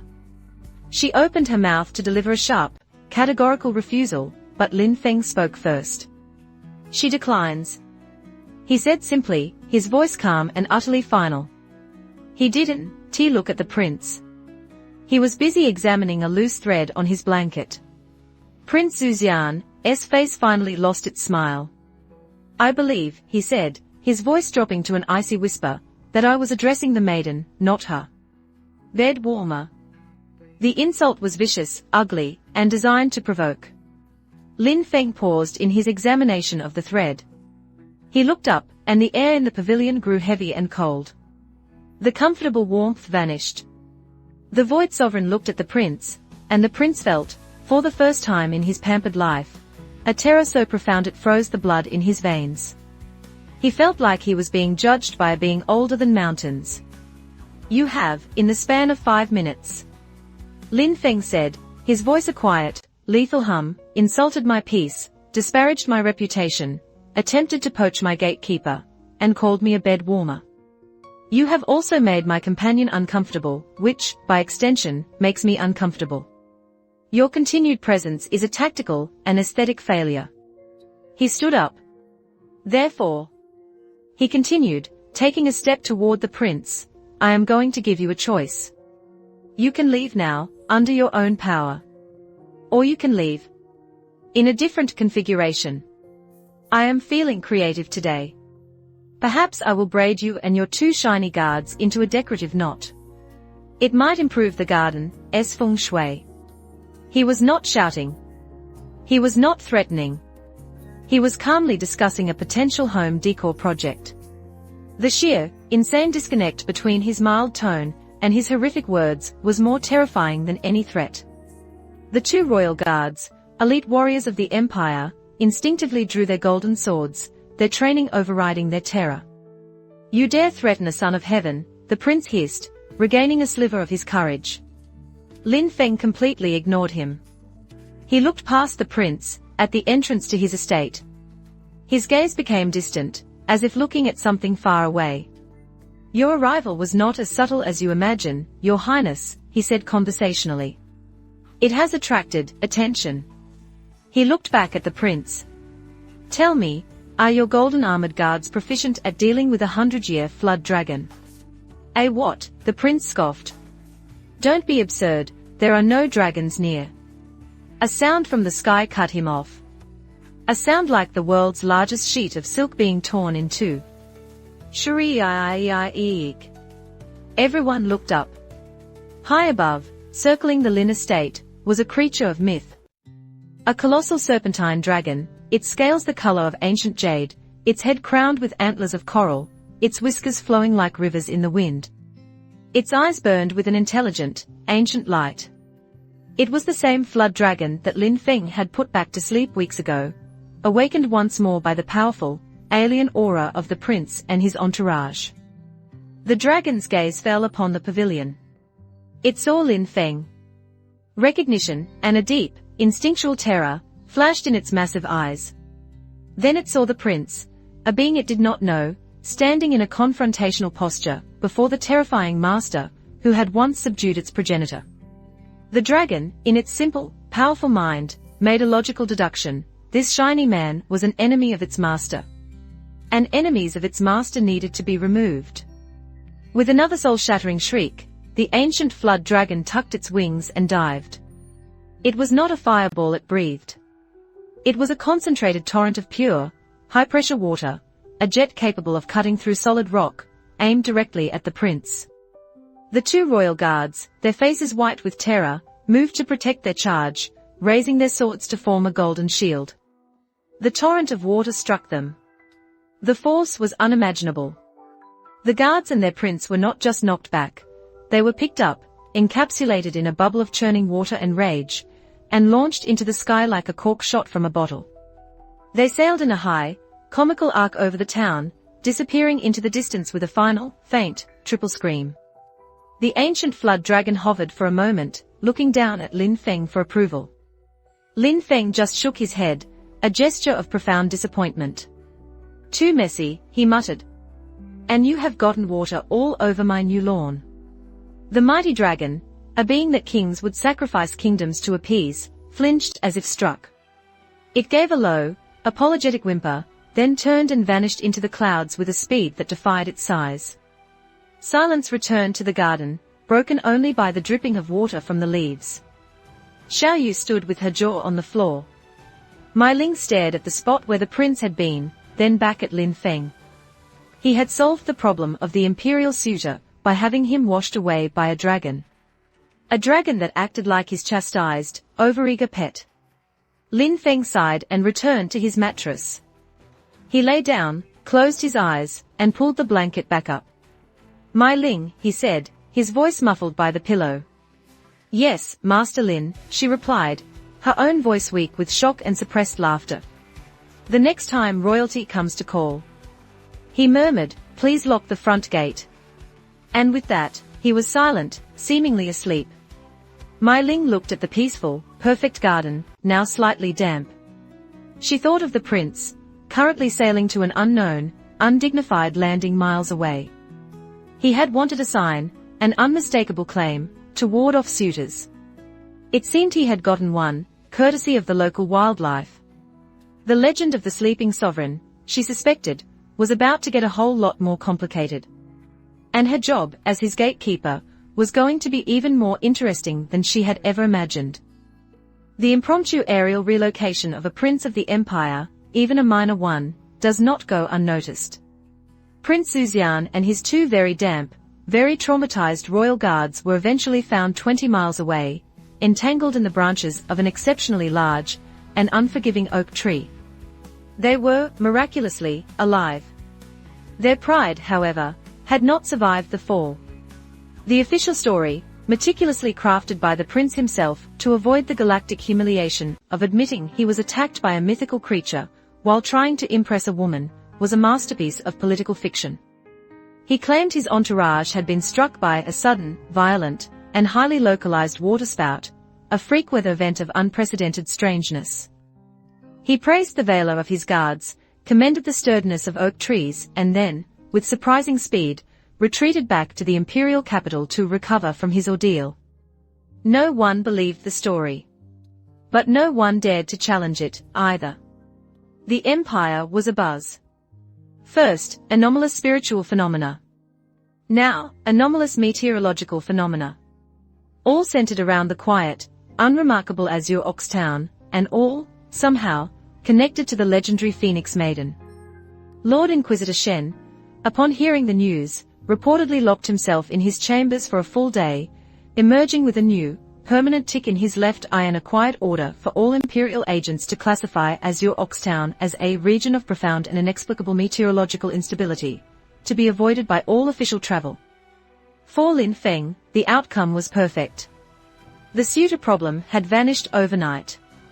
The intimidating aura of unpredictable, dragon-filled weather was a far more effective deterrent than any locked gate. The endless parade of lovesick poets ceased. The road to the Lin estate became strangely, blessedly, quiet. This peace, however, created a new kind of tension. Without the constant distractions of the outside world, the bubble occupied by Lin Feng and Mai Ling became smaller, quieter, and infinitely more intimate. The shared silences grew longer. The glances held more weight. And the calibration sessions became less about combat and more about something else entirely. One cool, clear evening, they were in the pavilion. A crescent moon hung in the sky like a silver sickle. The air was fragrant with the scent of night-blooming jasmine from the garden. Mai Ling sat on a meditation cushion, her awakened blade, the gatekeeper's flame, lying across her lap. Its crimson blade seemed to drink the moonlight. Lin Feng was not on his mattress. He stood behind her, a hand resting lightly on each of her shoulders. He was, he claimed, teaching her the art of sentient resonance, a method for communing with her weapon's newly awakened spirit. "Your focus is drifting," he murmured, his voice a low hum directly behind her head. "The blade can feel it. Its aura is pouting." "My apologies," she said, her voice a little breathless. It was difficult to focus on communing with a weapon spirit when his thumbs were drawing slow, hypnotic circles on her collarbones. "The ambient chi is very active tonight."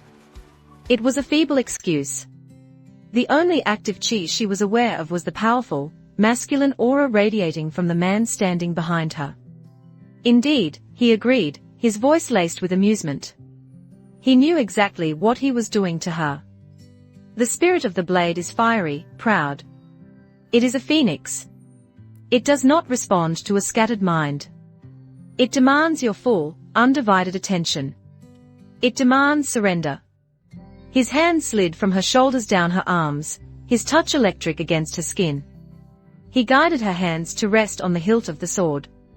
"Hold it," he commanded softly. "But do not grip it. Let your hands be a cradle, not a cage." He placed his own hands over hers, just as he had done when they first forged the blade. His larger hands completely enveloped hers, a gesture of overwhelming possession and gentle support. His chest pressed lightly against her back. The familiar, intoxicating dance had begun again.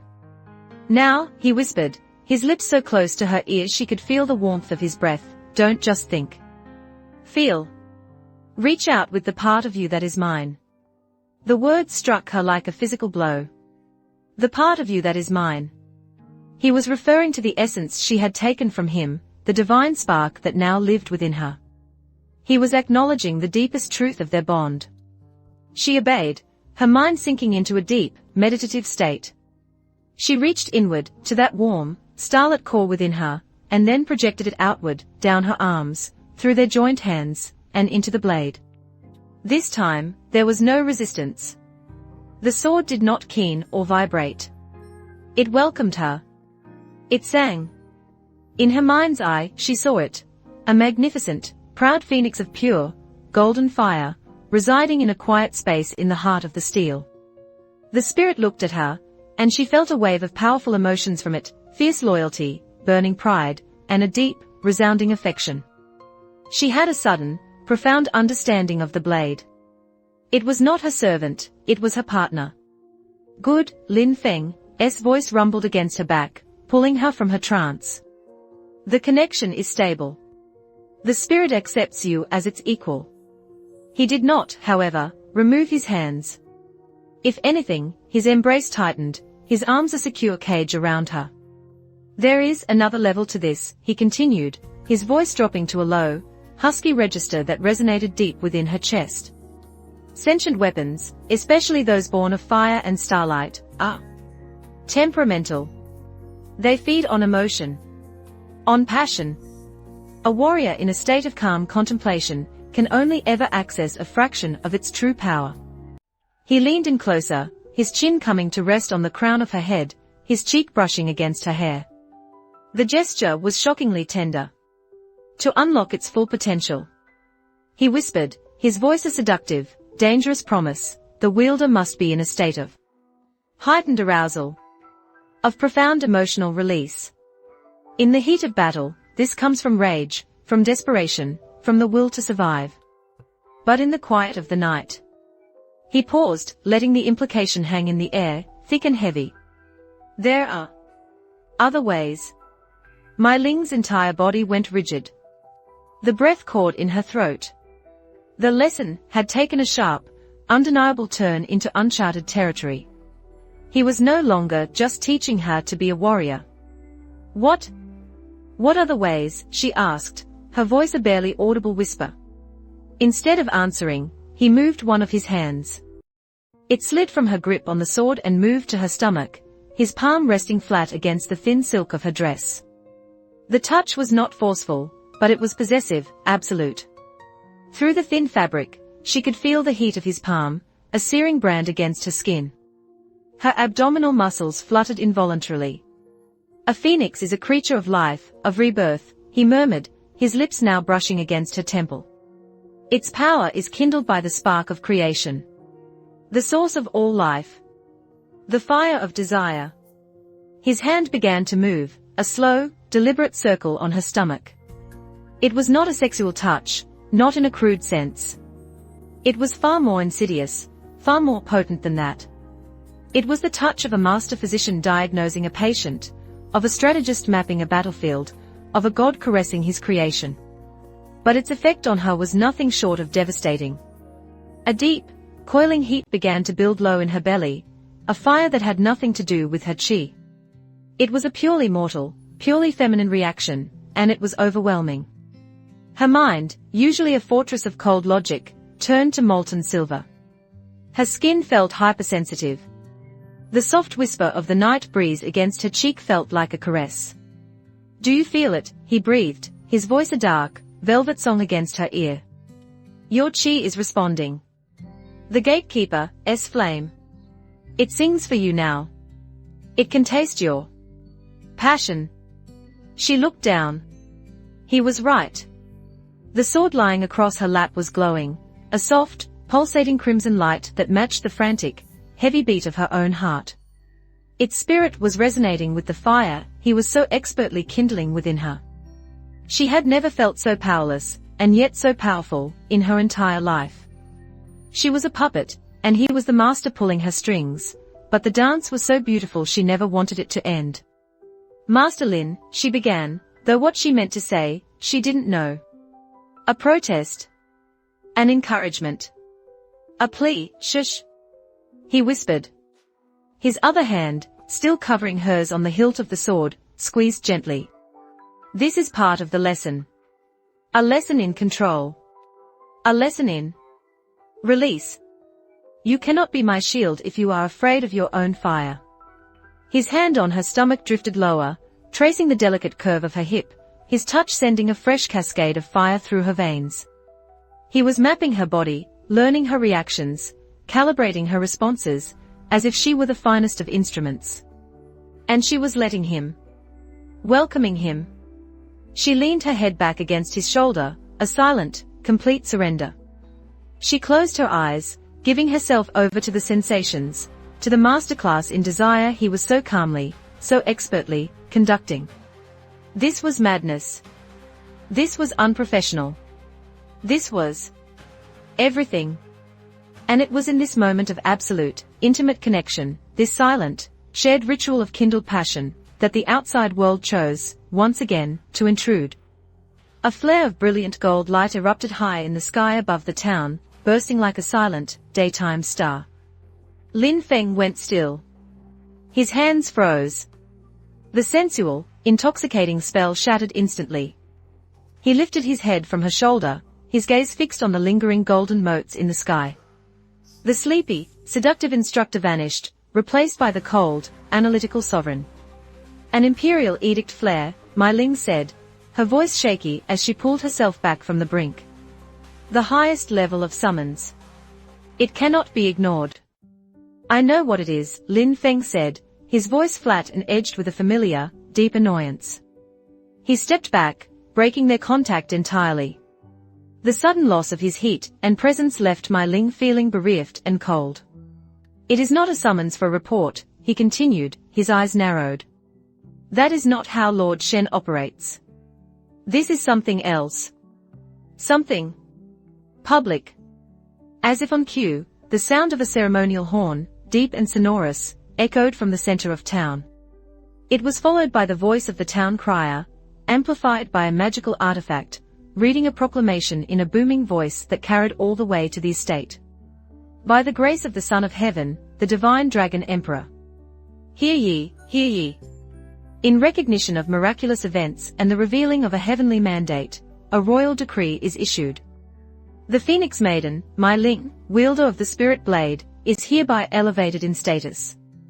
She is granted the title of Marchioness of the Azure Marches, and given dominion over all of Azure Oxtown and the surrounding lands." Mai Ling stared in stunned disbelief. A title? Lands? They were making her a noble, a direct vassal of the crown. The crier wasn't finished. Furthermore, in celebration of this joyous occasion, and to foster peace and prosperity, the Emperor has decreed that a great festival be held. A celestial convoy from the imperial capital will arrive in 1 month's time, bringing gifts and blessings from the throne. At the culmination of this festival, the new Marchioness will select a worthy consort from among the great heroes of the Empire, to be joined in a state-sanctioned union. The air rushed from Mai Ling's lungs. It was a trap. A beautiful, golden, inescapable trap. They couldn't force her to marry a prince directly. So instead, the Emperor was hosting a national bride selection tournament. They were turning her into a prize to be won, forcing her to choose a husband from a pre-approved list of imperial favorites, all under the guise of a joyous celebration.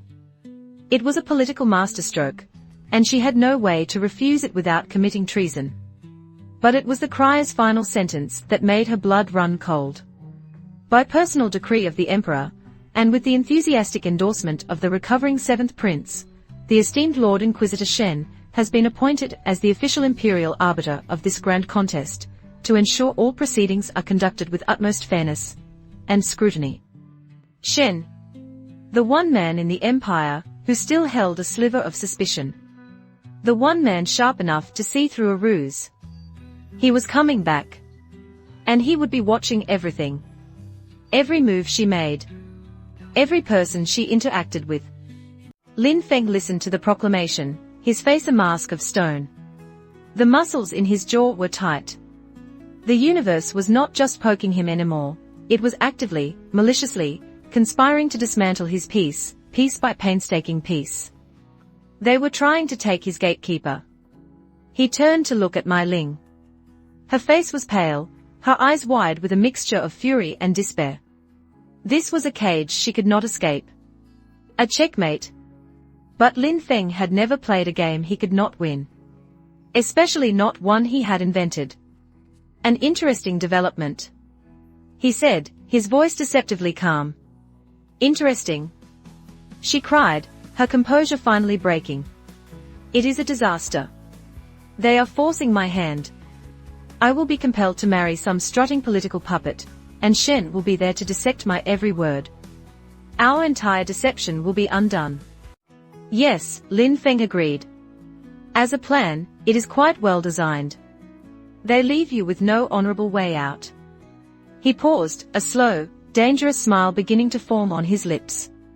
But their plan has one fundamental, fatal flaw. What flaw? She asked desperately. He stepped towards her, closing the distance between them once more. He reached up, his thumb gently, possessively, brushing across her lower lip, a gesture that was both a comfort and a claim.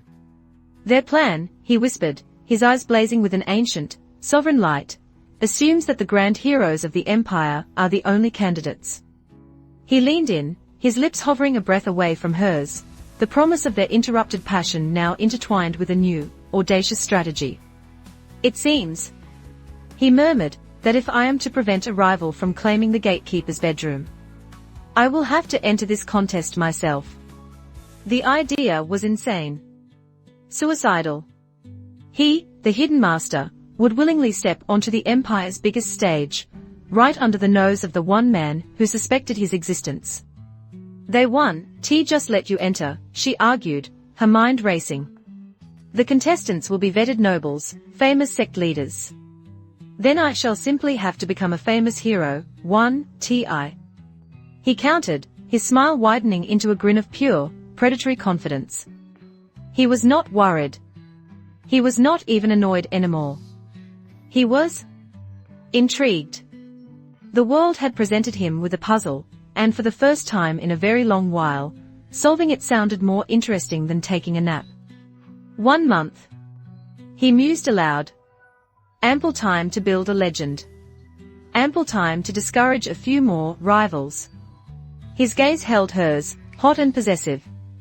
And ample time, he whispered, his lips finally, closing the distance, to continue our lessons. His kiss was not what she expected. It was not a fiery, passionate onslaught. It was a quiet confirmation. A taste of starlight and silent eternity. A gentle, definitive sealing of their unspoken vow. It was the kiss of a king claiming his queen, a god choosing his consort, a lazy sovereign deciding that this one particular, troublesome, magnificent woman was finally worth the effort of waking up for. And as she surrendered to the kiss, Mai Ling knew, with absolute certainty, that the quiet days were over. The empire wanted a show.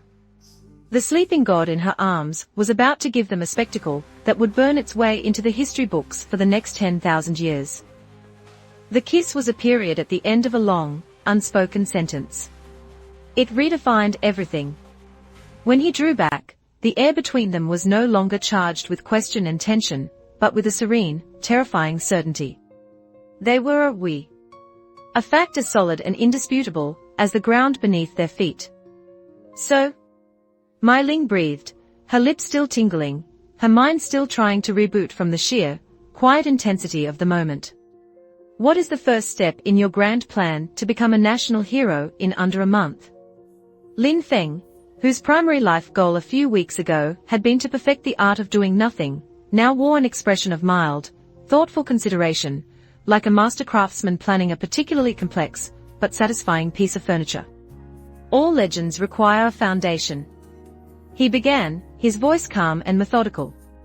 A stage upon which to perform. And a name.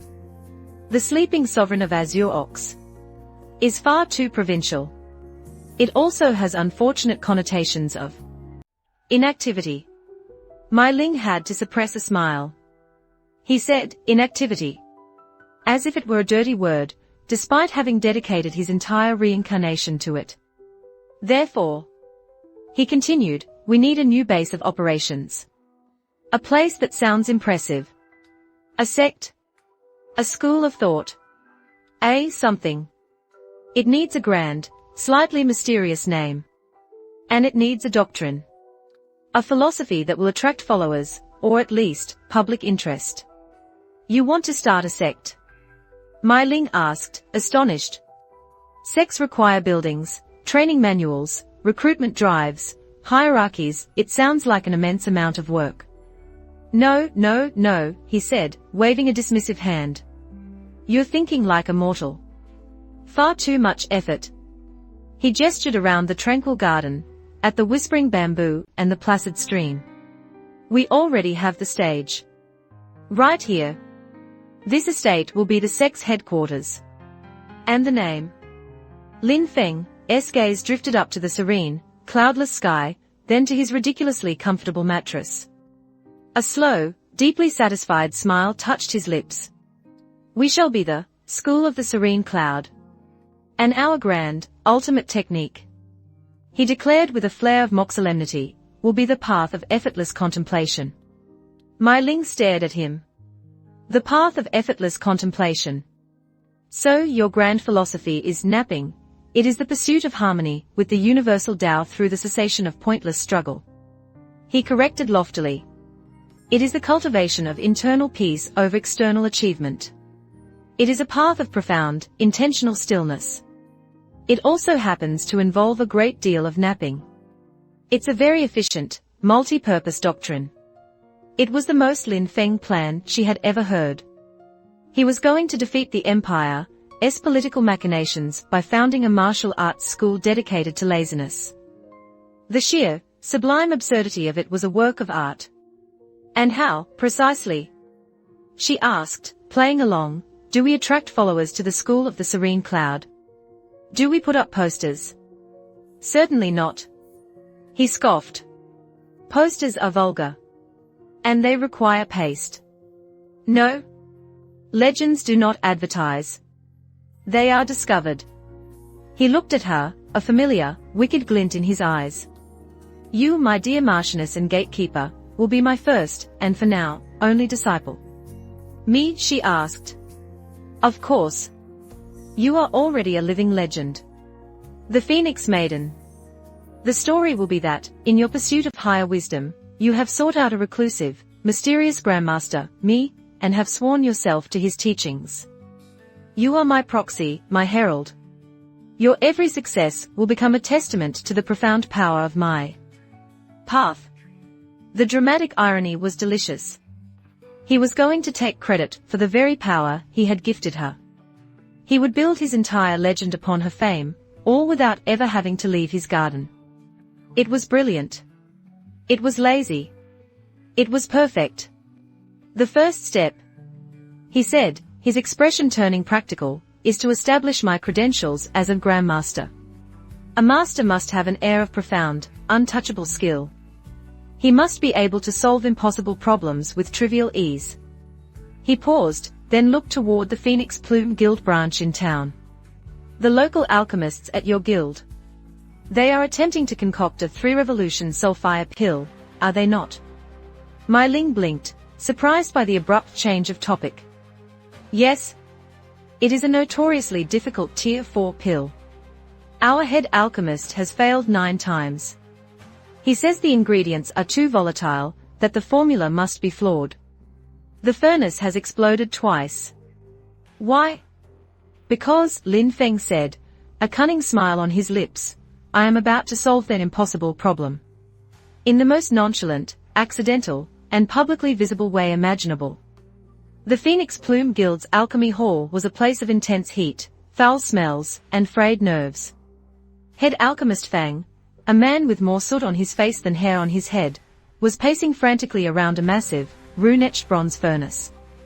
Vials of expensive, glowing liquids and trays of desiccated magical herbs littered every available surface. It's no good, he cried, tearing at his singed beard. The crimson sun lizard heart is too volatile. It destabilizes the spirit weaver moss every time. The ancient formula is a lie.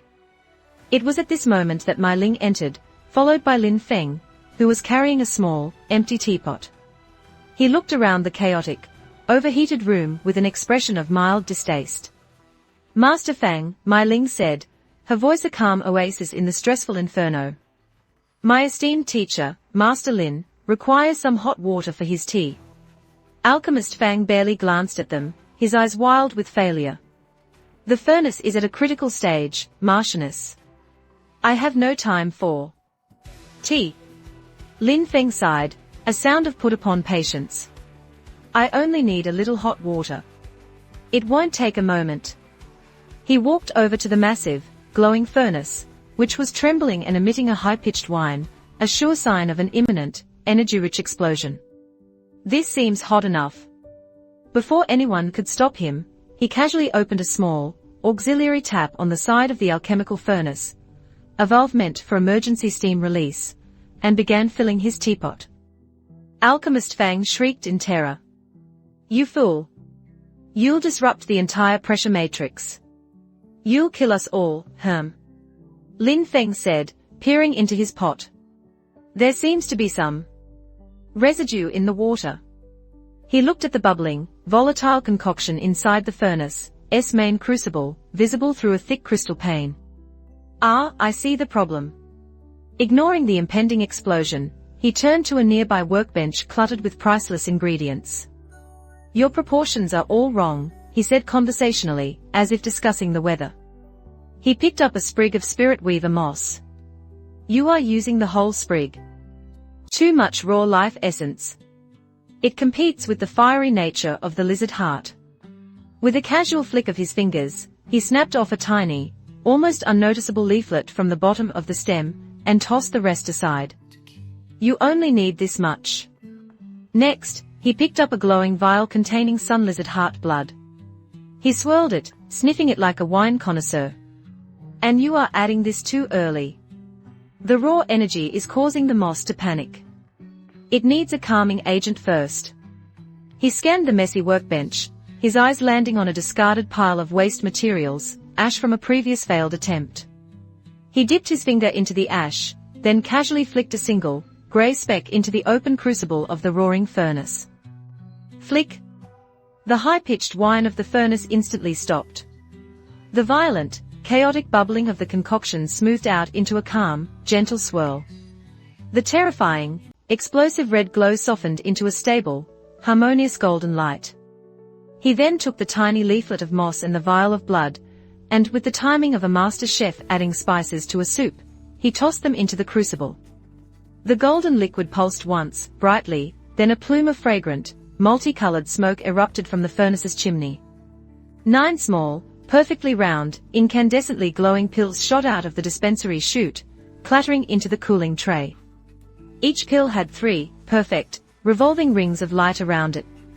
The 3 revolutions Soulfire pill. A perfect batch of 9. A feat considered impossible.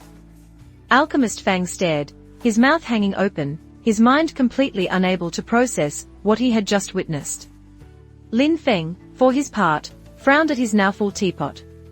Well, the water is hot, but the furnace has cooled down. The tea will not steep properly now. How very inconvenient. He turned to leave, a picture of mild annoyance, as if he had not just casually succeeded where a master had failed for months. He had solved an impossible problem, as a mere side effect of trying to get some hot water. Mai Ling played her part perfectly. My teacher is a man of profound wisdom, but little patience. She said to the stunned alchemists. He has given you the solution. I trust you will have a fresh pot of boiling water ready for him next time. She swept out after him, leaving behind a room full of shell-shocked alchemists and the lingering, miraculous scent of 9 perfect pills. The legend of the reclusive Grandmaster of the Serene Cloud School, a being who solved impossible alchemical puzzles by accident while brewing tea, began to spread like wildfire through the guild. His reputation established, the next phase of his plan began. Attracting disciples. He did this, naturally, by doing absolutely nothing. Mai Ling, following his instructions, simply spent her days at the Lin estate, either training in the garden, playing Go in the pavilion, or simply sitting in quiet contemplation near him. Word spread of the Phoenix Maiden's new, ascetic lifestyle. She had forsworn all worldly suitors, dedicating herself to the mysterious teachings of her new master. Curiosity got the better of a few brave, or foolish, young martial artists. They came, not to challenge, but to observe. They would stand at the edge of the estate, peering through the bamboo grove, hoping to catch a glimpse of the secret, profound training methods of the School of the Serene Cloud. What they saw was confusing. They saw the legendary Phoenix Maiden, a being of immense power, practicing her swordsmanship with a grace that was otherworldly. And they saw her Grandmaster, asleep on a mattress nearby. They saw her engaged in deep, hours-long meditation. And they saw him, lying on his back, occasionally swatting at a fly. They saw her meticulously tending to the rare spirit herbs in the garden. And they saw him, half hidden in the shade of a willow tree, apparently trying to teach a grasshopper to sing. At first, they were baffled. But then, a new theory began to take hold, whispered among the observers. Don Tuc, a young, bright-eyed swordsman, explained to his confused companions. It is a form of cultivation we cannot comprehend. He is not merely napping, he is in a state of wu-wei, effortless action. His stillness is a higher form of movement. By doing nothing, he is doing everything. And the maiden's training? Another asked. He is teaching her through conceptual transference. The swordsman insisted, his eyes blazing with the fire of a true believer. He does not need to speak or demonstrate. He projects the pure idea of swordsmanship directly into her spirit. His presence is the lesson. The theory was utterly preposterous. It was also, in its own strange way, not entirely wrong. It caught on. A new legend was born, that the master of the School of the Serene Cloud was a being so advanced, he taught through divine osmosis. His school wasn't for common thugs who needed to be shown how to punch. It was for enlightened geniuses, who could learn just by being in his presence. A handful of the most arrogant, most brilliant, and most eccentric young prodigies in the region became intrigued. They did not ask for lessons. They knew better. Instead, they asked for permission to simply sit, to be allowed within the grounds of the estate, to meditate, and to bask in the profound aura of effortless contemplation. Mai Ling, acting as the stern and unapproachable gatekeeper, grudgingly allowed a select few. And so, the accidental cult of laziness was born. A strange sight became common at the Lin estate. A silent, profoundly intense young man would be meditating under a tree, trying to comprehend the Tao of the napping master. A stoic young woman would be practicing her stances by the stream, convinced that the way Lin Feng's blanket fluttered in the breeze was a secret lesson in chi flow. Lin Feng, for his part, mostly ignored them. They were quiet. They were respectful. And they occasionally weeded the garden, believing it to be a form of moving meditation. As long as they didn't disturb his sleep, he was content to let them engage in their misguided quest for enlightenment. One evening, Mai Ling was sitting with him in the pavilion.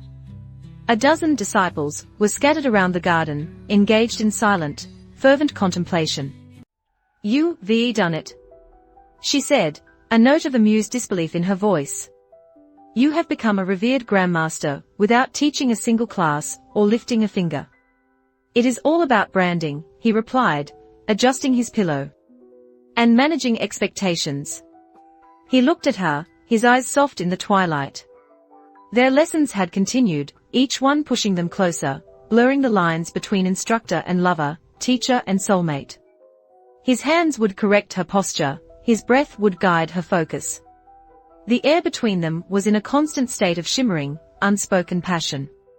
The desire was a living thing, a beautiful, dangerous fire they were both stoking, neither willing to be the first to let it consume them completely. "The foundation is laid," he said, his gaze intense. "My name is known. My school is established. But a hero needs more than a reputation. He needs a grand deed. Something that will cement his legend in the eyes of the Empire, so that when he steps forward to claim the prize at your contest, no one will dare question his worthiness. And what grand deed do you have in mind? She asked, her heart beginning to beat a little faster. I have been monitoring the anomalous weather patterns, he said. He looked to the north, towards the treacherous peaks of the Dragon's Tooth Mountains. 3 days from now, there will be an early, unseasonable thaw. The snowpack on the Greyfang Peak will collapse. The resulting avalanche will obliterate the mining town of Silver Stream at the mountain's base. She stared at him, horrified. Thousands of people live there. Indeed, he said calmly. Saving a town from a natural disaster that no one else can predict, it has all the hallmarks of a legendary deed. Dramatic. Heroic. And it requires only a single, well-placed intervention. Minimal effort for maximum narrative impact. How will you stop an avalanche? She whispered, picturing him standing alone against a mountain of falling snow and rock. A slow, predatory smile spread across Lin Fan's face. It was the smile of a being who saw a falling mountain not as a threat, but as a lump of clay to be molded. My dear gatekeeper, he said, reaching out and gently tucking a stray strand of hair behind her ear, his fingers brushing the sensitive skin of her neck. One does not stop an avalanche. That is crude. Messy. Inefficient. He leaned in, his voice a conspiratorial whisper that promised secrets and miracles. One simply suggests it take a more scenic route. The journey to the Dragon's Tooth Mountains was, by Lin Fan's decree, a minimalist affair. There would be no grand entourage, no Phoenix Plume Guild escort. Such things were cumbersome and attracted attention. Instead, there were only 2 travelers, a grandmaster on a scholarly pilgrimage to observe geological formations, and his sole, devoted disciple. They traveled on foot. To my Ling, this was baffling. With the Guild's resources, they could have taken luxurious carriages or swift-footed spirit beasts. Walking builds character. Lin Fan explained as they set out, though his tone suggested he found the very concept of character building to be tedious. And more importantly, he added, a mischievous glint in his eye, it allows for more opportunities for field instruction. The field instruction began almost immediately. He would stop her mid-stride on a narrow mountain path. Your weight distribution is off. He'd say, his hands moving to her hips to correct her posture, his touch lingering far longer than necessary. He would have her balance on a single leg on a precarious ledge, his body pressed close behind hers as a safety precaution, his breath a warm, distracting caress on her neck. He was using the guise of training to engage in a slow, torturous, public yet private courtship. Every lesson was a delicate dance on the knife's edge of propriety, a scandalous act of intimacy disguised as martial instruction. Her body was a constant, simmering fire of awareness and desire. Her control over her chi grew exponentially with every distracting touch, her spirit forced to find a calm center amidst the storm of his provocations.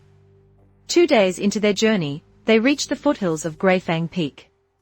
It was a colossal, unforgiving shard of rock and ice that clawed at the sky.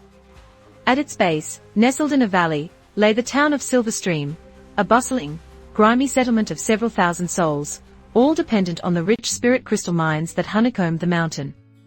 They were completely oblivious to the colossal, frozen threat hanging directly over their heads. Mai Ling looked up at the immense snowpack clinging to the mountain's face. It seemed stable, ancient, unmovable. It seemed so solid. She murmured, a knot of apprehension in her stomach. How can you be so certain it will fall? Lin Fan, who was examining a particularly interesting lichen on a nearby rock, didn't look up. The mountain is not a single, solid thing. He explained patiently. It is a complex system of pressures and tensions. A conversation between stone and ice. I am not predicting the future, I am merely eavesdropping on the conversation. And the mountain is whispering about a desire to stretch. He stood up, his gaze sweeping over the valley. The problem with an avalanche is not the snow itself. It's the shockwave. The wind of its descent. Even if we could erect a massive wall, the concussive force would flatten the town. A direct confrontation is foolish. So, your plan to suggest a more scenic route? She asked.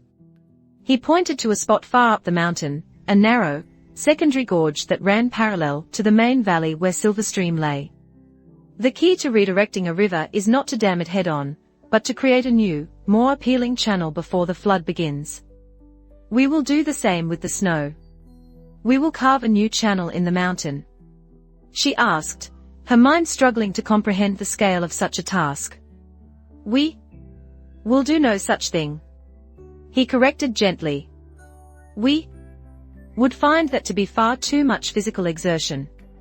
He smiled a slow, cunning smile. No. I will do the carving. And you, my dear gatekeeper, will be the chisel. A shiver of anticipation and fear went through her. Me? But how? Come, he said, leading her away from the path, up a steep, wooded slope to a secluded, flat stone clearing that overlooked both the doomed snowpack and the target gorge.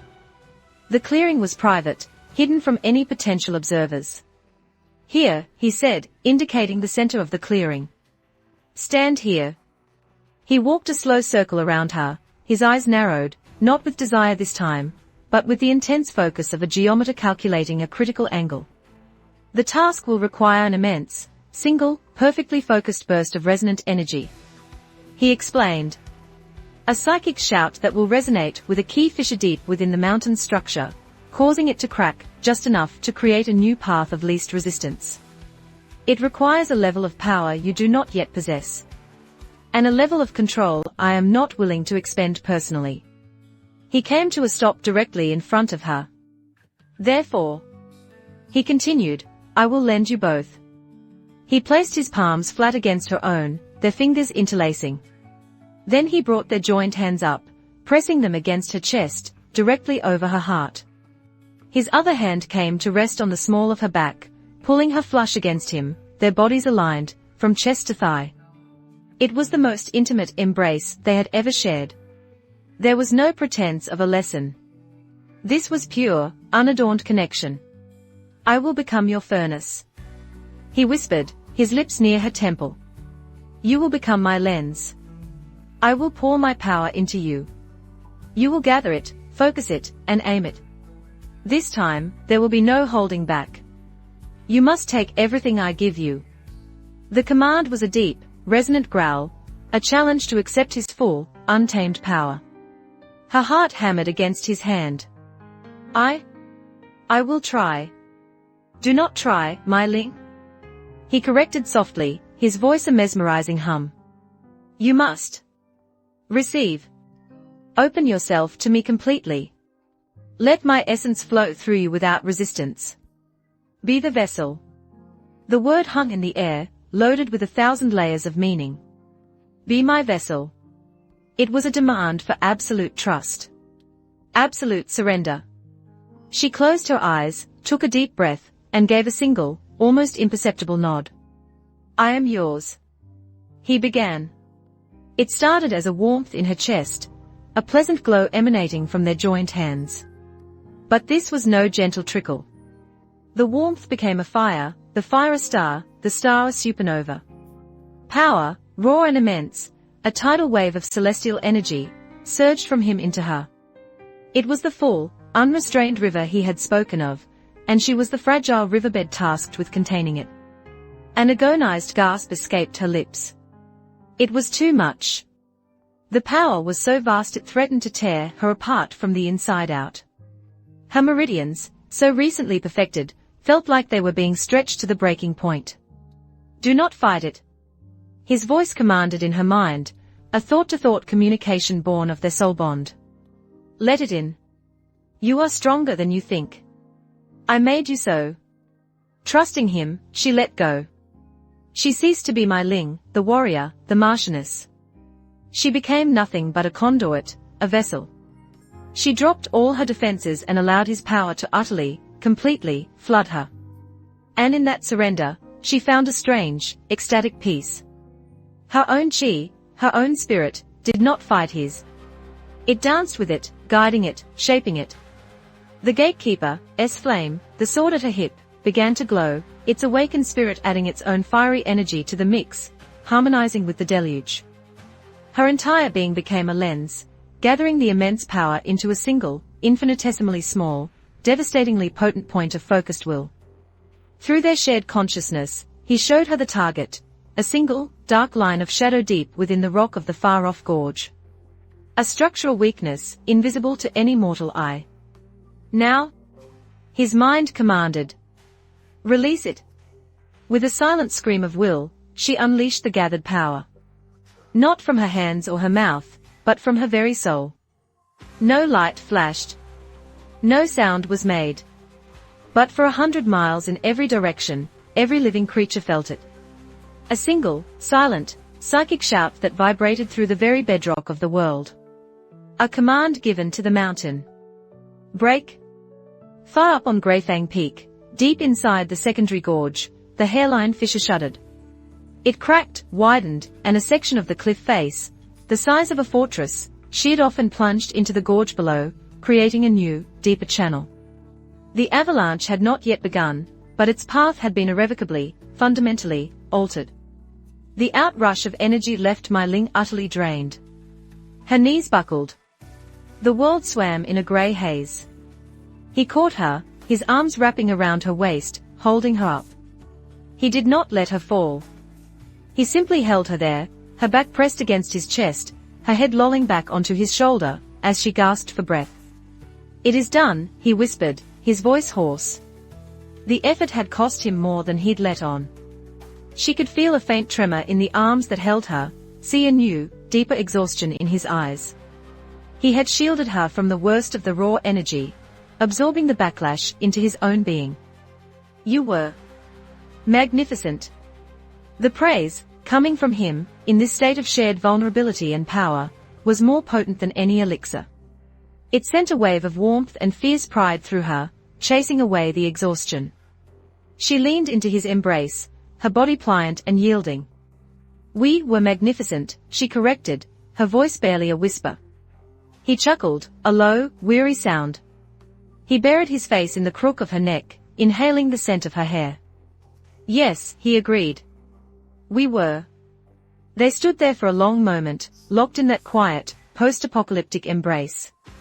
The rescuer and his weapon, the master and his disciple, the god and his gatekeeper. He held her not just to support her, but to ground himself, drawing a quiet, mortal strength from her warmth, her life. Then he lifted his head. The thaw will begin at dawn, he said, his voice regaining some of its usual calm. The avalanche will fall within the hour after that. And no one in Silver Stream will notice a thing. He released her, reluctantly. The loss of his contact was a physical ache. Now, he said, comes the most crucial part of any heroic deed. What's that? She asked, her voice still shaky. Securing a comfortable place to observe the results and take a well-deserved nap, he declared. He pointed to a small, hidden cave a little further up the slope. That looks adequate. A good vantage point, and out of the wind. As dawn broke, they sat side by side at the mouth of the cave. Lin Fan had produced a small stove, a pot, and his precious tea leaves from a small spatial pouch he carried. He was brewing tea, as if they were in his own pavilion. The world began to warm. A faint, groaning sound, like a giant stirring in its sleep, echoed from the peak. It was the sound of 1 billion tons of ice and snow shifting. The first trickle of snow cascaded from the top, then another, then another.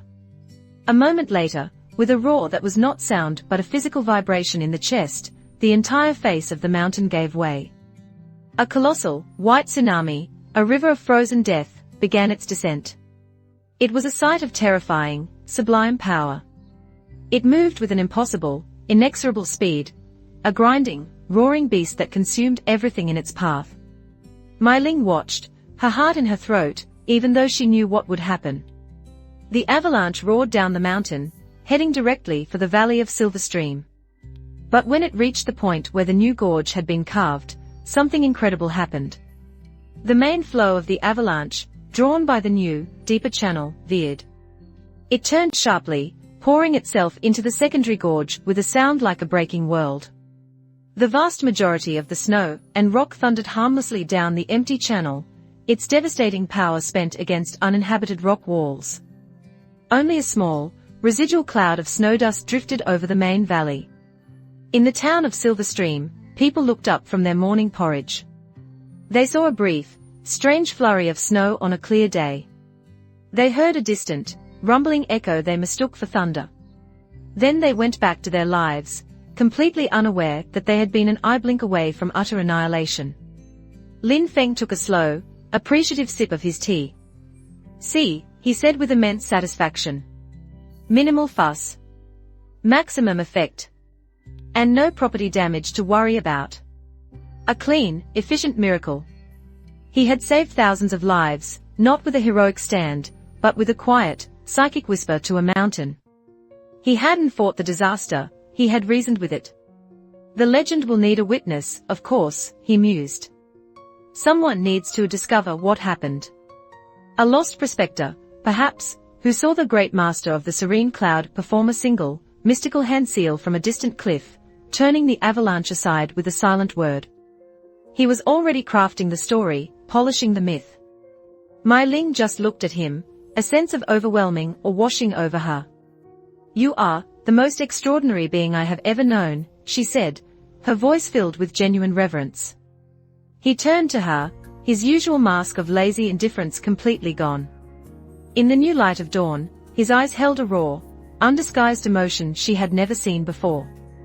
A deep, ancient loneliness momentarily eclipsed by a spark of genuine warmth, aimed entirely at her. "And you, Mai Ling," he said softly, his voice serious, "are the only reason any of this is worth doing." The confession hung in the air between them, more earth-shattering than the avalanche. He wasn't just doing this for peace and quiet anymore. He was doing it for her. To stay with her. To win her. He reached out, his hand gently cupping her cheek. "I believe," he whispered, his thumb tracing the curve of her jaw, "that our work for the day is done. The town is safe. The legend is secured. And this cave is surprisingly private and sheltered." He leaned in, his gaze dropping to her lips.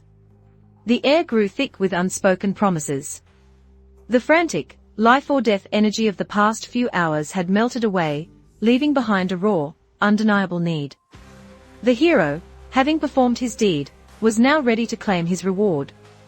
"The floor of this cave is very hard and cold, Master Lin," she whispered, her heart hammering, her words a half-hearted protest that sounded more like an invitation. "A problem?" he murmured against her lips, "for which I believe I have the perfect, multi-purpose solution." And as he kissed her, deep and slow, she felt a soft, familiar warmth spread out behind her. He had retrieved his ridiculously comfortable cloud cotton mattress from his spatial pouch and unrolled it on the cave floor. Even in the midst of seduction, his dedication to comfort, and his flair for the absurdly romantic, was absolute. This time, as she melted into his embrace, she knew she would not be waking up alone. The gatekeeper had finally come home. Mai Ling awoke to the gentle warmth of the morning sun on her face, and the even gentler warmth of an arm draped possessively across her waist. She was nestled against a heat source that was far more comforting than a simple blanket. The scent of sandalwood and a clean, unique essence that was purely him filled her senses. She lay perfectly still, her mind a slow, blossoming rose of memory and sensation. The hard floor of the cave had been banished by the impossible softness of his cloud cotton mattress. The terrifying roar of the avalanche had been replaced by the slow, steady rhythm of his breathing against her back. The chill of the mountain air was held at bay by the solid, living furnace of his body pressed against hers. They had not been lovers in the carnal sense. The night had not been one of fiery, consummated passion. It had been something quieter, more profound, and infinitely more intimate. After that first, deep kiss that had sealed their unspoken confessions, an exhaustion beyond anything she had ever known had claimed them both. He had simply held her, a silent, powerful guardian against the cold, and they had slept, entangled in a mess of limbs and blankets, like two weary soldiers, who had finally found a safe harbor after a long and brutal war. But it was a soldier's sleep laced with the dreams of a new kind of peace. Throughout the night, their bond had hummed between them, a silent conversation of shared warmth and accepted vulnerability. He had murmured her name in his sleep, a sound of soft possession that made her heart ache. She had awoken once in the dead of night to find his thumb gently tracing circles on her hip, an unconscious, protective gesture. This was not the tentative dance of courtship anymore. This was the quiet, confident beginning of belonging. Carefully, so as not to wake him, she turned in his arms to face him. His face, in the soft light of dawn, was completely unguarded. The lazy mask, the sovereign's gravitas, all of it was gone. He just looked peaceful, young, impossibly handsome. A single, dark strand of hair had fallen across his forehead, and she had an overwhelming urge to reach out and brush it away. So this is what a god looks like when he truly rests, she thought, a small, secret smile gracing her lips. She had done this. She had given him this. As if sensing her gaze, his eyes fluttered open. For a moment, they were just dark, sleepy eyes, clouded with slumber. Then, recognition dawned, and the galaxies within them began to swirl. He looked at her, tangled in his arms, her hair a wild cascade across his pillow, and a slow, deeply contented smile spread across his face. "Good morning, my gatekeeper," he murmured, his voice a low, gravelly rumble, thick with sleep. The sound vibrated through her, a pleasant hum deep in her chest. "Good morning, my lazy sovereign," she whispered back, her voice filled with a new, soft confidence. He chuckled, the sound warm and intimate in the confines of the small cave. "Lazy, perhaps," he conceded, his arm tightening around her, pulling her even closer, until there was no space left between them. "But I find my motivations have become remarkably active of late." His gaze dropped meaningfully to her lips. The air grew thick and warm. The day was new, the world outside was quiet, and they were alone, wrapped in a cocoon of silk and shared warmth. The temptation to simply stay there, to explore the new territory their kiss had unlocked, was a powerful, gravitational pull. "The legend," she began, her voice a little shaky as he leaned in, "it will need to be spread. We should probably later," he breathed against her lips. "The legend can wait. A proper hero always starts his day with a thorough warm-up." His mouth claimed hers, and this kiss was different from the last. It was not a gentle confirmation. It was a hungry exploration, a slow, deliberate claiming of territory he now considered his own. It was a languid, masterful kiss that spoke of 10,000 years of experience and a newfound, very personal, interest. It was deep and possessive and left her breathless, her mind spinning, every nerve ending in her body singing a chorus of pure, unadulterated pleasure. He was a being who approached everything with a dedication to perfection, she realized dimly. And he had apparently decided to apply that same, profound focus to the art of kissing her. When he finally drew back, she was dazed, her lips swollen, her entire body humming like a struck tuning fork. "The warm-up," he announced with a smug, satisfied glint in his eye, "is complete. For now." He pressed a final, soft kiss to her forehead. "Now, for tea. A grand deed without a celebratory cup of tea is just work." As he moved to light his small stove, Mai Ling lay there, her body thrumming, her mind a happy, jumbled mess. She had faced down inquisitors, trained with gods, and helped divert an avalanche. But surviving the focused, amorous attention of a fully motivated Lin Fan, she was beginning to suspect, would be the most thrilling and dangerous challenge of her life. The return to Azure Ox Town was even slower than the journey out. Lin Fan insisted on a period of observational reflection, which mostly involved him finding scenic, secluded spots to nap while Mai Ling practiced the new, finer points of her heightened cultivation. Their lessons were now a constant, an undercurrent to everything they did. A touch to correct her energy flow would turn into a lingering caress. A whispered instruction would become a husky, intimate murmur against her ear.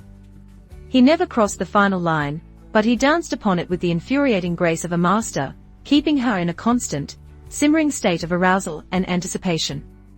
It was, she had to admit, the most effective cultivation method she had ever experienced. Passion, it turned out, was an excellent fuel for power. By the time they reached the town, the legend was already taking root.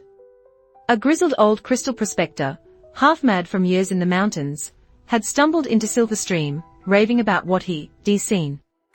He spoke of a celestial man in simple robes, and a fiery phoenix goddess, who stood upon a cliff and turned a mountain of death aside with a single, silent command. He was dismissed as a lunatic, but his story was compelling. And it was perfectly corroborated by Mai Ling's own, carefully worded report to the guild. She claimed her master had taken her on a pilgrimage to a place of great natural power, to attune her to her newly awakened blade. There, she had been meditating when she felt the mountain's violent intent. Guided by her master's wisdom and the blade's instincts, she had entered a trance and unleashed her power, averting a disaster she barely understood. The story was humble, it deflected all credit to a mysterious teacher, and it solidified her image as a virtuous, heaven-touched heroine. Lin Fan's plan was working flawlessly. His own legend was growing by proxy, shrouded in the exact kind of mystery and second-hand reverence he desired. The Master of the Serene Cloud was now whispered about in the same breath as ancient sages and mythical figures. And he hadn't had to do anything but take a well-timed nap on a mountain. They arrived back at the Lin estate to find a new kind of quiet. The would-be disciples of the accidental cult of laziness were still there, but their fervor had been replaced by a deep, reverential awe. They no longer tried to understand him, they simply accepted him as a force of nature. Their silent meditation had deepened, and the entire garden seemed to hum with a palpable, peaceful energy. Xiao Yu greeted them at the gate, her eyes shining. Sister Mai. Brother. Everyone is talking about you. They, saying you saved 10,000 people. Is it true? Your brother's teacher is a person of profound ability, Mai Ling said diplomatically, sticking to the script. Lin Fan just shrugged, making a beeline for his mattress in the pavilion. The mountain was noisy. I quieted it down. Is the new batch of tea here yet? The first week back was a period of tranquil domesticity. The empire was abuzz, but the waves had not yet reached their quiet shore. The days fell into a comfortable rhythm. He would sleep.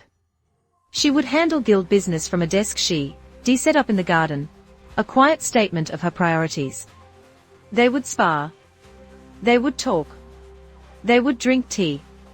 The unspoken, unresolved passion between them was a constant, shimmering presence, a fire banked low, but ready to roar to life at the slightest provocation. Mai Ling found herself changing. The hard, professional shell of the guild overseer was softening, replaced by a quiet confidence, a serene strength. She smiled more. She carried herself with an easy grace that had nothing to do with her cultivation level and everything to do with the quiet joy of her new life. One evening, as she was reviewing shipping manifests, Lin Fan approached her desk. He wasn't in his usual lazy attire. He wore a fine, dark blue robe, the kind a nobleman might wear for a private dinner. His hair was neatly tied back. He looked purposeful. Put down the tedious scrolls, he said, his voice soft but firm. You have been staring at them for 3 hours. Your chi is starting to stagnate. It's an unattractive look. Some of us have responsibilities, Master Lin.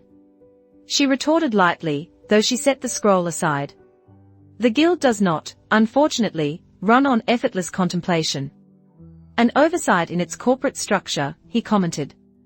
He held out a hand. Come. Walk with me. She took his hand, her fingers fitting perfectly between his. He led her not to the pavilion, but deeper into the garden, to a part she rarely visited, a small, rocky hillock at the far edge of the estate. The view from the top was surprisingly beautiful, overlooking the slumbering town and the moonlit fields beyond. This, he announced with a grand, sweeping gesture, is to be the site of a new project, another pavilion. She asked. Something better. he corrected. A proper gatekeeper requires a proper gatehouse. A tower. Small, elegant, comfortable. With a good vantage point to observe any approaching annoyances.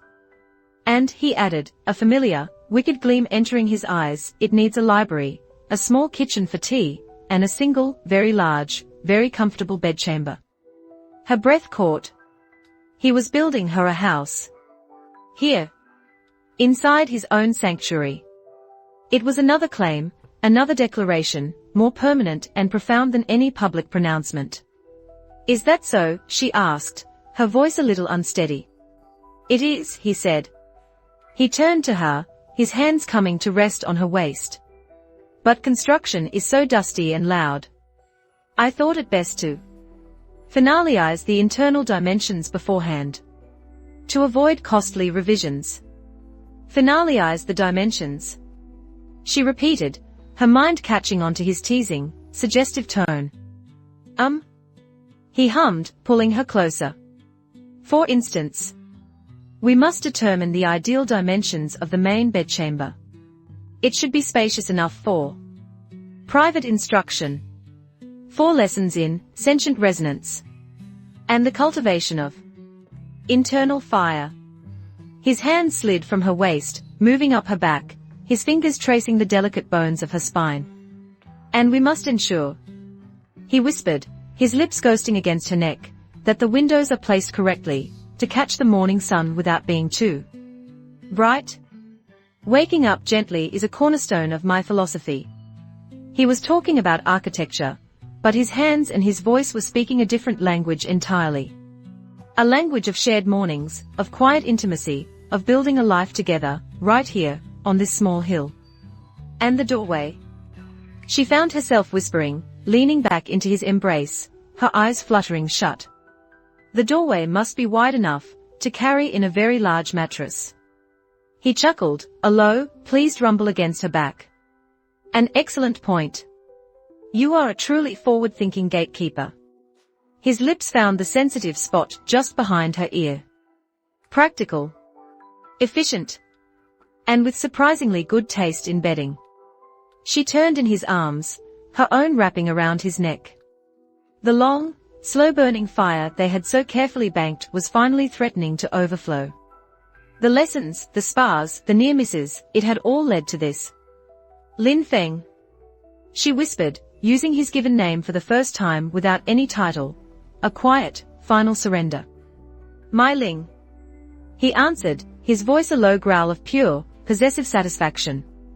He lowered his head to kiss her, and she rose on her toes to meet him. But just as their lips were about to touch, a new and entirely unfamiliar sensation pierced through their private world. It was a psychic probe. Crude, aggressive, and incredibly powerful. It was not a physical attack, but a mental one, a spike of malevolent energy sweeping across the region, trying to pinpoint the source of the anomaly that had saved Silver Stream. It was a Sauron-like gaze, sweeping and searching. Lin Fan went rigid in her arms. The amorous, gentle lover vanished, replaced instantly by the cold, impossibly ancient void sovereign. His eyes blazed with a light that was not starlight, but pure, unadulterated fury. It was one thing for fools and princes to disturb him in person. It was another thing entirely for some unknown, distant power to try and pry its way directly into his mind while he was in the middle of a perfectly good seduction. This, the void sovereign thought, his irritation reaching a level it had not in millennia, is an entirely new and infinitely more personal level of annoyance. He tightened his arms around Mai Ling, shielding her from the psychic probe with his own will. And with a sliver of his consciousness, he reached out, not to attack the probe, but to get a taste of its origin. His mind brushed against the psychic energy, and he recognized the flavor instantly. It was a foul mixture of forbidden soul magic, ancient imperial seals, and the bitter tang of betrayal. He knew this energy. He had felt it once before, 100 years in his future. During the final moments of his first life. The probe wasn't from the Inquisitor. It wasn't from a rival kingdom. It was from one of the treacherous disciples who had orchestrated his original death. One of them was here, now, in this timeline. And they were searching for him.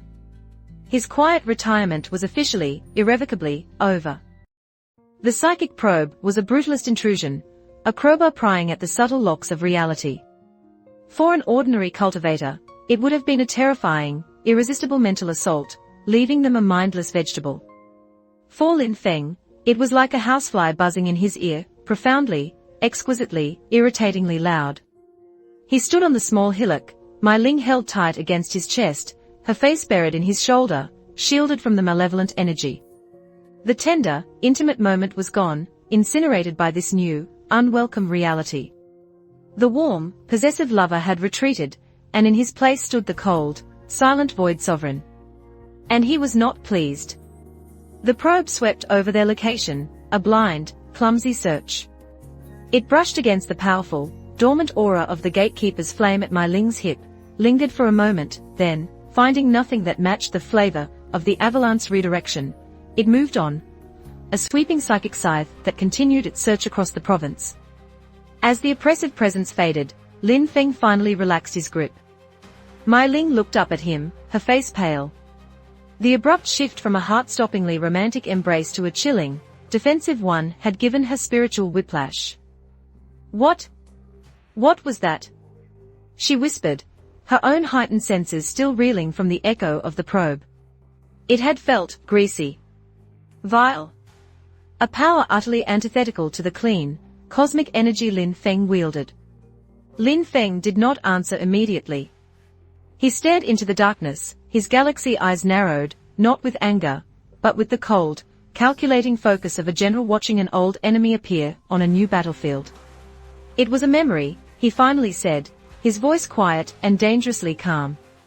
A debt from a future I had hoped to forget, a memory. She asked, confused. From the man who invented the jade serpent, Fang. He shook his head. No. This is older. More personal. He turned his gaze back to her, and she saw a flicker of something she had never seen in him before. A genuine, weary resignation. The lazy resignation of a man asked to do a chore was gone. This was the profound weariness of a king being forced to wear a crown he had long ago abdicated. One of the reasons I chose this quiet retirement, he began, his voice taking on a distant, storytelling quality, is that I had grown tired of the games. The politics. The betrayals. He paused. In my previous life, I had many disciples. I raised them, taught them, gifted them with power beyond their mortal dreams. I considered them my children. His voice was flat, but Mai Ling, through their soul bond, felt a tremor of ancient pain, a hurt so old it had fossilized into pure indifference. Most were loyal, he continued. A few were not. They grew to resent my shadow, to covet my throne. They colluded with other powers, beings from outside the conventional flow of time. They pooled their strength, their knowledge of my ways, their borrowed, forbidden arts, and they killed me. Mai Ling gasped, her hand flying to her mouth. She knew, logically, that for him to be reincarnated, he must have died. But to hear it stated so baldly, to feel the echo of that ancient, cosmic betrayal. It was horrifying. The energy of that probe. He finished, his eyes turning to cold, hard points of light. It carried the unique signature of one of those traitors. My dearest, most brilliant, and most ambitious student. The one who called himself the Shadow Magus. He is here. She breathed. In this time, he shouldn't, TB. Lin Fan mused, a frown creasing his brow. My samsara reversal sent me back 100 years. His presence here, now, is a temporal paradox. An impossibility. Unless he did not travel through time as I did. Lin Fan's eyes widened slightly with dawning realization. He didn't, come back. He waited. The implication was chilling. He waited for 100 years. No, Lin Fan corrected. The beings he colluded with. They exist in the cracks of reality. They could have placed him in a temporal stasis, a pocket dimension where time flows differently, only to release him now. They are trying to correct the timeline to ensure my death happens on schedule. The grand, cosmic scale of the game she was now a part of made her head spin. This wasn't just about regional politics anymore. It was about paradoxes and temporal warfare. Why now? She asked. Why did he search for you now? The avalanche, Lin Fan said, a note of self-reproach in his voice.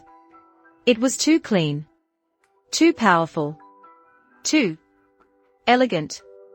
My signature laziness is, unfortunately, a unique fingerprint. Any being of sufficient power would recognize the style. I lit a beacon, and an old dog has come sniffing. He sighed. My quest for a comfortable life is becoming perilously complicated. He turned away from her, walking to the edge of the hillock, his back a silhouette of silent contemplation against the moonlit sky. For the first time, he seemed truly uncertain. Not of his power, but of his path. He will search again, Lin Fan stated. He is clumsy, but he is persistent. Eventually, he will find this town. He will find you. And he will find me, then we fight. Mai Ling declared, her hand going to the hilt of the gatekeeper's flame. A surge of fierce, protective loyalty washed through her. She was his shield. This was her purpose. Lin Fan looked back at her, a faint, sad smile on his lips. My dear gatekeeper, you have grown powerful. You are a phoenix. But the shadow magus. He is a creature that consumes stars for breakfast. He learned at my knee for 3,000 years. To fight him now, in your current state, would be like a candle flame trying to fight the sun. The casual way he described the power of her enemy was more terrifying than any boast. And you, she asked, her voice tight. You are not at your full strength. That ritual, the avalanche, they cost you. Yes, he admitted freely. In this body, I am a pale echo of what I was. I could defeat him. But it would not be a quiet affair. The resulting discussion would likely unmake this entire continent. The geological formations would be catastrophically rearranged. It would attract far, far too much attention. The opposite of my goal. The dilemma was perfect. To remain hidden, he had to let his enemy approach. To fight his enemy, he had to abandon all hope of remaining hidden. The universe, it seemed, was determined to force him off his mattress. Mai Ling's mind raced. There had to be another way. A third option. Her entire being was focused on this problem, on protecting him, on preserving the fragile peace he craved. And then, an idea, born of desperation and the strategic lessons he had inadvertently taught her, sparked in her mind. Your grand plan? She said slowly, walking to stand beside him. To become a hero. To enter the Emperor's contest and win my hand, to ward off all other suitors. A plan that has just been complicated by the impending arrival of an old, homicidal acquaintance. He noted wryly. No, she said, a new, fierce confidence in her eyes. This doesn't complicate the plan. It completes it. He turned to look at her, a flicker of genuine curiosity in his eyes. You said your enemy, this shadow magus, is searching for you, she explained, her words coming faster now. He is looking for a being of immense, subtle power. A sleeping sovereign. He is not looking for a flashy, boisterous, headline-grabbing hero. Understanding began to dawn on his face. So we give him one, she continued, her voice resonating with conviction. We accelerate the plan. We don't just build your legend, we shout it from the rooftops. We make your fame so great, your deeds so public, and, dare I say, inefficient, that you become the exact opposite of the subtle, reclusive master he is searching for. She was proposing a new kind of deception. Hiding not in shadow, but in plain sight. Disguising his godlike power not with laziness, but with heroic theatrics. He is looking for a scalpel. She concluded, so we will show him a sledgehammer. Lin Fan stared at her, and a slow, wide grin, the first genuine, unguarded grin she had ever seen on him, spread across his face. Mai Ling, he breathed, a note of pure admiration in his voice. You are truly a terrifyingly brilliant woman. He saw the beauty of her strategy instantly. It was a perfect piece of misdirection. He would become a public spectacle, his miracles attributed to the brash, unsubtle power of a rising hero, not the quiet, reality-bending will of a slumbering god. The Shadow Magus would see this new, loud hero and dismiss him as a talented, but crude upstart, utterly unlike the subtle, peerless master he knew. You would have me perform heroic theatrics, he asked, the corner of his mouth twitching with amusement. Engage in shouting. And perhaps even monologuing, if it will keep your true nature hidden, yes. She confirmed, her lips quirking into a matching smile. Think of it as the ultimate disguise. A mask of heroic inefficiency. He threw his head back and laughed. A real, deep, rumbling laugh. It was a sound that seemed to make the very stars in the sky shine a little brighter. It was the laugh of a being who had just found a new, amusing wrinkle in the fabric of existence. Oh, this is going to be dreadful, he said, wiping a tear of mirth from his eye. The sheer effort involved, the theatrics, the public speaking. He shuddered in mock horror. Then he looked at her, his eyes blazing with a new, invigorated fire. I love it.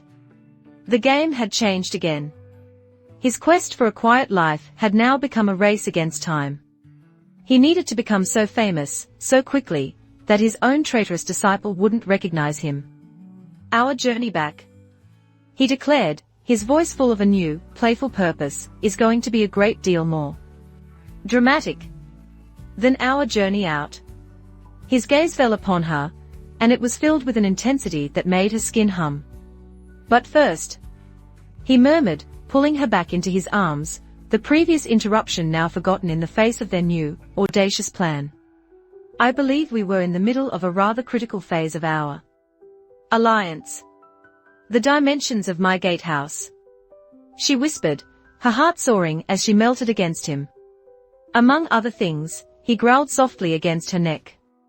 A hero who is about to face the world requires a certain inspiration. A muse. His hand slid down her back, coming to rest possessively on the curve of her hips. And a queen deserves to be properly claimed by her king before he marches off to war, even a war of public relations.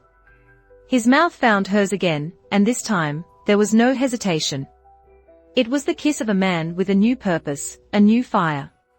The slow-burning seduction had been ignited by the threat of their enemy, turning into a bonfire of shared determination and undeniable need. He was still a lazy sovereign at heart, but he had just been given the most powerful motivation in the universe, a direct, personal threat to his peace, his quiet, and the woman he had decided was his. As he lifted her into his arms, carrying her back towards the mattress he had so conveniently placed in the cave, she knew their quiet idyll was over. The stage was set, the enemies were circling, and the greatest, most absurd heroic legend the Empire had ever known was about to be born. And she, the gatekeeper, would be right there, at the very center of the beautiful, magnificent, and entirely fraudulent storm. The return journey was, as Lin Fan had promised, profoundly dramatic. The quiet, intimate lessons in balance and posture were replaced by noisy, flashy displays of heroic power, each one meticulously designed to be as inefficient and publicly visible as possible. Their first stop was a dusty, wind-blown trading post at the base of the Dragon's Tooth Mountains. The post was in a state of quiet despair. A vital trade route to the north had been blocked for weeks by the grasping sands, a stretch of desert plagued by massive, carnivorous sand wims. The creatures were an annoyance, too tough for ordinary sales words to handle, but not valuable enough to attract the attention of a major sect. Lin Fan, looking every bit the mysterious grandmaster in his simple robes, surveyed the problem from a nearby cliff edge.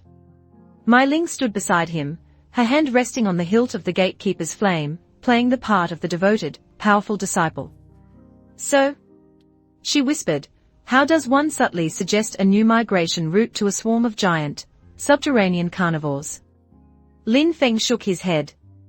Subtlety is the old plan, my dear gatekeeper. The new plan requires a spectacle. A deeply mischievous light shone in his eyes. The world thinks heroes solve problems with overwhelming power. They believe might makes right. It's a brutish, simple-minded philosophy. So, we shall give them a brutish, simple-minded solution. He didn't draw a weapon. He didn't even take a deep breath. He simply clapped his hands together, a single, sharp sound that echoed across the desolate landscape. Crack! And the desert floor responded. With a deep, groaning roar, the grasping sands began to move. Not a subtle shift, but a violent, churning upheaval. Pillars of rock, dormant for millennia, erupted from beneath the sand, punching their way into the sky. Fissures cracked open, spewing jets of superheated steam. The entire desert landscape, miles and miles of it, began to convulse as if in the throes of a grand, geological seizure. The carnivorous sandwyrms, which had been slumbering beneath the surface, were violently, unceremoniously, evicted from their homes. They were tossed into the air, writhing and shrieking, by the erupting stone pillars, their tough hides no match for the raw power of plate tectonics. The beasts, ancient apex predators of their domain, were reduced to terrified, flopping victims of a sudden, inexplicable earthquake. A group of merchants, huddled in the trading post and watching in open-mouthed horror, saw it all. They saw the handsome man in simple robes, standing on the cliff edge. They saw him clap his hands once. And they saw the entire desert tear itself apart in response. Lin Fan watched the chaos for a moment, an artist appraising his messy, over-the-top masterpiece. He had just reshaped several square miles of terrain with the geological equivalent of a cannonball, a feat of immense power that a council of Earth mags would have deemed impossible. Then he turned to Mai Ling, his expression one of pained distaste. So much noise, he complained, loud enough for the gawking merchants to overhear. And all this dust. It is terribly bad for the sinuses. This method of problem-solving is exhausting. He sighed a deep, weary sigh. Come, my disciple. Let us find a cleaner, quieter path. The aesthetics of this place have been thoroughly ruined. He turned and walked away, leaving behind a terrified swarm of now homeless sandwyrms. A completely new and impassable mountain range where a desert used to be, and a group of merchants with a story that would make him a legend.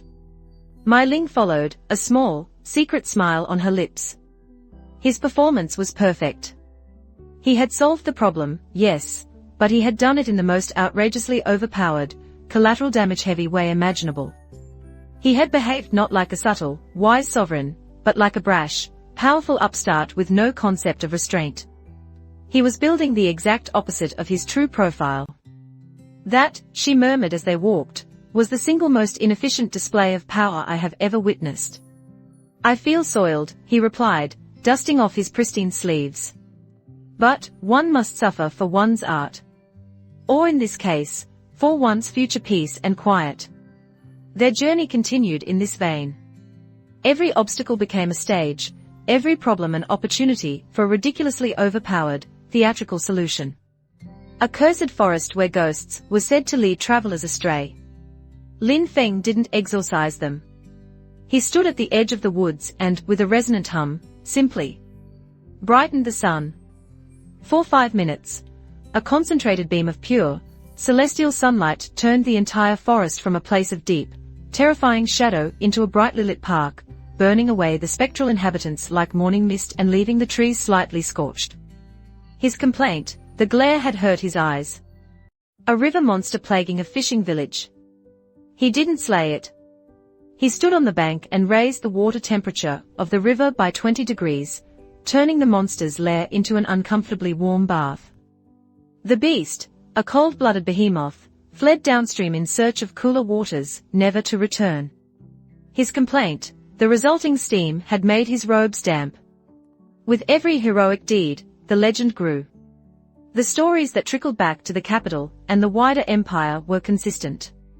They spoke of a new, unbelievably powerful master who called himself the Cloud Walker. A man who solved colossal problems with earth-shattering power, yet seemed to view the entire process as a tiresome, personal inconvenience. He was a hero who complained. A savior who seemed constantly annoyed by the act of saving people. The persona was so bizarre, so utterly unlike any legendary figure in history, that it was completely believable. And it was the polar opposite of the subtle, silent, sleeping sovereign that the Shadow Magus was searching for. Meanwhile, their private lessons continued, becoming the secret fuel for their public theatrics. Their journey was punctuated by quiet, stolen moments. A shared meal by a campfire would end with his hand guiding hers to pour tea, his fingers interlaced with hers, the act mundane and yet deeply charged. A stop by a waterfall would turn into a lesson on the nature of flowing energy, with him standing behind her, his arms wrapped around her, as they felt the rhythm of the water together. He never pushed beyond that final boundary, but the promise of it was a constant, shimmering thing between them. It was a slow, exquisite torture. He was teaching her, arousing her, and binding her to him, all at the same time. One evening, they made camp in a serene mountain meadow. The moon was full, bathing the world in a soft, ethereal light. He was seated by the fire, poking at the flames with a stick. Mai Ling sat opposite him, cleaning the gatekeeper's flame, its crimson blade reflecting the firelight. "We are approximately 1 week away from the capital," he said, breaking the comfortable silence. "Our legend has preceded us. According to the Guild Whispers you, the Intercepted, the Cloud Walker, is now the most talked about mystery in the Empire. They are calling you his divine muse. Mai Ling's cheeks warmed slightly. It is an acceptable title. He looked at her across the fire, his eyes dark and intense. The plan is working. The Shadow Magus's psychic probes have ceased. He has likely heard the tales of the boisterous, theatrical Cloud Walker, and dismissed them as irrelevant noise. His gaze softened. We have bought ourselves time, but what happens when we reach the capital? She asked, the old anxiety returning. What happens when you enter the contest? A contest arbitrated by Lord Inquisitor Shen. Shen is a man of logic. He will be looking for the reclusive Grandmaster, who solves problems with quiet, lazy elegance. Lin Feng explained. He will find a flashy, powerful hero, who solves problems with loud, ostentatious force. I am hiding in plain sight. He will not see me. He stood up and walked around the fire, coming to sit beside her. The space suddenly felt very small. But there is one final piece of the puzzle, he said, his voice dropping to a low, intimate murmur. Our relationship. She whispered. Yes. It must be defined. In a public way. A Grandmaster and his disciple is one thing. But a hero competing for the hand of a maiden to whom he is already close can be perceived as a conflict of interest. He reached out, taking the newly polished sword from her lap and setting it aside. Then he took her hands in his. The world must see your affection for me not as a secret affair, but as the natural adoration a student has for her teacher, he explained, his thumb stroking her knuckles. And they must see my interest in you not as a suitor's desire, but as a master's benign wish to see his greatest student find a worthy partner. It was a cold, political explanation for a situation that was anything but a benign wish. She challenged softly, a spark of defiance in her eyes. The firelight danced across her features, making her look fierce and beautiful. Is that what you call our lessons? He smiled, a slow, predatory curving of his lips. The lessons, he conceded, his voice dropping to a husky whisper, are for us alone. He leaned closer, their faces a breath apart. But the world requires a performance. And for our performance in the capital to be convincing, we must rehearse. Rehearse what, precisely? She breathed, her heart beginning to hammer.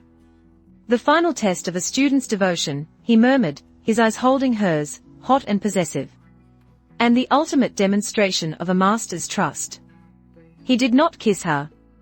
He did something far more shocking, far more intimate. He lay down, placing his head in her lap. Mai Ling froze, her entire body going rigid. He was resting his head on her thighs, his hair soft against the silk of her trousers, his face turned up towards hers. The position was one of absolute vulnerability, of complete and utter trust. A grandmaster, a god, was making her lap his pillow. What are you doing?" she stammered, her mind in a complete, blissful turmoil. "Rehearsing," he whispered, his eyes fluttering closed as if in utter contentment. "The final scene of our public drama. Imagine this, the grand contest is over. I have, through a series of loud and tiring heroic feats, won. I am declared the victor, the worthiest consort. But I turn to the emperor, and I say, Your Majesty, I did not enter this contest for myself. I entered merely to test the mettle of these so-called heroes, to ensure none were worthy of my prized disciple. None have passed my test. Therefore, she shall remain unbound, dedicated to the higher pursuits of the Tao." He was laying out the endgame of his grand, fraudulent plan. "And then," he continued, his voice a sleepy, contented rumble, "to demonstrate my platonic, purely educational relationship with my student. To show the world that my interest is that of a benign teacher. I do this." His eyes opened again, locking with hers. "I lay my head in her lap. A gesture of familial trust. Not the act of a lover, but of a mentor so close to his student that they are like father and daughter. Or brother and sister." The outrageous, dramatic irony of his statement was staggering. He was using one of the most intimate, romantic gestures imaginable as proof of a platonic relationship. He was hiding their affair in an act that screamed of intimacy, banking on the fact that it was so bold, so audacious, no one would ever believe its true meaning. Mai Ling stared down at him, her heart aching with a feeling she couldn't name. It was love, but it was more than that. It was awe. It was adoration. He was a magnificent, brilliant, infuriating fraud, and he was hers. "Is my performance acceptable?" she asked, her voice thick with emotion. She tentatively raised a hand, her fingers trembling as she brushed the stray strand of hair from his forehead. His eyes closed again at her touch, a soft, contented sigh escaping his lips. "Your posture is perfect," he murmured. "Your lap is surprisingly comfortable. Firm, yet yielding. An excellent substitute for a proper pillow." His hand found hers, his fingers lacing with her own, a silent, possessive grip. "But you are still a little tense. You must relax into your role." She smiled, a genuine, tear-bright smile. "I will endeavor to improve, master." They stayed like that for a long time, the only sound the crackling of the fire and the whisper of the wind. She sat, a silent guardian, her hand resting in his, while the god of laziness used her lap as a pillow, hiding from his past, planning for their future. As she looked up at the sea of stars, the same stars she had seen in his eyes, she knew that their own legend was not about a hero and his muse. It was about a king who had grown tired of his throne, and the gatekeeper, who had shown him that a quiet garden, and a comfortable lap, could be a finer kingdom than any galaxy. And for a kingdom like that, even a lazy god might be willing to fight. The quiet moment was finally broken by a low rumble from his stomach. Lin Fan's eyes opened, his expression one of mild surprise. He said, sitting up, the intimate spell momentarily broken. "It appears this mortal body still has mundane requirements." He looked at their dwindling supply of travel rations. "We are out of rice cakes." Mai Ling looked at him, then smiled. "The village of 3 Cranes Crossing is just over that ridge. We can be there in under an hour." A look of profound thought crossed his face. Then, he looked at her with a cunning glint. "Or," he suggested, "a famous hero, known for his ability to influence his surroundings, could simply persuade a persimmon tree on that distant hill to bloom, fruit, and ripen out of season. It would be a fine, if ostentatious, way to procure a snack." Mai Ling just laughed, shaking her head. Even his quest for a midnight snack had to be a dramatic, legend-building event. "You are impossible," she said, her voice filled with helpless affection. "I am efficient," he corrected, taking her hand and pulling her to her feet. "Come. Let's go make a horticultural miracle. All this heroism is making me hungry." The story of the miracle of the midnight persimmons preceded them to the capital. A group of awestruck monks, on a silent pilgrimage, witnessed the event from their monastery. They spoke in hushed, reverent tones of a barren, winter-touched hillside that had burst into riotous, unseasonable bloom under the full moon. They described a single, ancient persimmon tree that went from bare branches to bearing luscious, perfectly ripe fruit in the span of a single breath. And they spoke of the two figures they had seen at the base of the tree, the heroic cloud-walker, and his divine muse, calmly picking the fruit, as if such a feat were the most natural thing in the world. The cloud-walker, the legends now claimed, didn't just command the earth and sky, he commanded life itself. He was no longer just a hero. He was a force of nature, a minor deity walking the mortal plane. When Lin Fan and Mai Ling finally arrived at the gates of the imperial capital, they were not just travelers, they were an event. The capital was a different beast entirely from the sleepy provinces. It was a sprawling city of jade-tiled roofs, soaring pagodas, and a billion intersecting currents of ambition and power.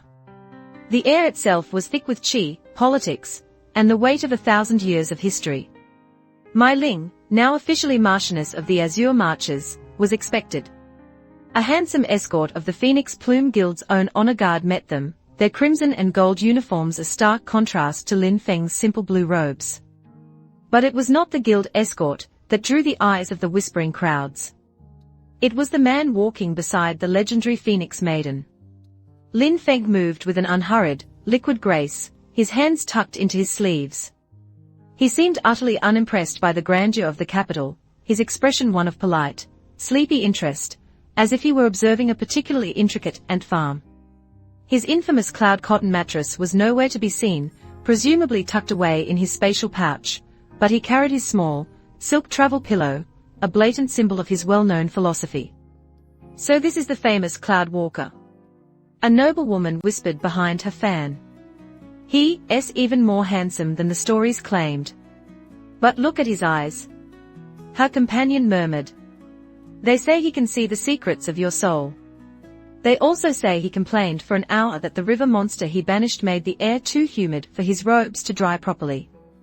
Lin Fan's reputation was a bizarre, contradictory tapestry of immense power and profound petulance.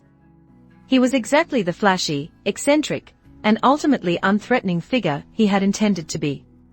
They were escorted to the palatial estate the guild maintained in the capital. It was a place of serene gardens and elegant courtyards, a fortress of wealth and influence. But as they stepped through the main gate, Mai Ling felt a subtle shift in the atmosphere. We have company, she whispered to Lin Fan, her hand instinctively going to the hilt of her sword. The gatekeeper's flame hummed in quiet agreement. In the central reception hall, two figures were waiting for them. The first was Guild Master Qian, his face a carefully constructed mask of avuncular welcome. The second was a young man Mai Ling recognized with a jolt of cold anger, the arrogant, humiliated Yang Fei. Yang Fei was a changed man. The fiery arrogance was gone, replaced by a hollow, haunted look. The power and prestige that had defined him had been erased by Lin Fan's kindness, and he now looked like a ghost haunting his own fine robes. When his eyes met Lin Fan's, there was no hatred in them. There was only a deep, profound, soul-shaking fear. Marchioness Mai. Master Cloud Walker. Guild Master Qian boomed, stepping forward. Welcome to the capital. Your deeds have become the songs of every tea house. The guild is honored beyond measure. The journey was educational, Mai Ling said, her eyes still on Yang Fei. Lin Fan simply nodded, his gaze sweeping the room before settling on a particularly comfortable-looking, silk-cushioned armchair. He made a mental note of its location. My foolish nephew, Yang Fei, insisted on being here to offer his personal, most sincere apologies for his behavior at the tournament. The guild master explained, nudging the young man forward. Yang Fei stumbled, then dropped into a deep, trembling kowtow before Lin Fan. Great master. He choked out, his voice thin and reedy. This one was blind with arrogance. Your lesson has opened my eyes. I thank the master for his profound, life-altering benevolence. He was speaking the truth. In stripping him of his flawed power, Lin Fan had ironically given him the chance to find a truer path, and the boy was just beginning to understand the magnitude of that terrifying gift. Lin Fan looked down at him, a flicker of something unreadable in his eyes. He hated loose ends. Rise, he said, his voice flat. Your aura is one of misery. It is dreary. Find a new purpose. Study pottery. Or flower arrangement. Something quiet. It will be better for your disposition. He had dismissed the boy's entire life crisis with a piece of career advice, and in doing so, had completely, utterly, disarmed him. Yang Fei could only nod, mute with a mixture of terror and awe, before being scurried away by his uncle. With the appetizer out of the way, Guildmaster Qian got to the main course. The capital is abuzz about the grand contest for your hand, Marchioness, he said to Mai Ling, though his eyes kept darting toward Lin Fan. The greatest geniuses of the generation have arrived. The Sword Saint of the Northern Wastes. The alchemical prince of the Crimson Sect. Even the third imperial prince, Zhu Long, a renowned military strategist, has declared his intent to compete. He was listing the competition, trying to gauge their reaction, to understand the hidden master's plan. How very competitive. Lin Fan noted with a distinct lack of interest. All that effort, for a political alliance. Indeed. Qian agreed eagerly. But surely, a man of your stature, has no interest in such mortal trifles. Your student, the Marchioness, is a divine talent, but her duties are to the Empire. He was trying to subtly pressure Lin Fan into publicly renouncing any claim on Mai Ling. Lin Fan, in turn, saw a perfect opportunity to reinforce his public persona. He turned to Mai Ling, his expression becoming one of benign, professorial concern. My dear disciple, he began, his voice taking on a sonorous, didactic tone loud enough for everyone in the hall to hear. I have guided you on the path of celestial enlightenment. I have helped awaken your latent potential. He placed a hand on her shoulder, a gesture of purely platonic, avuncular pride. But your destiny is your own. I, as your teacher, have no desire to interfere in the romantic inclinations of my student. My only wish is that you find a consort who is not a complete and utter buffoon. The entire hall leaned in, hanging on his every word. He continued, therefore, I will observe this contest. I will act as an impartial judge of character. I will test these so-called heroes. Not for myself, but to ensure that the man who stands beside my greatest achievement. He patted her shoulder again. Is at least marginally worthy of cleaning her sword. It was a masterstroke of dramatic irony. He had just declared his intent to sabotage every one of her potential suitors, all under the guise of being a caring, impartial teacher. He had claimed the role of ultimate judge, while publicly removing himself as a candidate. Guildmaster Qian beamed. This was better than he could have hoped. The master was not a rival, he was a silent partner, an ultimate guarantor of the guild's interests. Mai Ling had to fight to keep the smile off her face. The audacity was breathtaking. He had just declared war on every suitor in the Empire, and they were all going to thank him for it. Your wisdom guides me, master, she said, bowing her head in a perfect display of demure, student-like gratitude. Her heart, however, was a triumphant, laughing drum. The play had begun. Their private moments, however, were becoming more precious and fraught with risk. Later that evening, he found her on a balcony overlooking a moonlit koi pond in the guild estate. The air was cool, the city quiet for the moment. The stage is set, he said, his voice a low murmur as he came to stand beside her, his arm brushing against hers. The actors are in place. And Lord Inquisitor Shen arrives tomorrow. I am ready, she said, though a flicker of unease went through her. Are you? He asked. He turned to her, his body creating a private space for them on the public balcony. Our performance in the capital must be flawless.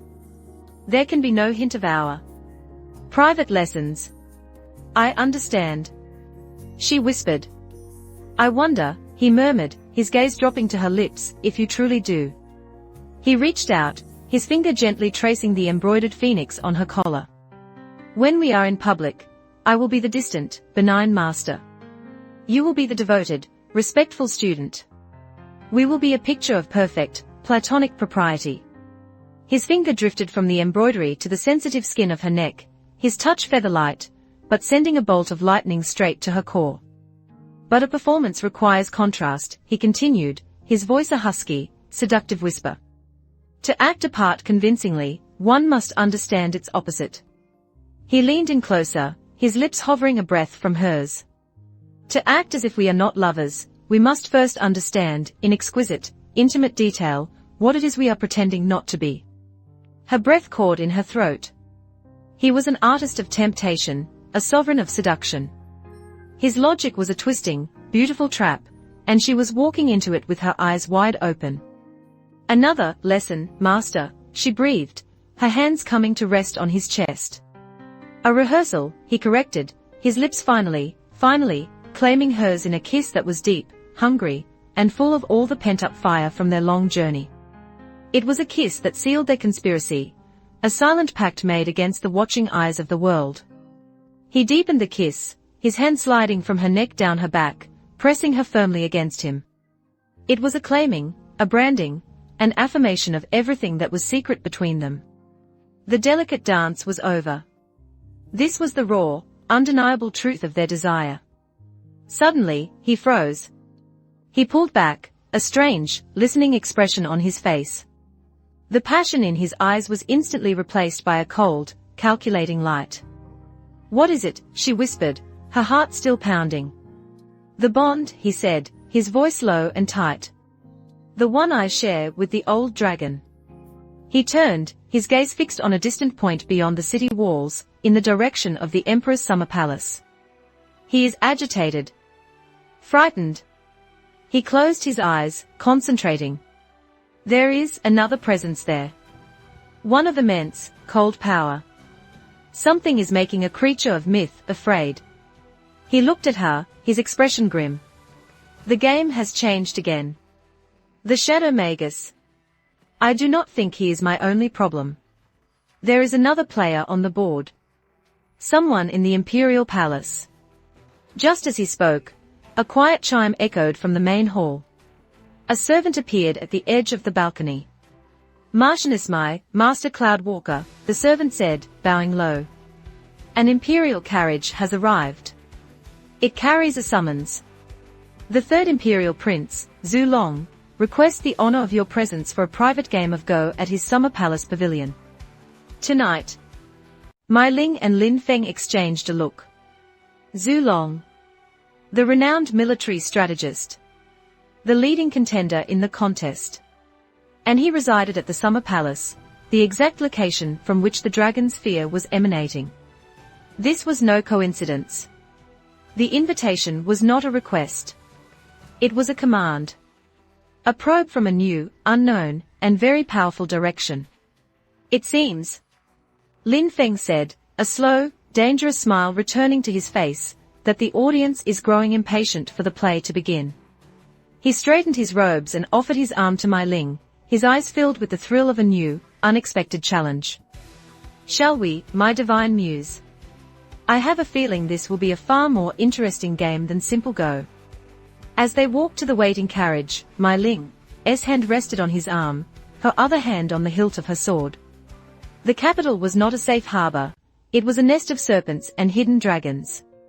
Their legend had brought them here, but she knew, with chilling certainty, that it was their bond, their secret, shared strength, that was the only thing that would get them out alive. The grand, fraudulent play was about to have its opening night.